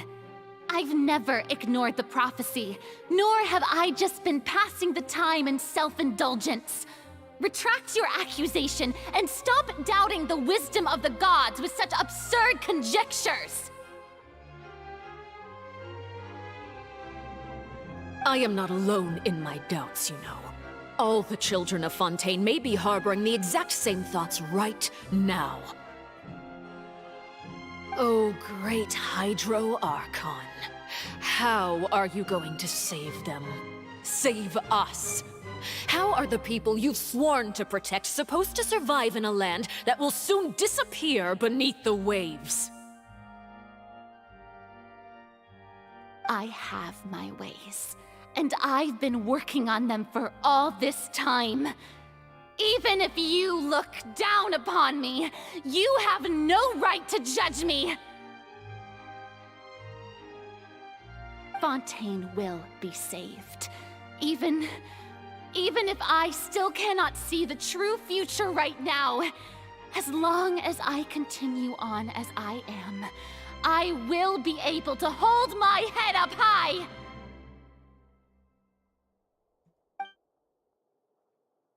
Reina's not acting like her usual self. She's actually seriously refuting the knave's accusations. She means what she says. She's not putting on a front.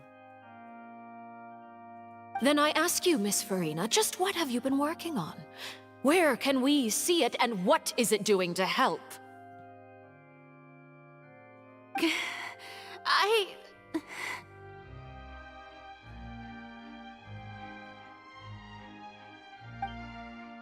So was that all a lie? Or can she really not tell us?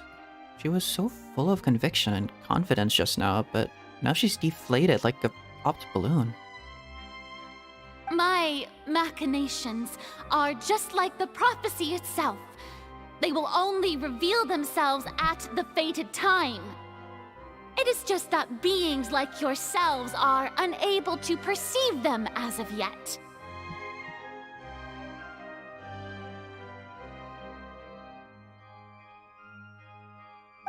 I see. As a god, the proof of your labor always lies beyond prying mortal eyes. Oh? But do you not have the eyes of a mortal, or what is this close-up supposed to represent? Allow me to be so bold as to ask another way. Would it be possible for you to tell us the parts of your plan that are not confidential? Such as your emergency response plan for the impending disaster? An emergency response plan? Reina, what the hell are you doing? Oh, that look in your eyes. Have you not even prepared one of those? The emergency response plan is also strictly confidential. Then allow me to jog your memory.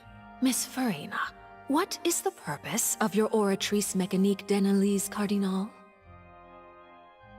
To store the Gnosis? To try to prove that the people of Fontaine are innocent? To have a completely accurate 100% judgment of justice? And then use it to prove the judgment of the gods wrong?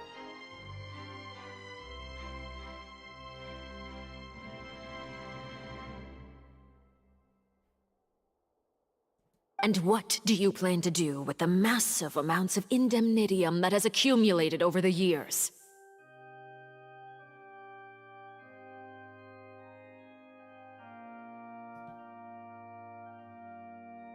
The Oratrice? It's just like it appears to be. There's definitely a reason it was being investigated. So you also have no idea. If I'm not mistaken, someone's using it to prepare for something. But unfortunately, it would seem that someone is not you, Miss Farina. Oh? I first caught wind of this when Linny tried to investigate the Oratrice in the Opera House. You see, even just getting close to the core contaminated him with an extremely large amount of indemnitium.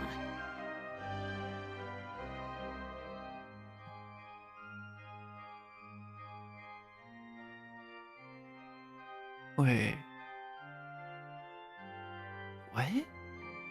But even if that had nothing to do with you, then what could you possibly be working on, oh great Hydro Archon?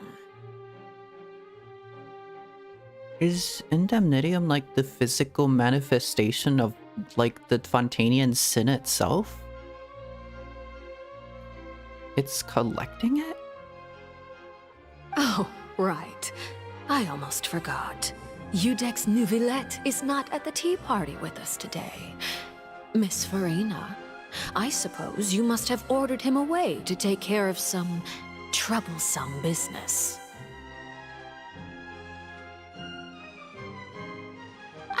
Yeah, yes, that's exactly right.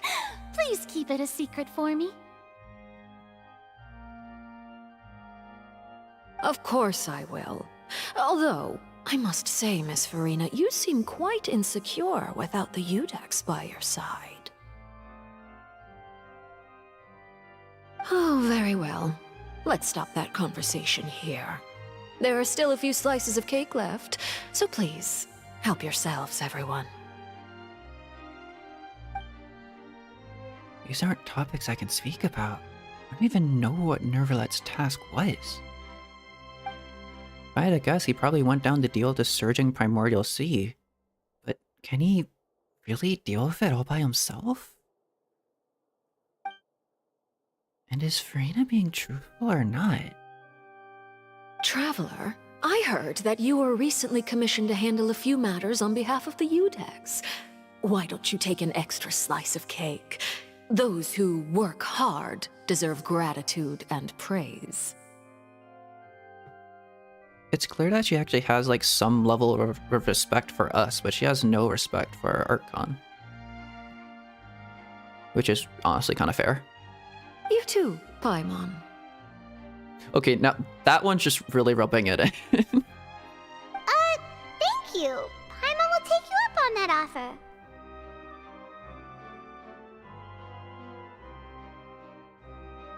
She's kind of just like casually making a point of like, even Paimon has done more than Farina in her eyes.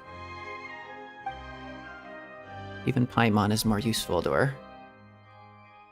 Or valued. Oh, Paimon's super full. That cake was great. If it's on my tea table, it must be of the highest quality. Yes, and we must thank the knave for bringing these over as well. You're welcome.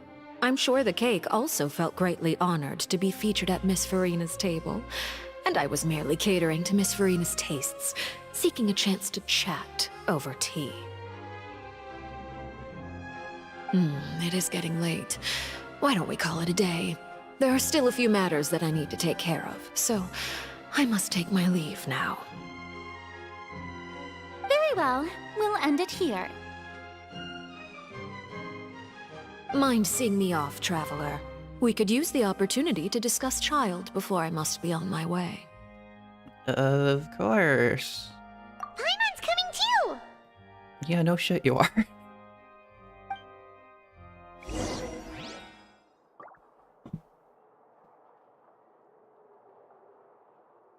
Are you good? You're kind of just blankly staring off into space. Why am I only the Traveler here? What is the purpose of that? Why have they made this very specific moment. Traveler specific. The tea party turned out to be even more difficult than I'd imagined. Why are you looking at me like that? Is something the matter? If there's nothing urgent, then I shall be retiring for now. Damn, okay, I was just concerned about you, really. You're fine, rude by yourself then.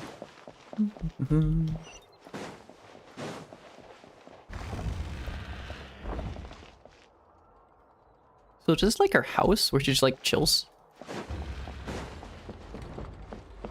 Huh.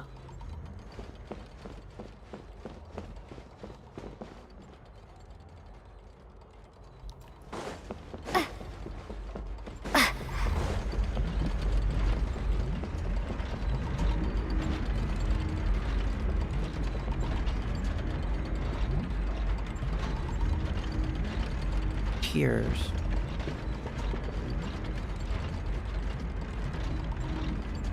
Why are they tears?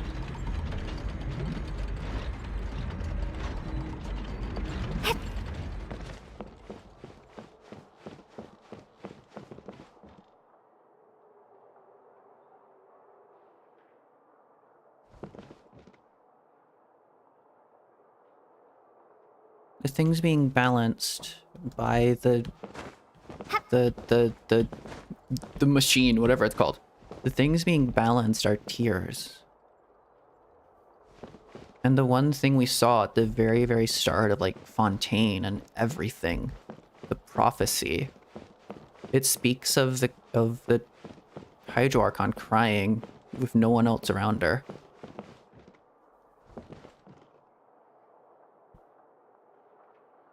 And justice is measured in tears?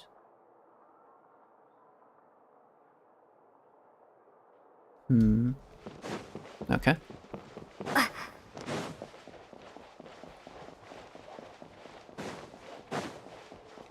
Maybe there's something going on there, maybe there isn't.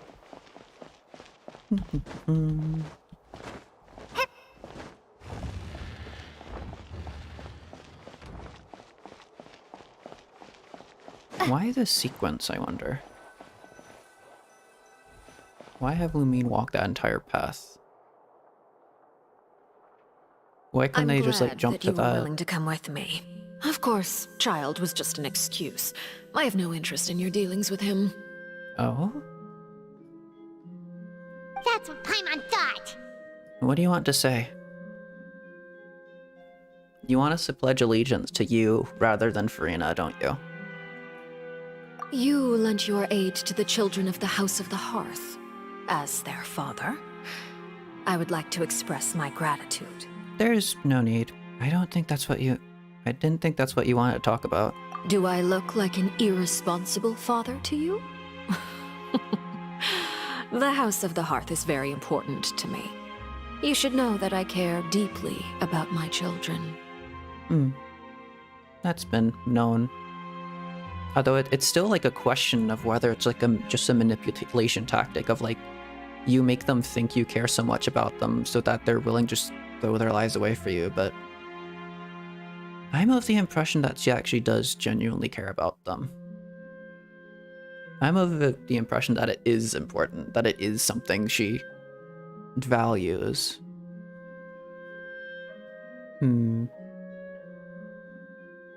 But I might just be the one falling for the guys. To anyone outside of the House of Hearth, she can be ruthless. But the people inside it, I think she's...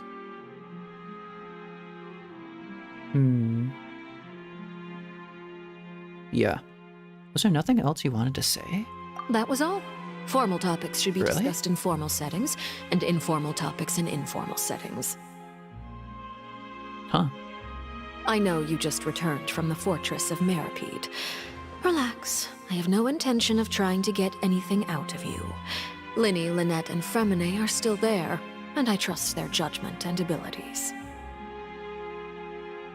Uh-huh. So you just have, like... You have no want to really interact with us all that much? You don't see us as even slightly an important part of your plan.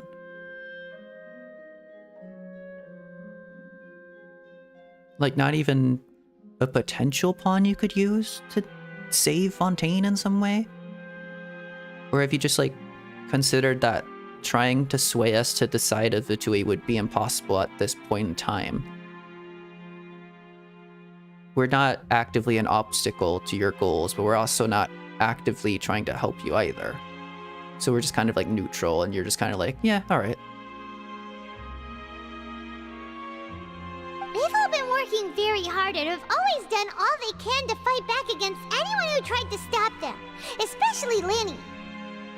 You mean Wriothesley. He's a tricky one to deal with. It's unfortunate that Lenny's so eager to prove himself that he can't learn to rely on others, including me. Yeah, she does care about them. By the way, and you can just consider this a bit of idle gossip. Oh, here we go. But what's your impression of Farina?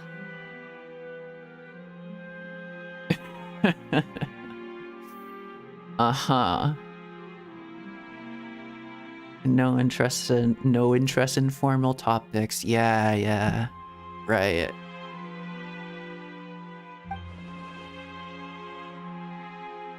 She wants to sow like the seed of doubt in her mind. You are outside of our disputes, and the freest person in all of Fontaine, able to move around most easily. Allow me to share my perspective with you. This was her point. And that's everything that happened during the trial. Master Child was declared guilty and immediately transported to the Fortress of Meropide. Didn't he say he was coming here on vacation? Does he not feel an ounce of shame for all the trouble he has caused?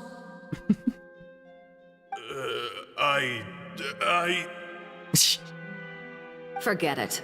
He did give us an opportunity. I will be meeting someone shortly.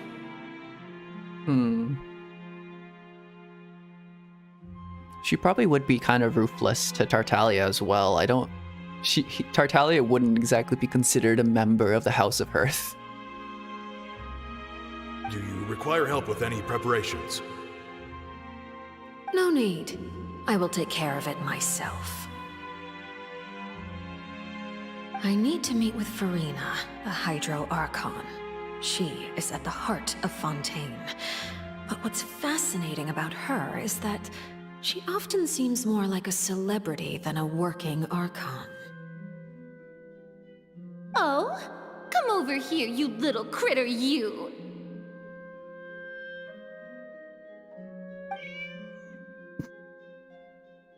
She likes cats, okay. You dare to run from me? Stop right this instant! Oh my god. My goal is just to discover the location of the Gnosis. She's so dumb. But I didn't expect the chance to approach Farina to be handed to me on a silver platter. This is so easy, it's actually making me a bit suspicious.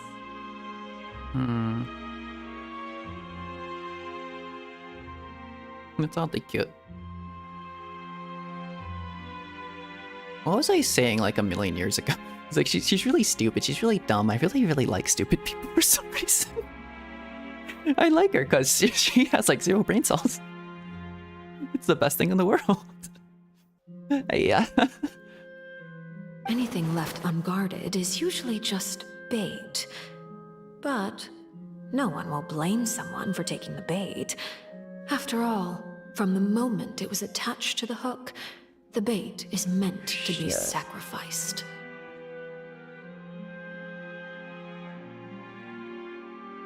An interesting philosophy you have there.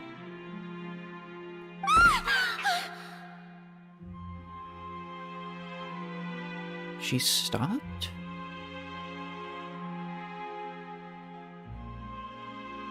Was she trying to... Why did she stop? It's just as I guessed in the second before I struck. The Hydronosis is not currently held by the Archon. There you go. Is it in the oratories? In fact, this Archon doesn't seem like a god at all. And I sense that she's under some kind of curse.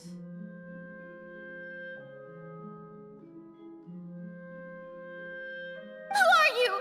And what are you trying to do? Please don't kill me.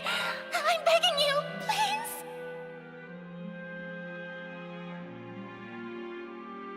The fear in her pupils is genuine, so perhaps she's not bait after all. Either way, targeting her has lost all meaning.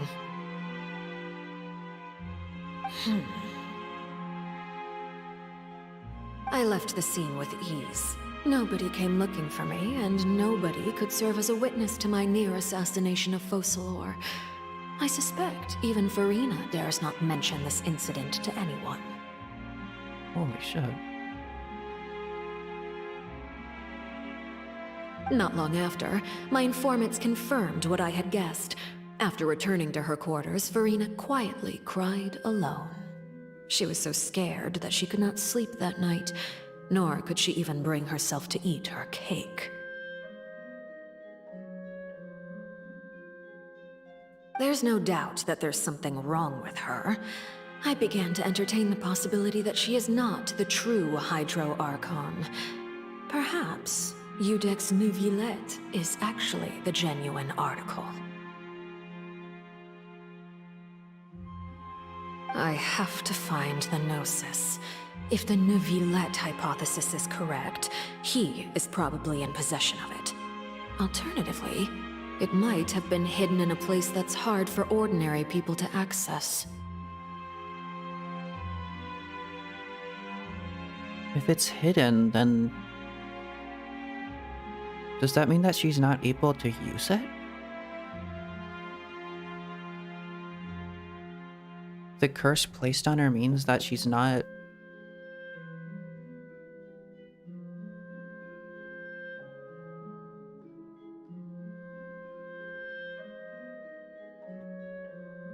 Or it means that... Wait.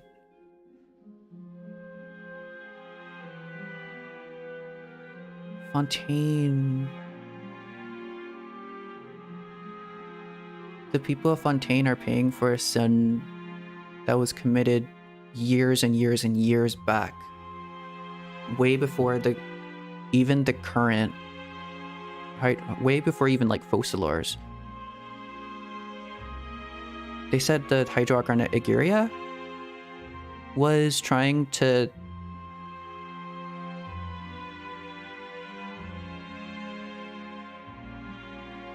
She made that was her like big secret at the bottom of the ocean, that she was like sealing away the primordial sea. It existed already, even way back then. That was like back in the time of that time.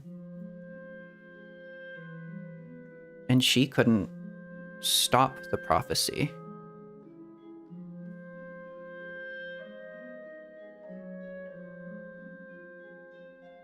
Hold on, I'm... all the cogs are turning in my brain.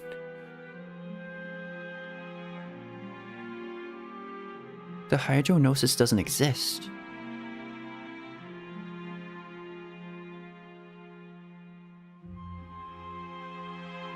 Either the Hydronosis doesn't exist or it's lost all of its power, because Fontaine as a nation was supposed to be destroyed.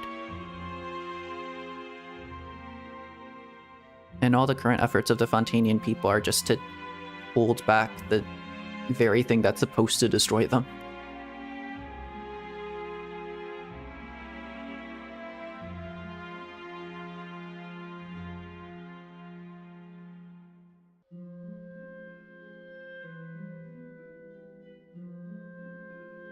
And it might have been Celestia, it might have been the Primordial one, it might have been... My bets are kind of on the Primordial one, but I'm not really sure how that would connect, but... Huh. And that would mean Fontaine wouldn't really be recognized as, like, by Celestia as, like, a nation of Teyvat, but... No, they called... But they do call... They still have statues of the Seven in in Fontaine. The power of the Archon still exists. It's just that when we resonate with the statue of the Seven, when we first resonate with like the... Actually no, when we resonate with the statue of the Seven, I don't think the Archons notice. Because I was going to say something about Venti, but I don't think he said anything. He noticed we stole the power, but he didn't realize like we really connected with anything. He was just like, oh, it was like an assumption he made later. He didn't feel it in the moment.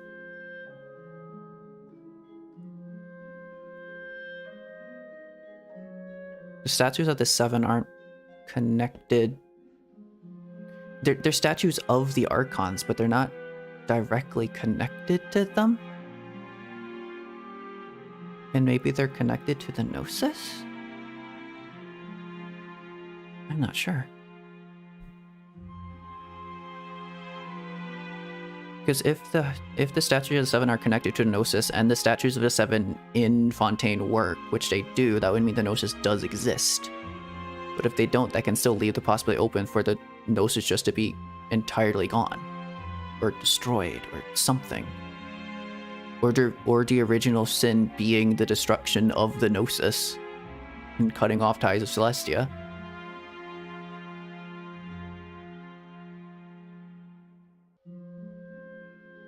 Maybe the Gnosis was destroyed. Maybe that's... Ooh.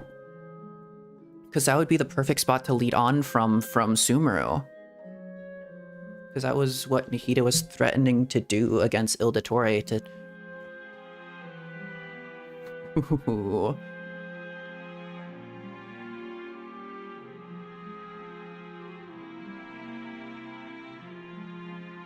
Okay, moving on.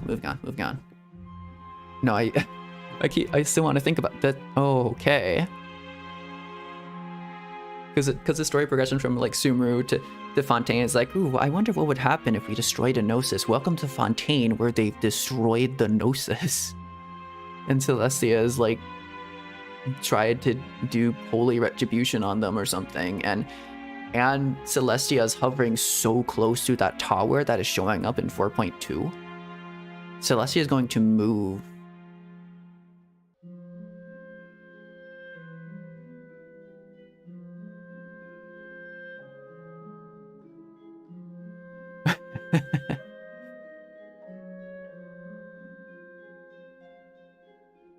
Yeah, Celestia is going to move and like cast Final Judgment or something. Because Nervalet held back the tide this time. And that should hold for a while. That shouldn't hold like so shortly that it would lead to like the next act of the Archon quest being the Cataclysm itself, right?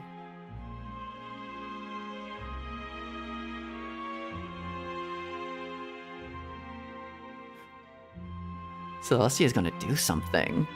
Okay, let's go. Yes, Father. My dear children, please speak.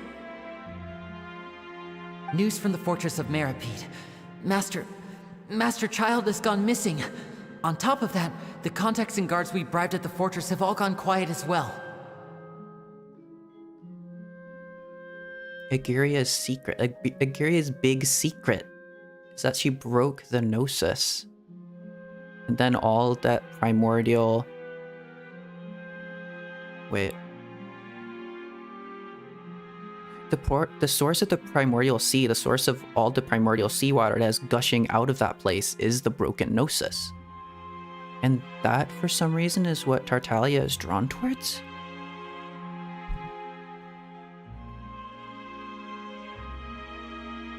Probably the handiwork of that Ridesley. Are we going to see Tartaglia become an Archon?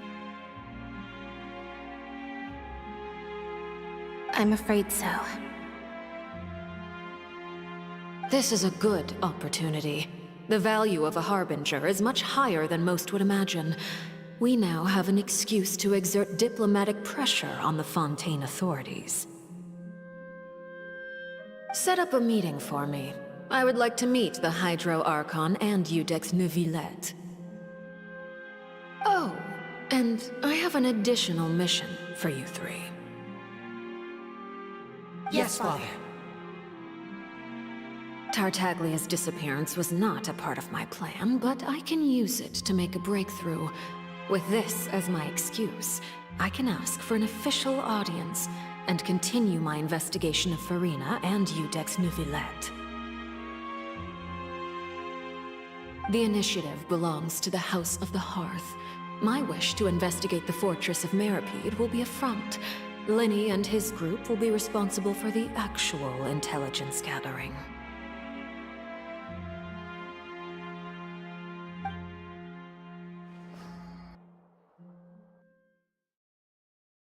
What?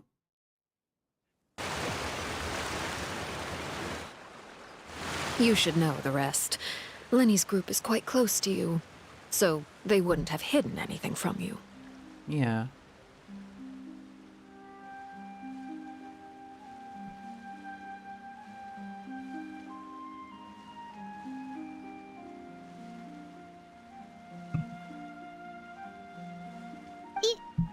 You attacked the Hydro Archon?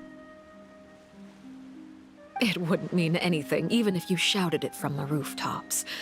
After all, even Farina herself is still pretending that nothing of that sort ever happened. Alright then.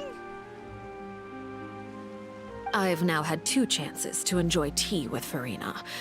I have to say, the leadership of Fontaine is even more inscrutable than I had imagined.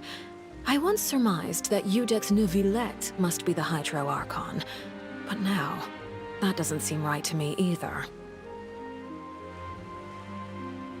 Yeah, that makes sense. I kind of know...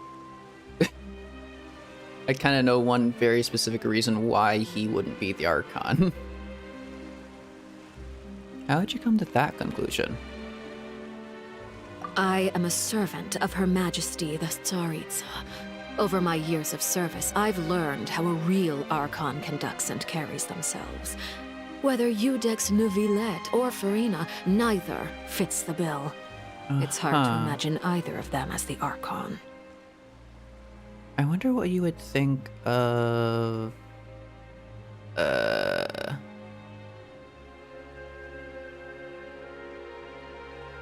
Sorry, my brain is pulling complete blank. I wonder what you would think of Venti. Also, I will be right back. I should probably cover that up. Boop. All right. I will be right back. Bee.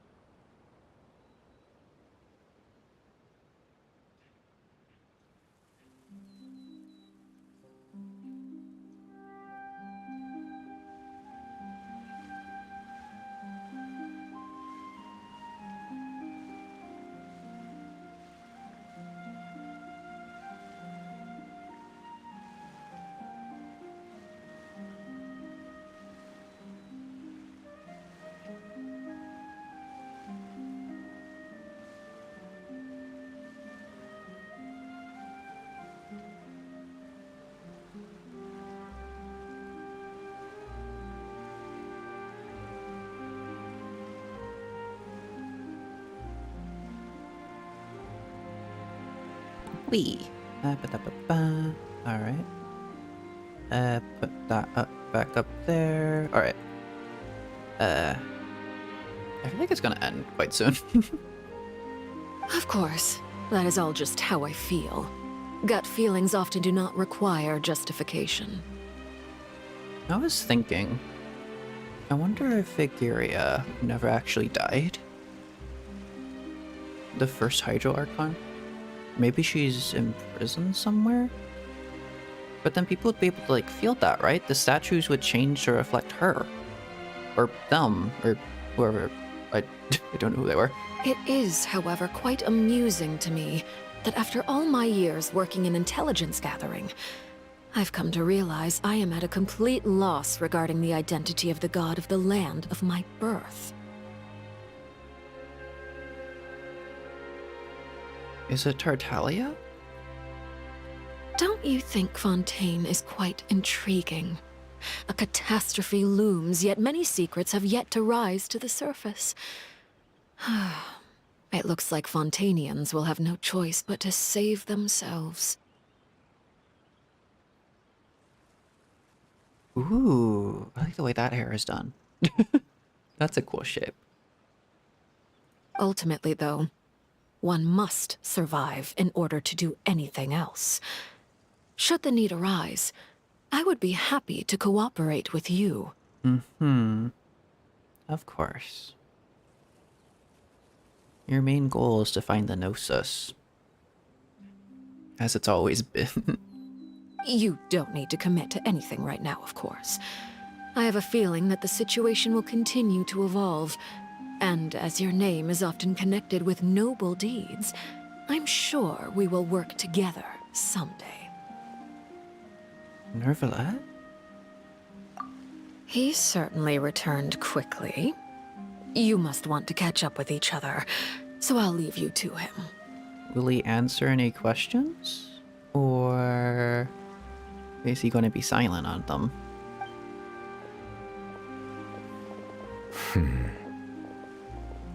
You can tell we have questions, can't you? Neverlet, is it over? Not just yet. It's just been prolonged. For now, yes.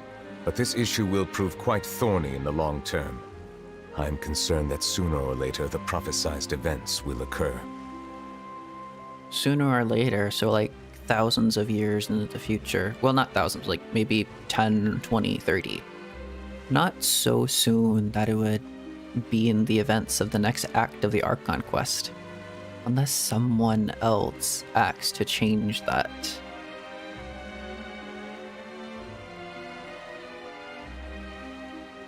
Some action from Celestia. Thank you for protecting Farina. May we ask what happened down there? To put it simply, I used my power to force back the primordial sea and reseal the sluice gate. As for what happened on our side, you count the happenings of the Tea Party to Nervalet? So as expected, the knave has turned up the pressure on Farina. She's trying to feel her out, though I'm still unsure as to her motives. Can I ask you some questions? Permission granted. Let's go. You have enough power to force back the primordial sea. Does this mean you have some deeper connection with the Hydro Archon? Whoa. It can't be that you're the real Hydro Archon, right? But that's just a speculation on our part, though.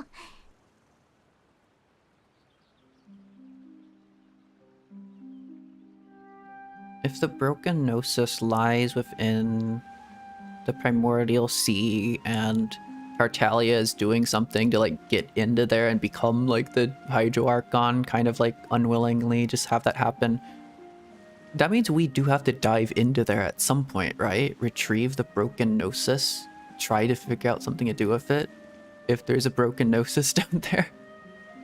I'm going with my theory of broken Gnosis. The Gnosis is broken. It's just been snapped in half, and it's just like,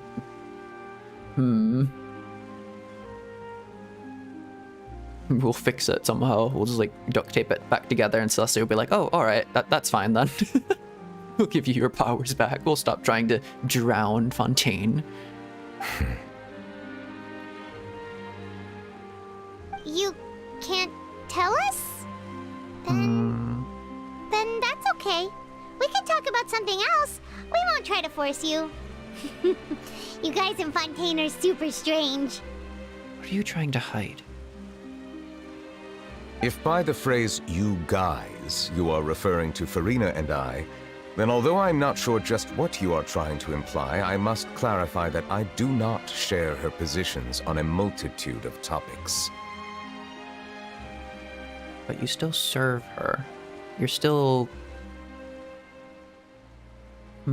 posing to be underneath her as an Archon. What did you sense in the Fortress of Meropide? Did you manage to protect those that needed to be... Yeah, what did you sense in the Fortress of Meropide? I believe so. The fortress has a long and complex history. Right. It has seen much grief and suffering. And now, another catastrophe will soon be upon us.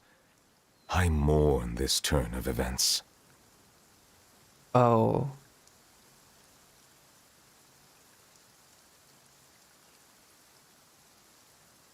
I forgot that part. Huh? Why is it raining all of a sudden?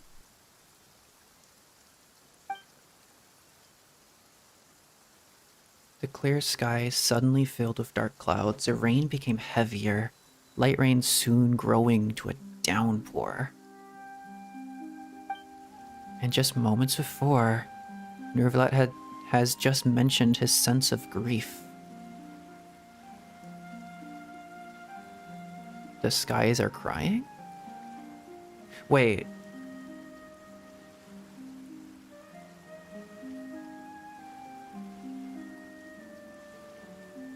If the people of Fontaine feel great grief, they will be drowned in it?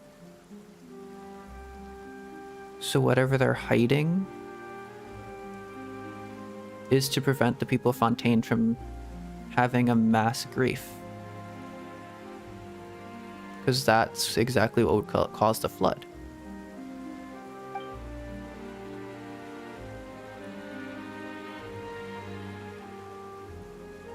Thinking back to a legend and what Fremine said, it's said that a dragon of water once resided in Fontaine.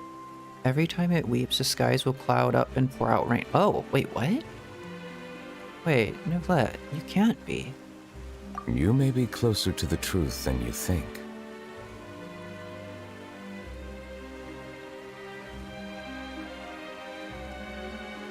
Oh? And what are you thinking? He's the dragon sovereign of water. Okay, well, there you go. I've known that for a while, but like, there's a lot of lore to do with that I haven't caught up to just yet, but we know about like dragon sovereigns and stuff like that. He's the original ruler of the lands of, like, where Fontaine was settled? The dragon of... what? Huh? Please do not be so surprised. He's like Aztaha.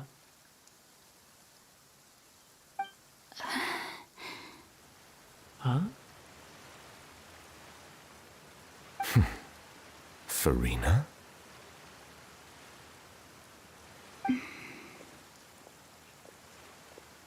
What is she doing?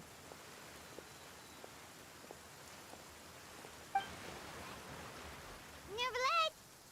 Nervalet, are you listening? Ah, my apologies. There have been theories that the visions might not be connected to the Archons themselves, but to the dragon sovereigns.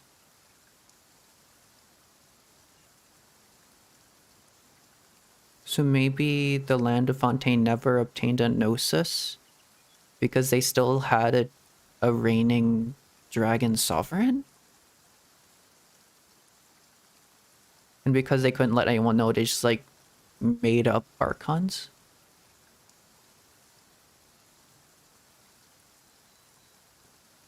But there physically can't be an Archon of Fontaine because their dragon sovereign is here and actively ruling the land.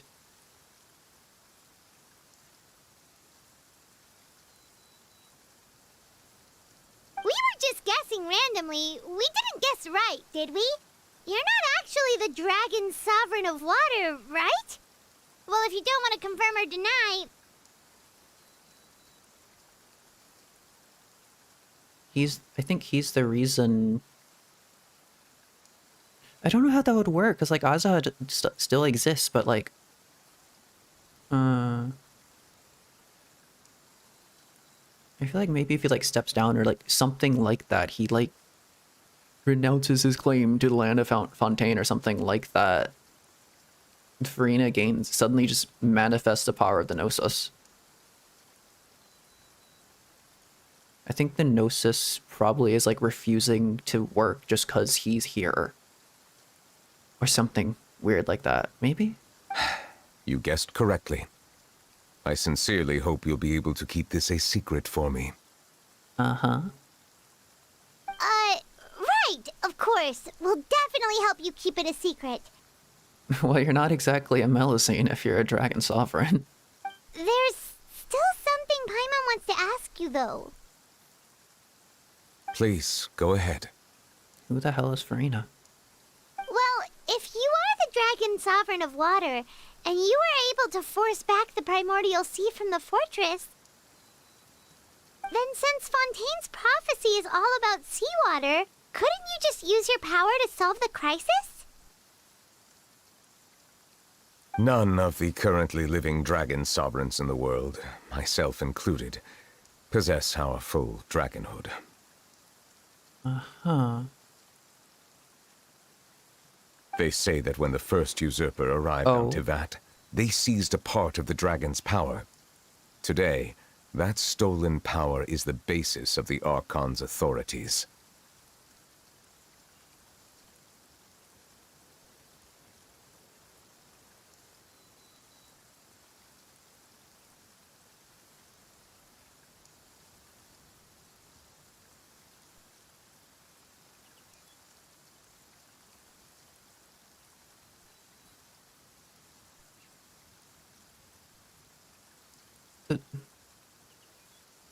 The first usurper. The primordial one? Or the second who came? It wouldn't be the second who came because it's first usurper. That's probably Celestia? Or primordial one?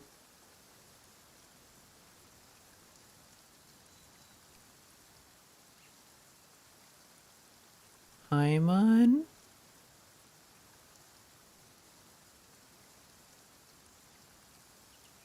There are 7 elemental archons and 7 matching dragon sovereigns. The dragon sovereign of water who lived through that era perished a long time ago. As their successor, I know far less of that part of our ancient history. How does that work, though? How did dragon sovereigns get successors? I didn't know that was a thing. I thought it was just like one person. In any case, I believe I will not be able to do much unless the Archon disappears and returns their elemental authority to me.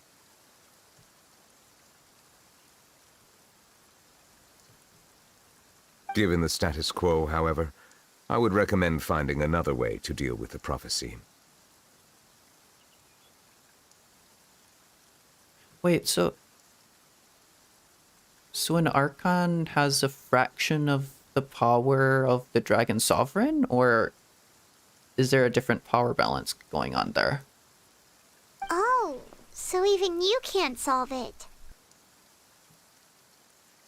I still have some urgent matters to attend to at my office. If you have any more questions regarding ancient history, you are welcome to discuss them with me at a later time. Okay, but who the hell is Farina? Please go right ahead. There's a place that Paimon wants to go too. Traveler, why don't we pay another visit to the Fortress of Meripede? Paimon is a little worried. Sure. See you later, Nervalet. We'll see you another time. Take care.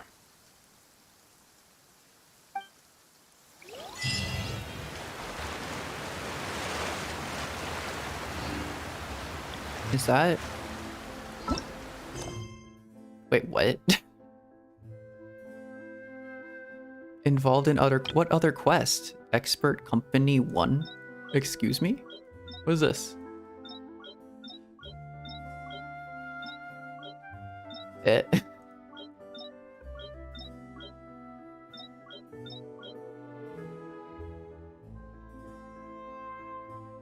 Oh, this? What is this? What? Okay. This is some quest I accepted a million years ago and that is never finished. Okay. Learn of Nervalet's true identity. There's more to this quest. That's pretty amazing. Okay. My phone is actively running out of battery, so I will need to try to lower the brightness on that. I think there should be more than like an awe word left to this quest, but there is like an entire second segment. I'll get rid of this side quest just so I can free up this area so we can talk to Farina, I guess. Which is what I'm assuming is gonna happen.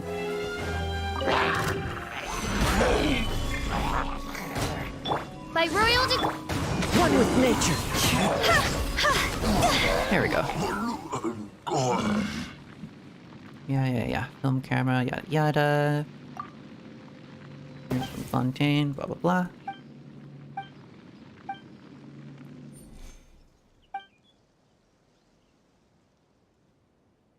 Starving, yeah. Seeing these tea documentaries in the village. They shoot their own promotional films, yada yada. Yeah, can you just like leave the specific area I'm in, please, right now, just so I can like, you know, do the thing. Lightning expert, Right. Narratives. Okay. I'm going to skip through this because I'm probably going to forget it all anyways. Oh?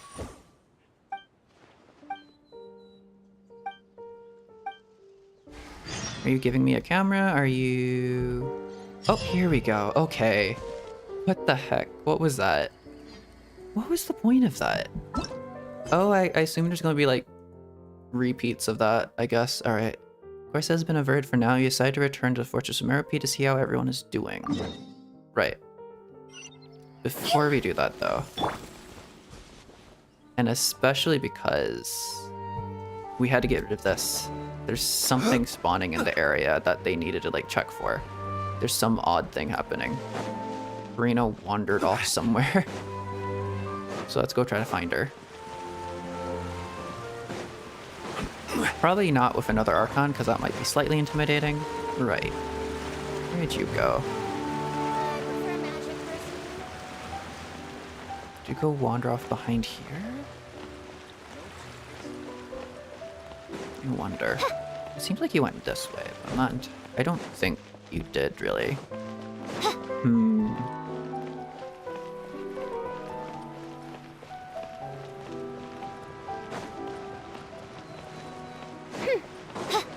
Yeah, I feel like this is the wrong way.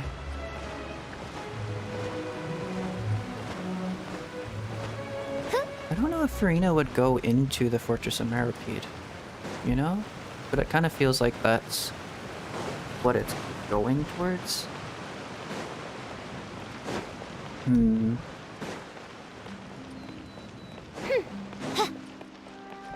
Maybe she did go down there, just like check something. To figure something out. But she must have run off like this way.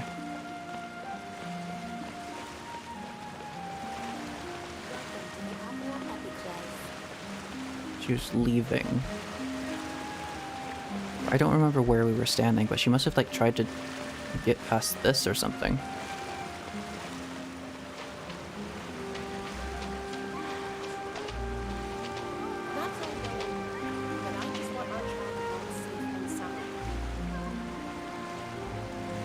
I can hear it, yeah. I can definitely hear that. Alright. Would she be over here somewhere? Why would they clear this area if they didn't have her somewhere in here? Or maybe just by like having to force through that quest, I actually like messed it up. To show she like stopped existing just because everything reloaded.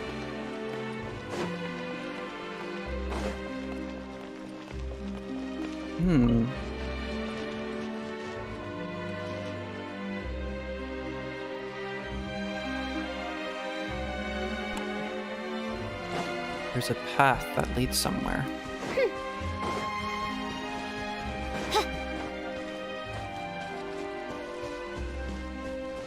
Where's that go? Off in that direction? Maybe it leads off to that. Whatever that is.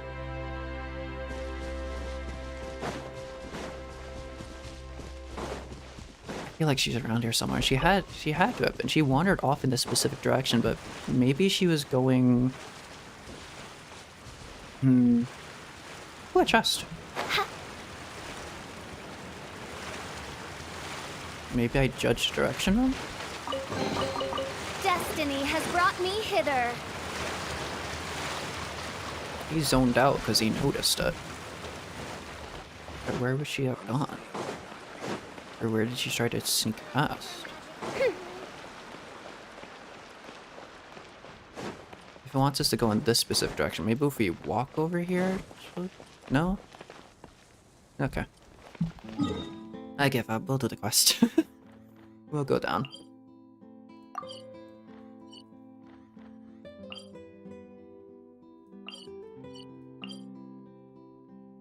I can always look it up at the end, figure out where she wandered off to.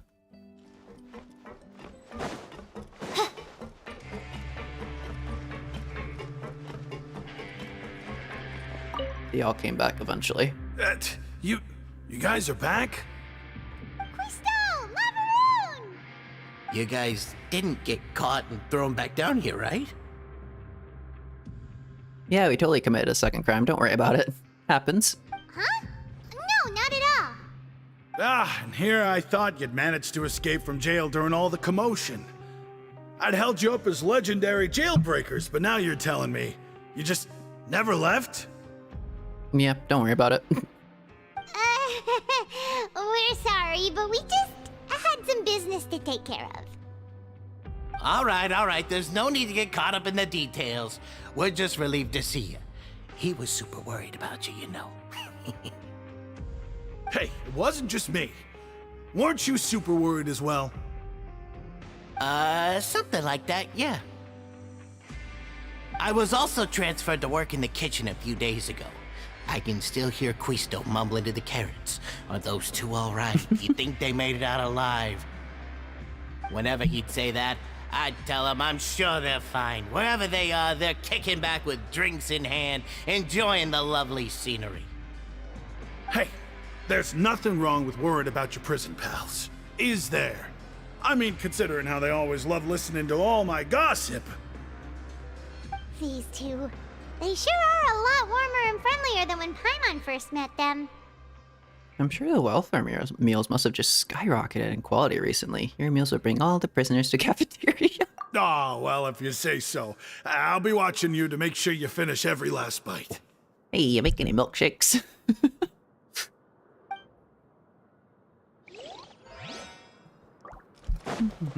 Can we... Does this read? Okay. Why don't we have a meal with those two one of these days? I was really worried I was going to just restart the conversation, but I know there's always like more text or more stuff You usually. want to cook for him yourself? Why not? Good chance to show him what I can do. So that's how they're going to play it. So whenever we interact with anyone in here, they're just going to assume we're still inmates. They haven't told anyone that like we've officially just like been redeemed or anything. It's like, yeah, okay, leave. Sijween. Sijween! Traveler, Paimon, you're back! Are you still doing alright? Did either of you get hurt? Don't worry, we're both doing great. We're fine, but what about you guys? It was such a huge mess. How bad was it? A few people sustained superficial injuries, but that's about the extent of the damage. Monsieur Nervulette paid us a visit. It was all thanks to him that we managed to suppress the crisis for the time being. Oh, of course, we must also thank you for the help you provided. how did Nervalet know that he was needed here? Well, Miss sure Nervalet has strong resonance with the hydro element. When the water level rises, he can feel the waves produced. I ran into the bombshell bros while bandaging the injuries of the wounded. They were mumbling the whole time about how you just ran down without a word. I'm so relieved to see that you're both alright. Well, we'd probably survive it anyways. I don't think it affects us. If you're not too pressed for time, please stay with us a few more days. Okay. Just let me know if you get a craving for any particular dish, so I can have Mr. Walsey get your meals prepared. Oh, and please feel free to visit the infirmary for a break at any time. I'd like to take the opportunity to spend some more time observing your facial muscles as well. Your happy smiles are quite contagious, you know. They're so memorable, and I've missed them immensely while you were gone. You're similar to Nahida in, like, kind of your attempt to understand people.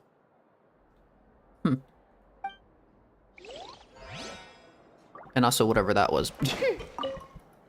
If you can find the time, please stay at the fortress for just a while longer.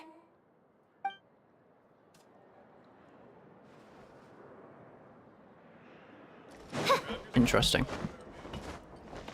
Slightly Nahida-like, but only in, like, that one particular aspect. What's the easiest way to get that?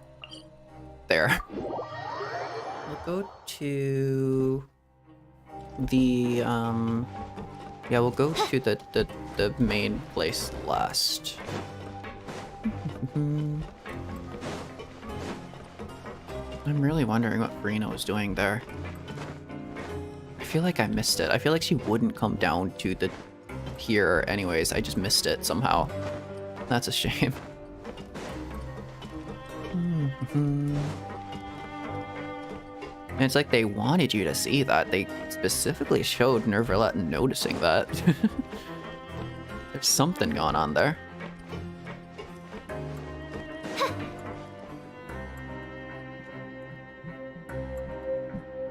Now guess, what suit will this next card be?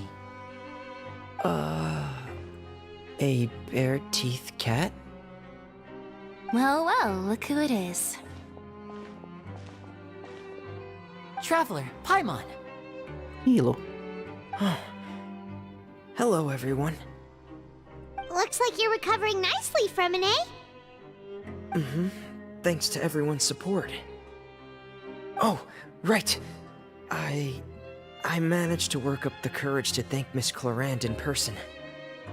Nicely done, Mr. Introvert. Whoa, how did she react? She told me that it was nothing.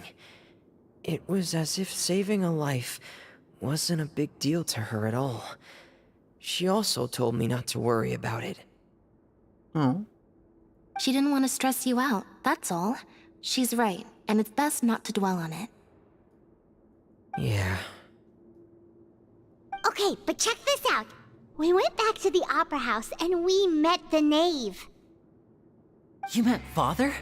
Did she say anything to you? She said that you need to be more reliant on her. She said a few things that were, a bit hard to understand.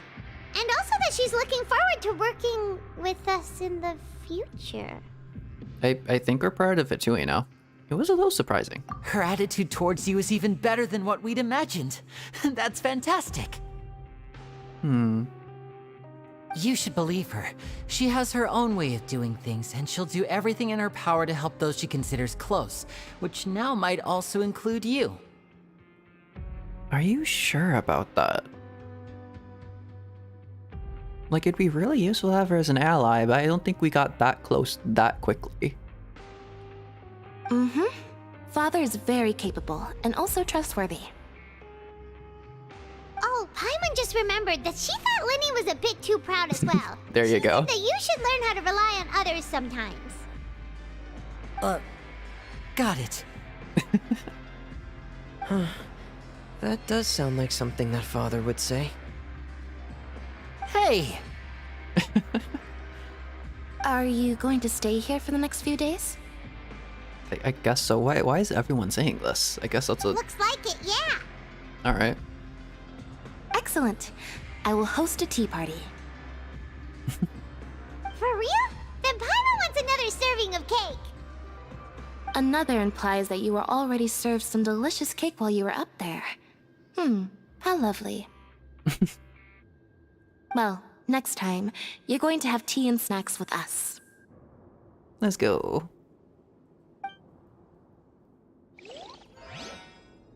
A little Fatui tea party. We should start preparing that tea party. Oh, that's a great idea. I'm all for it. I'll help you set it up. That's our only dialogue. Okay, fair enough. They're really excited for that tea party, eh?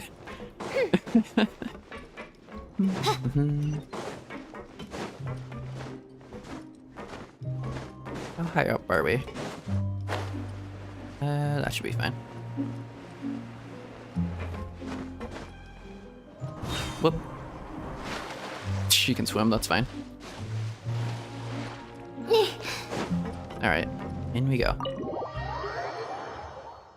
Let's see if Farina may or may not be in here. Oh? Lower. Not higher?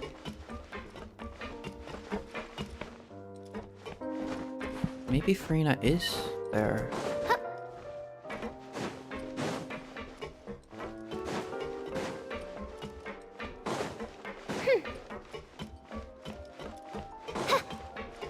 Oh, wait. No. But... Huh. It's interesting how we just go in here now. But we talked to them, really? I want to talk to Farina. Dang it. Let me go down. Come on. I want her to like stare at the primordial seas like, shit. I gotta deal with that. No, I'd rather not. I'm just gonna leave. I'm gonna wander out of Fontaine now. Jurier, Miss Sijween told me you still haven't eaten. Yeah, I was working on something, so I forgot. That's no excuse for... Huh? What's you two? Hello, you left the gate open. Jurier, Lurvine, we're back! Hello there. It's been quite the mess here recently. How have you been? We're fine, thanks. And you? Are you still taking the secret passageway from the infirmary to work on the ship? Yep. That is still top secret, though. So don't say a word to anyone. Oh, so that's what that is. It can be a bit annoying when there are lots of people in the infirmary, but I still prefer taking that route over the one from the Duke's office. It's open right now. It just you take 2 steps down. It is so convenient. I mean, what are you talking the about? infirmary does make it easier for you to slack off. Oh yeah? Then why are you also here so much? You two really are just using your jobs as a cover for your relationship, aren't you? Not at all!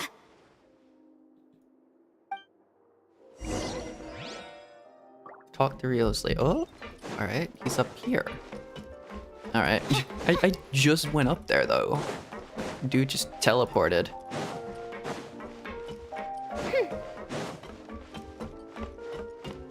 Why, hello there.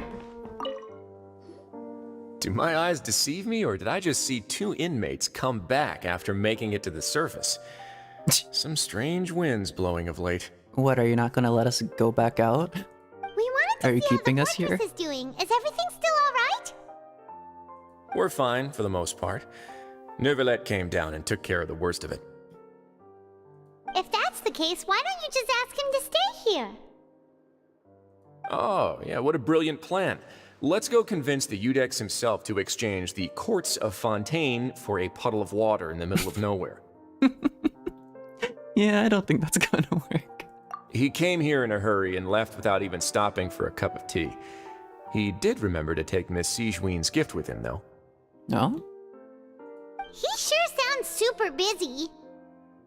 She left him a gift? Miss Cloran has left as well. She also took her gift from Miss Sijween. I see. Were the gifts milkshakes? Nervalette got the milkshake.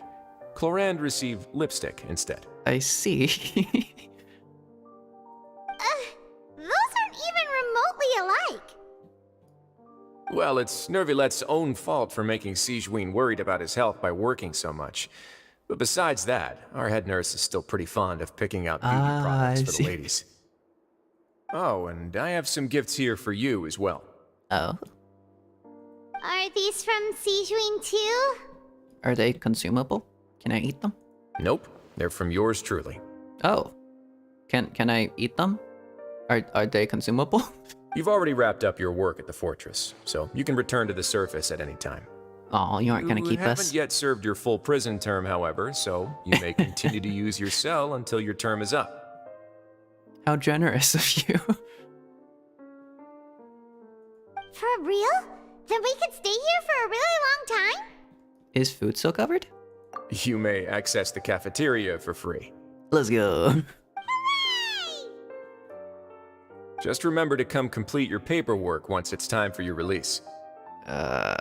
We can still just go up to the surface and do whatever, though. We're just gonna be like a permanent prisoner. We're never gonna be released. That'll be interesting. Your file can't be closed until we've completed your paperwork, so don't forget to come find me again when you're done serving your sentence. That's gonna cause some interesting troubles later when we just keep the sentence in perpetuity, but we just go wander off somewhere. It's like you're still technically,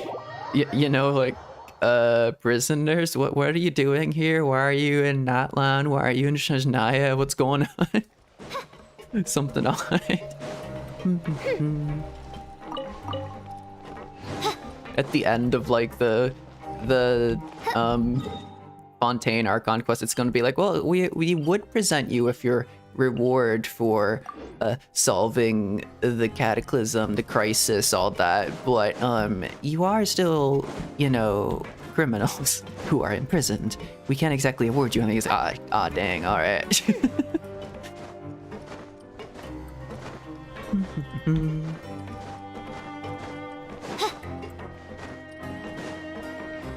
I should be keeping my eye out for anything odd.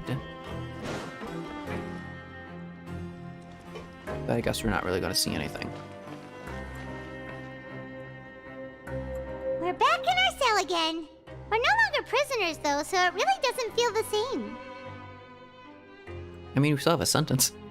It feels like a huge weight is off our shoulders. It feels like we've regained our freedom, huh? Sure feels that way. But the truth is, we never did anything bad to begin with, so I'm not sure why we put so much pressure on ourselves.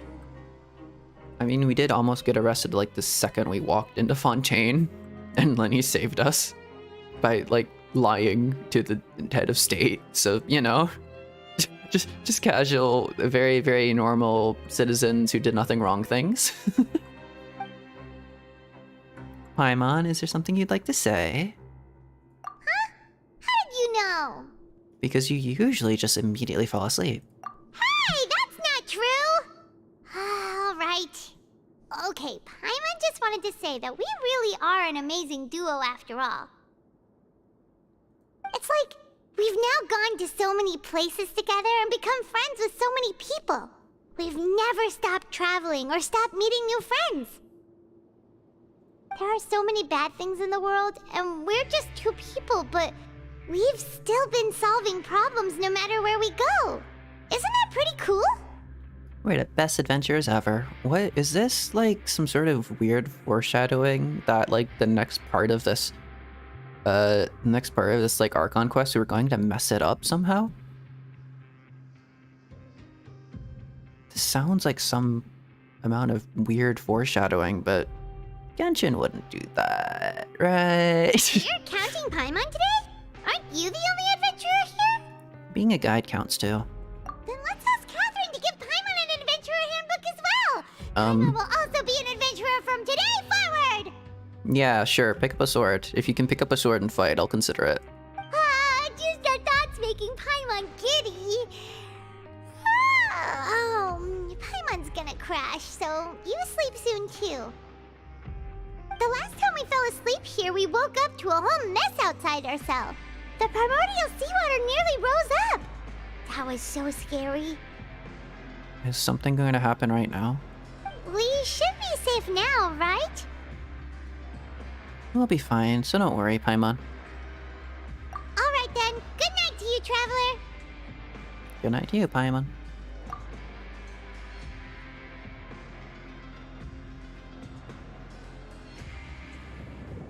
Oh, dreams, let's go. What's Tartaglia been up to? He's in the Primordial Sea. I knew it.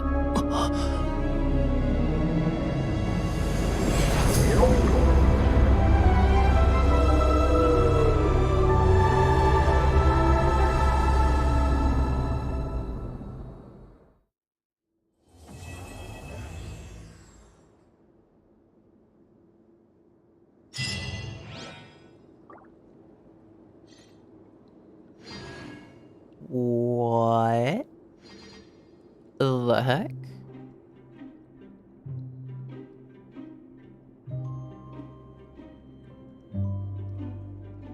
I created another universe and found it.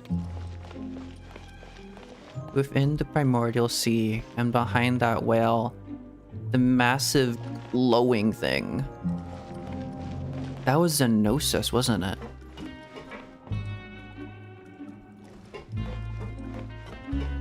That's the Hydronosis, and it's been given to Tartaglia, right? Or no?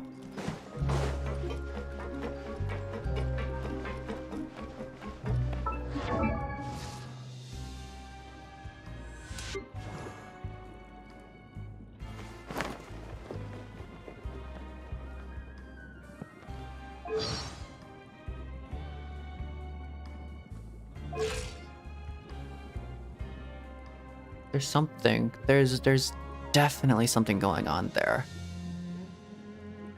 But I don't know what. Anyways, C2.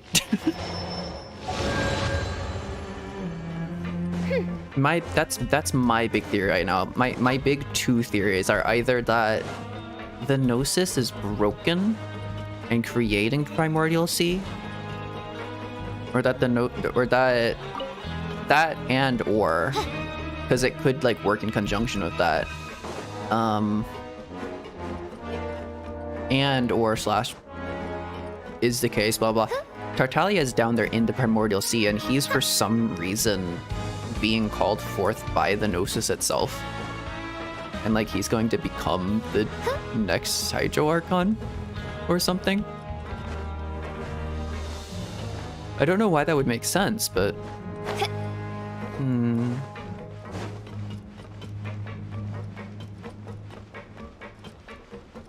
because I don't think Furina is in possession of the Gnosis.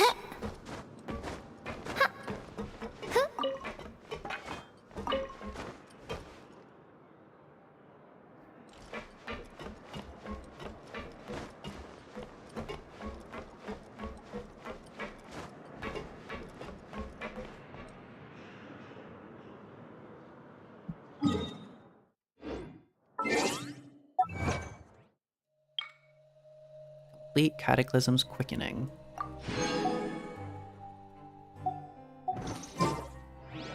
I do worry.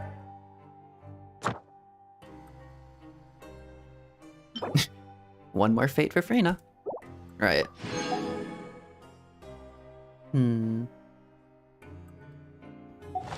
About the well-being of my retinue during my impromptu absence. I'm sure the good people...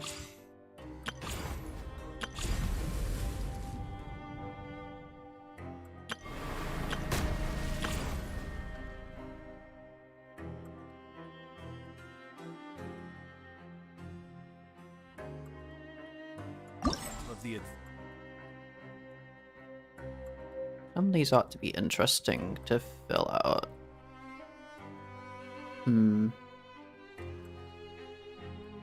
Did his story quest show up in like... Might do his story quest at some point. I think his story quest is probably really important. Including like Nahida Second Circus as well. I need to do all like these. I need to get around to like going through this log. And also all of these. It's kind of a problem. I created another universe and founded paradise. For I, official. I still feel like... Also, yeah, world quests and stuff like that. Dang.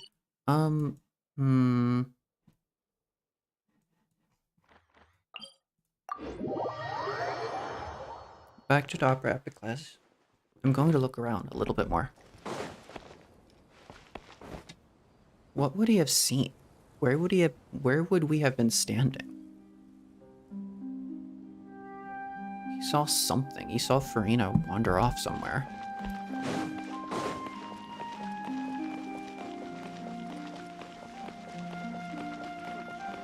Maybe that'll just be revealed later, where she wandered off to. Huh.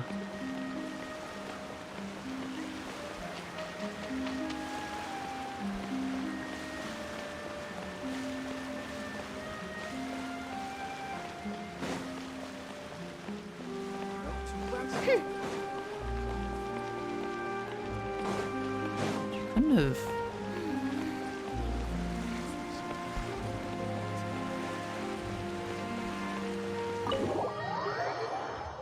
Maybe she's like just chilling in here, waiting or something, or...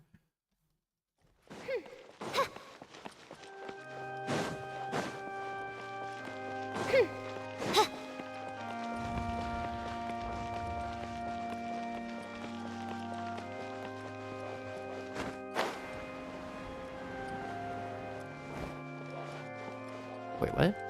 Oh.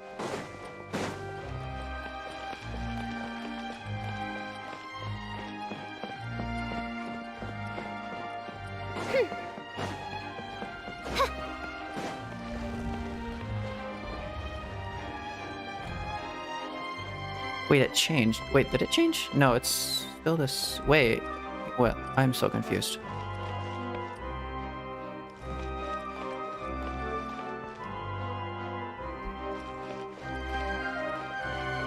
Okay. Yeah, I don't know where she would have wandered off to. I don't know why that was highlighted if I can't do anything about it right now. She would have wandered off that way, but I guess it's just like into there. And that just teleports you over to the fortress, right? Is this the main entrance, maybe? I'm gonna go look at like the main entrance of it, I think. No, that's...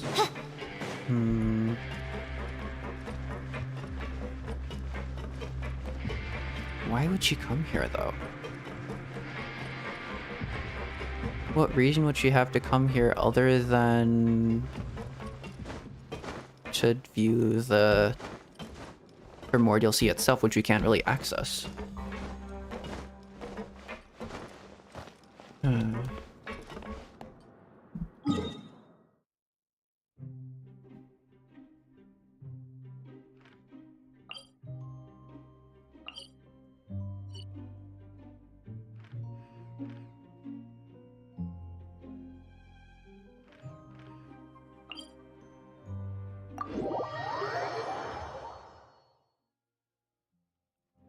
Yeah, I have no ideas. Oh, shiny.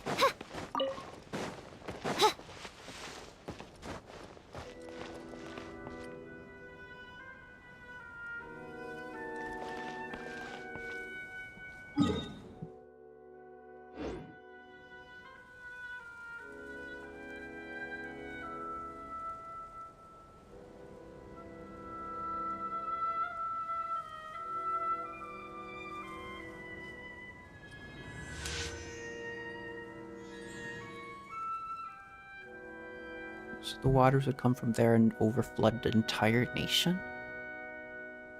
Or would the entire nation sink into the water? Because how would it...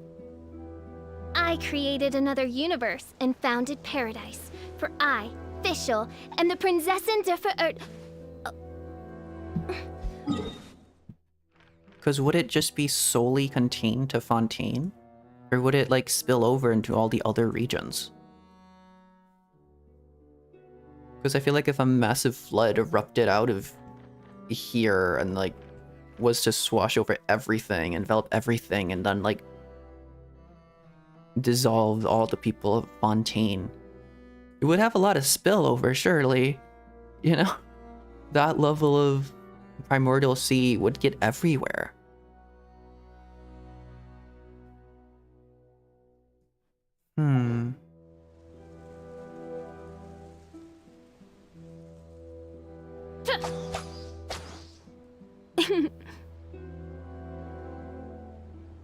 Okay. Well, I am going to mute that for a second.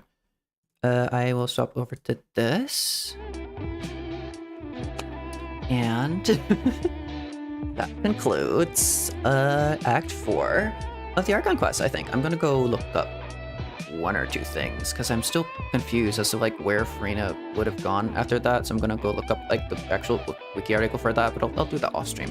I'm also gonna watch through some of the promotional stuff for 4.2, because I think I'm mostly ready for that at this point. I haven't done like some major quests still, but if I'm up to date with the Archon quest, I guess it doesn't really matter too much. So, yeah. Sorry, yeah. So that'll be a thing maybe in the next few days, maybe at some point in the future, a million years later. I have everything prepared for Furina summons, whenever that will be, like immediately after the 4.2 at any point during that time. Yeah, I guess. I'm not gonna give myself like a strict time limit for that. That should be fine. Alright. I am going to change my outro, my big long outro that I always do, actually, to something very, very short. And I kind of feel bad about it, but I also kind of, I think it's a needed change I need to do, because I always drag it out too much, but I'm also talking like this. Hold on. Music. I'm trying to find music that doesn't have words in it. Okay. But, hold on.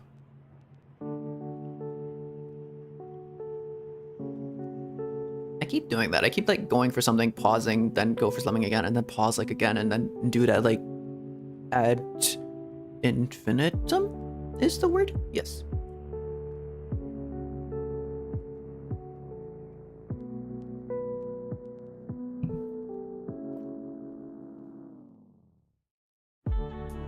But I would just like to say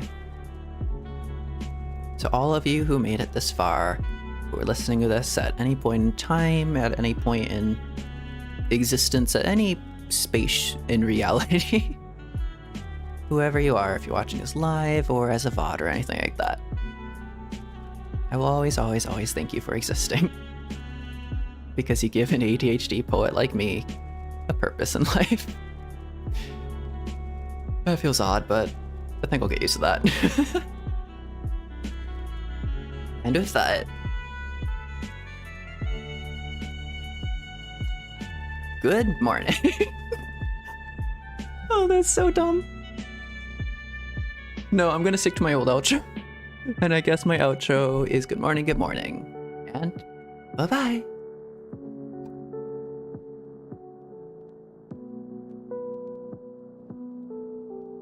Is it really worth it if you don't cringe at yourself sometimes, you know?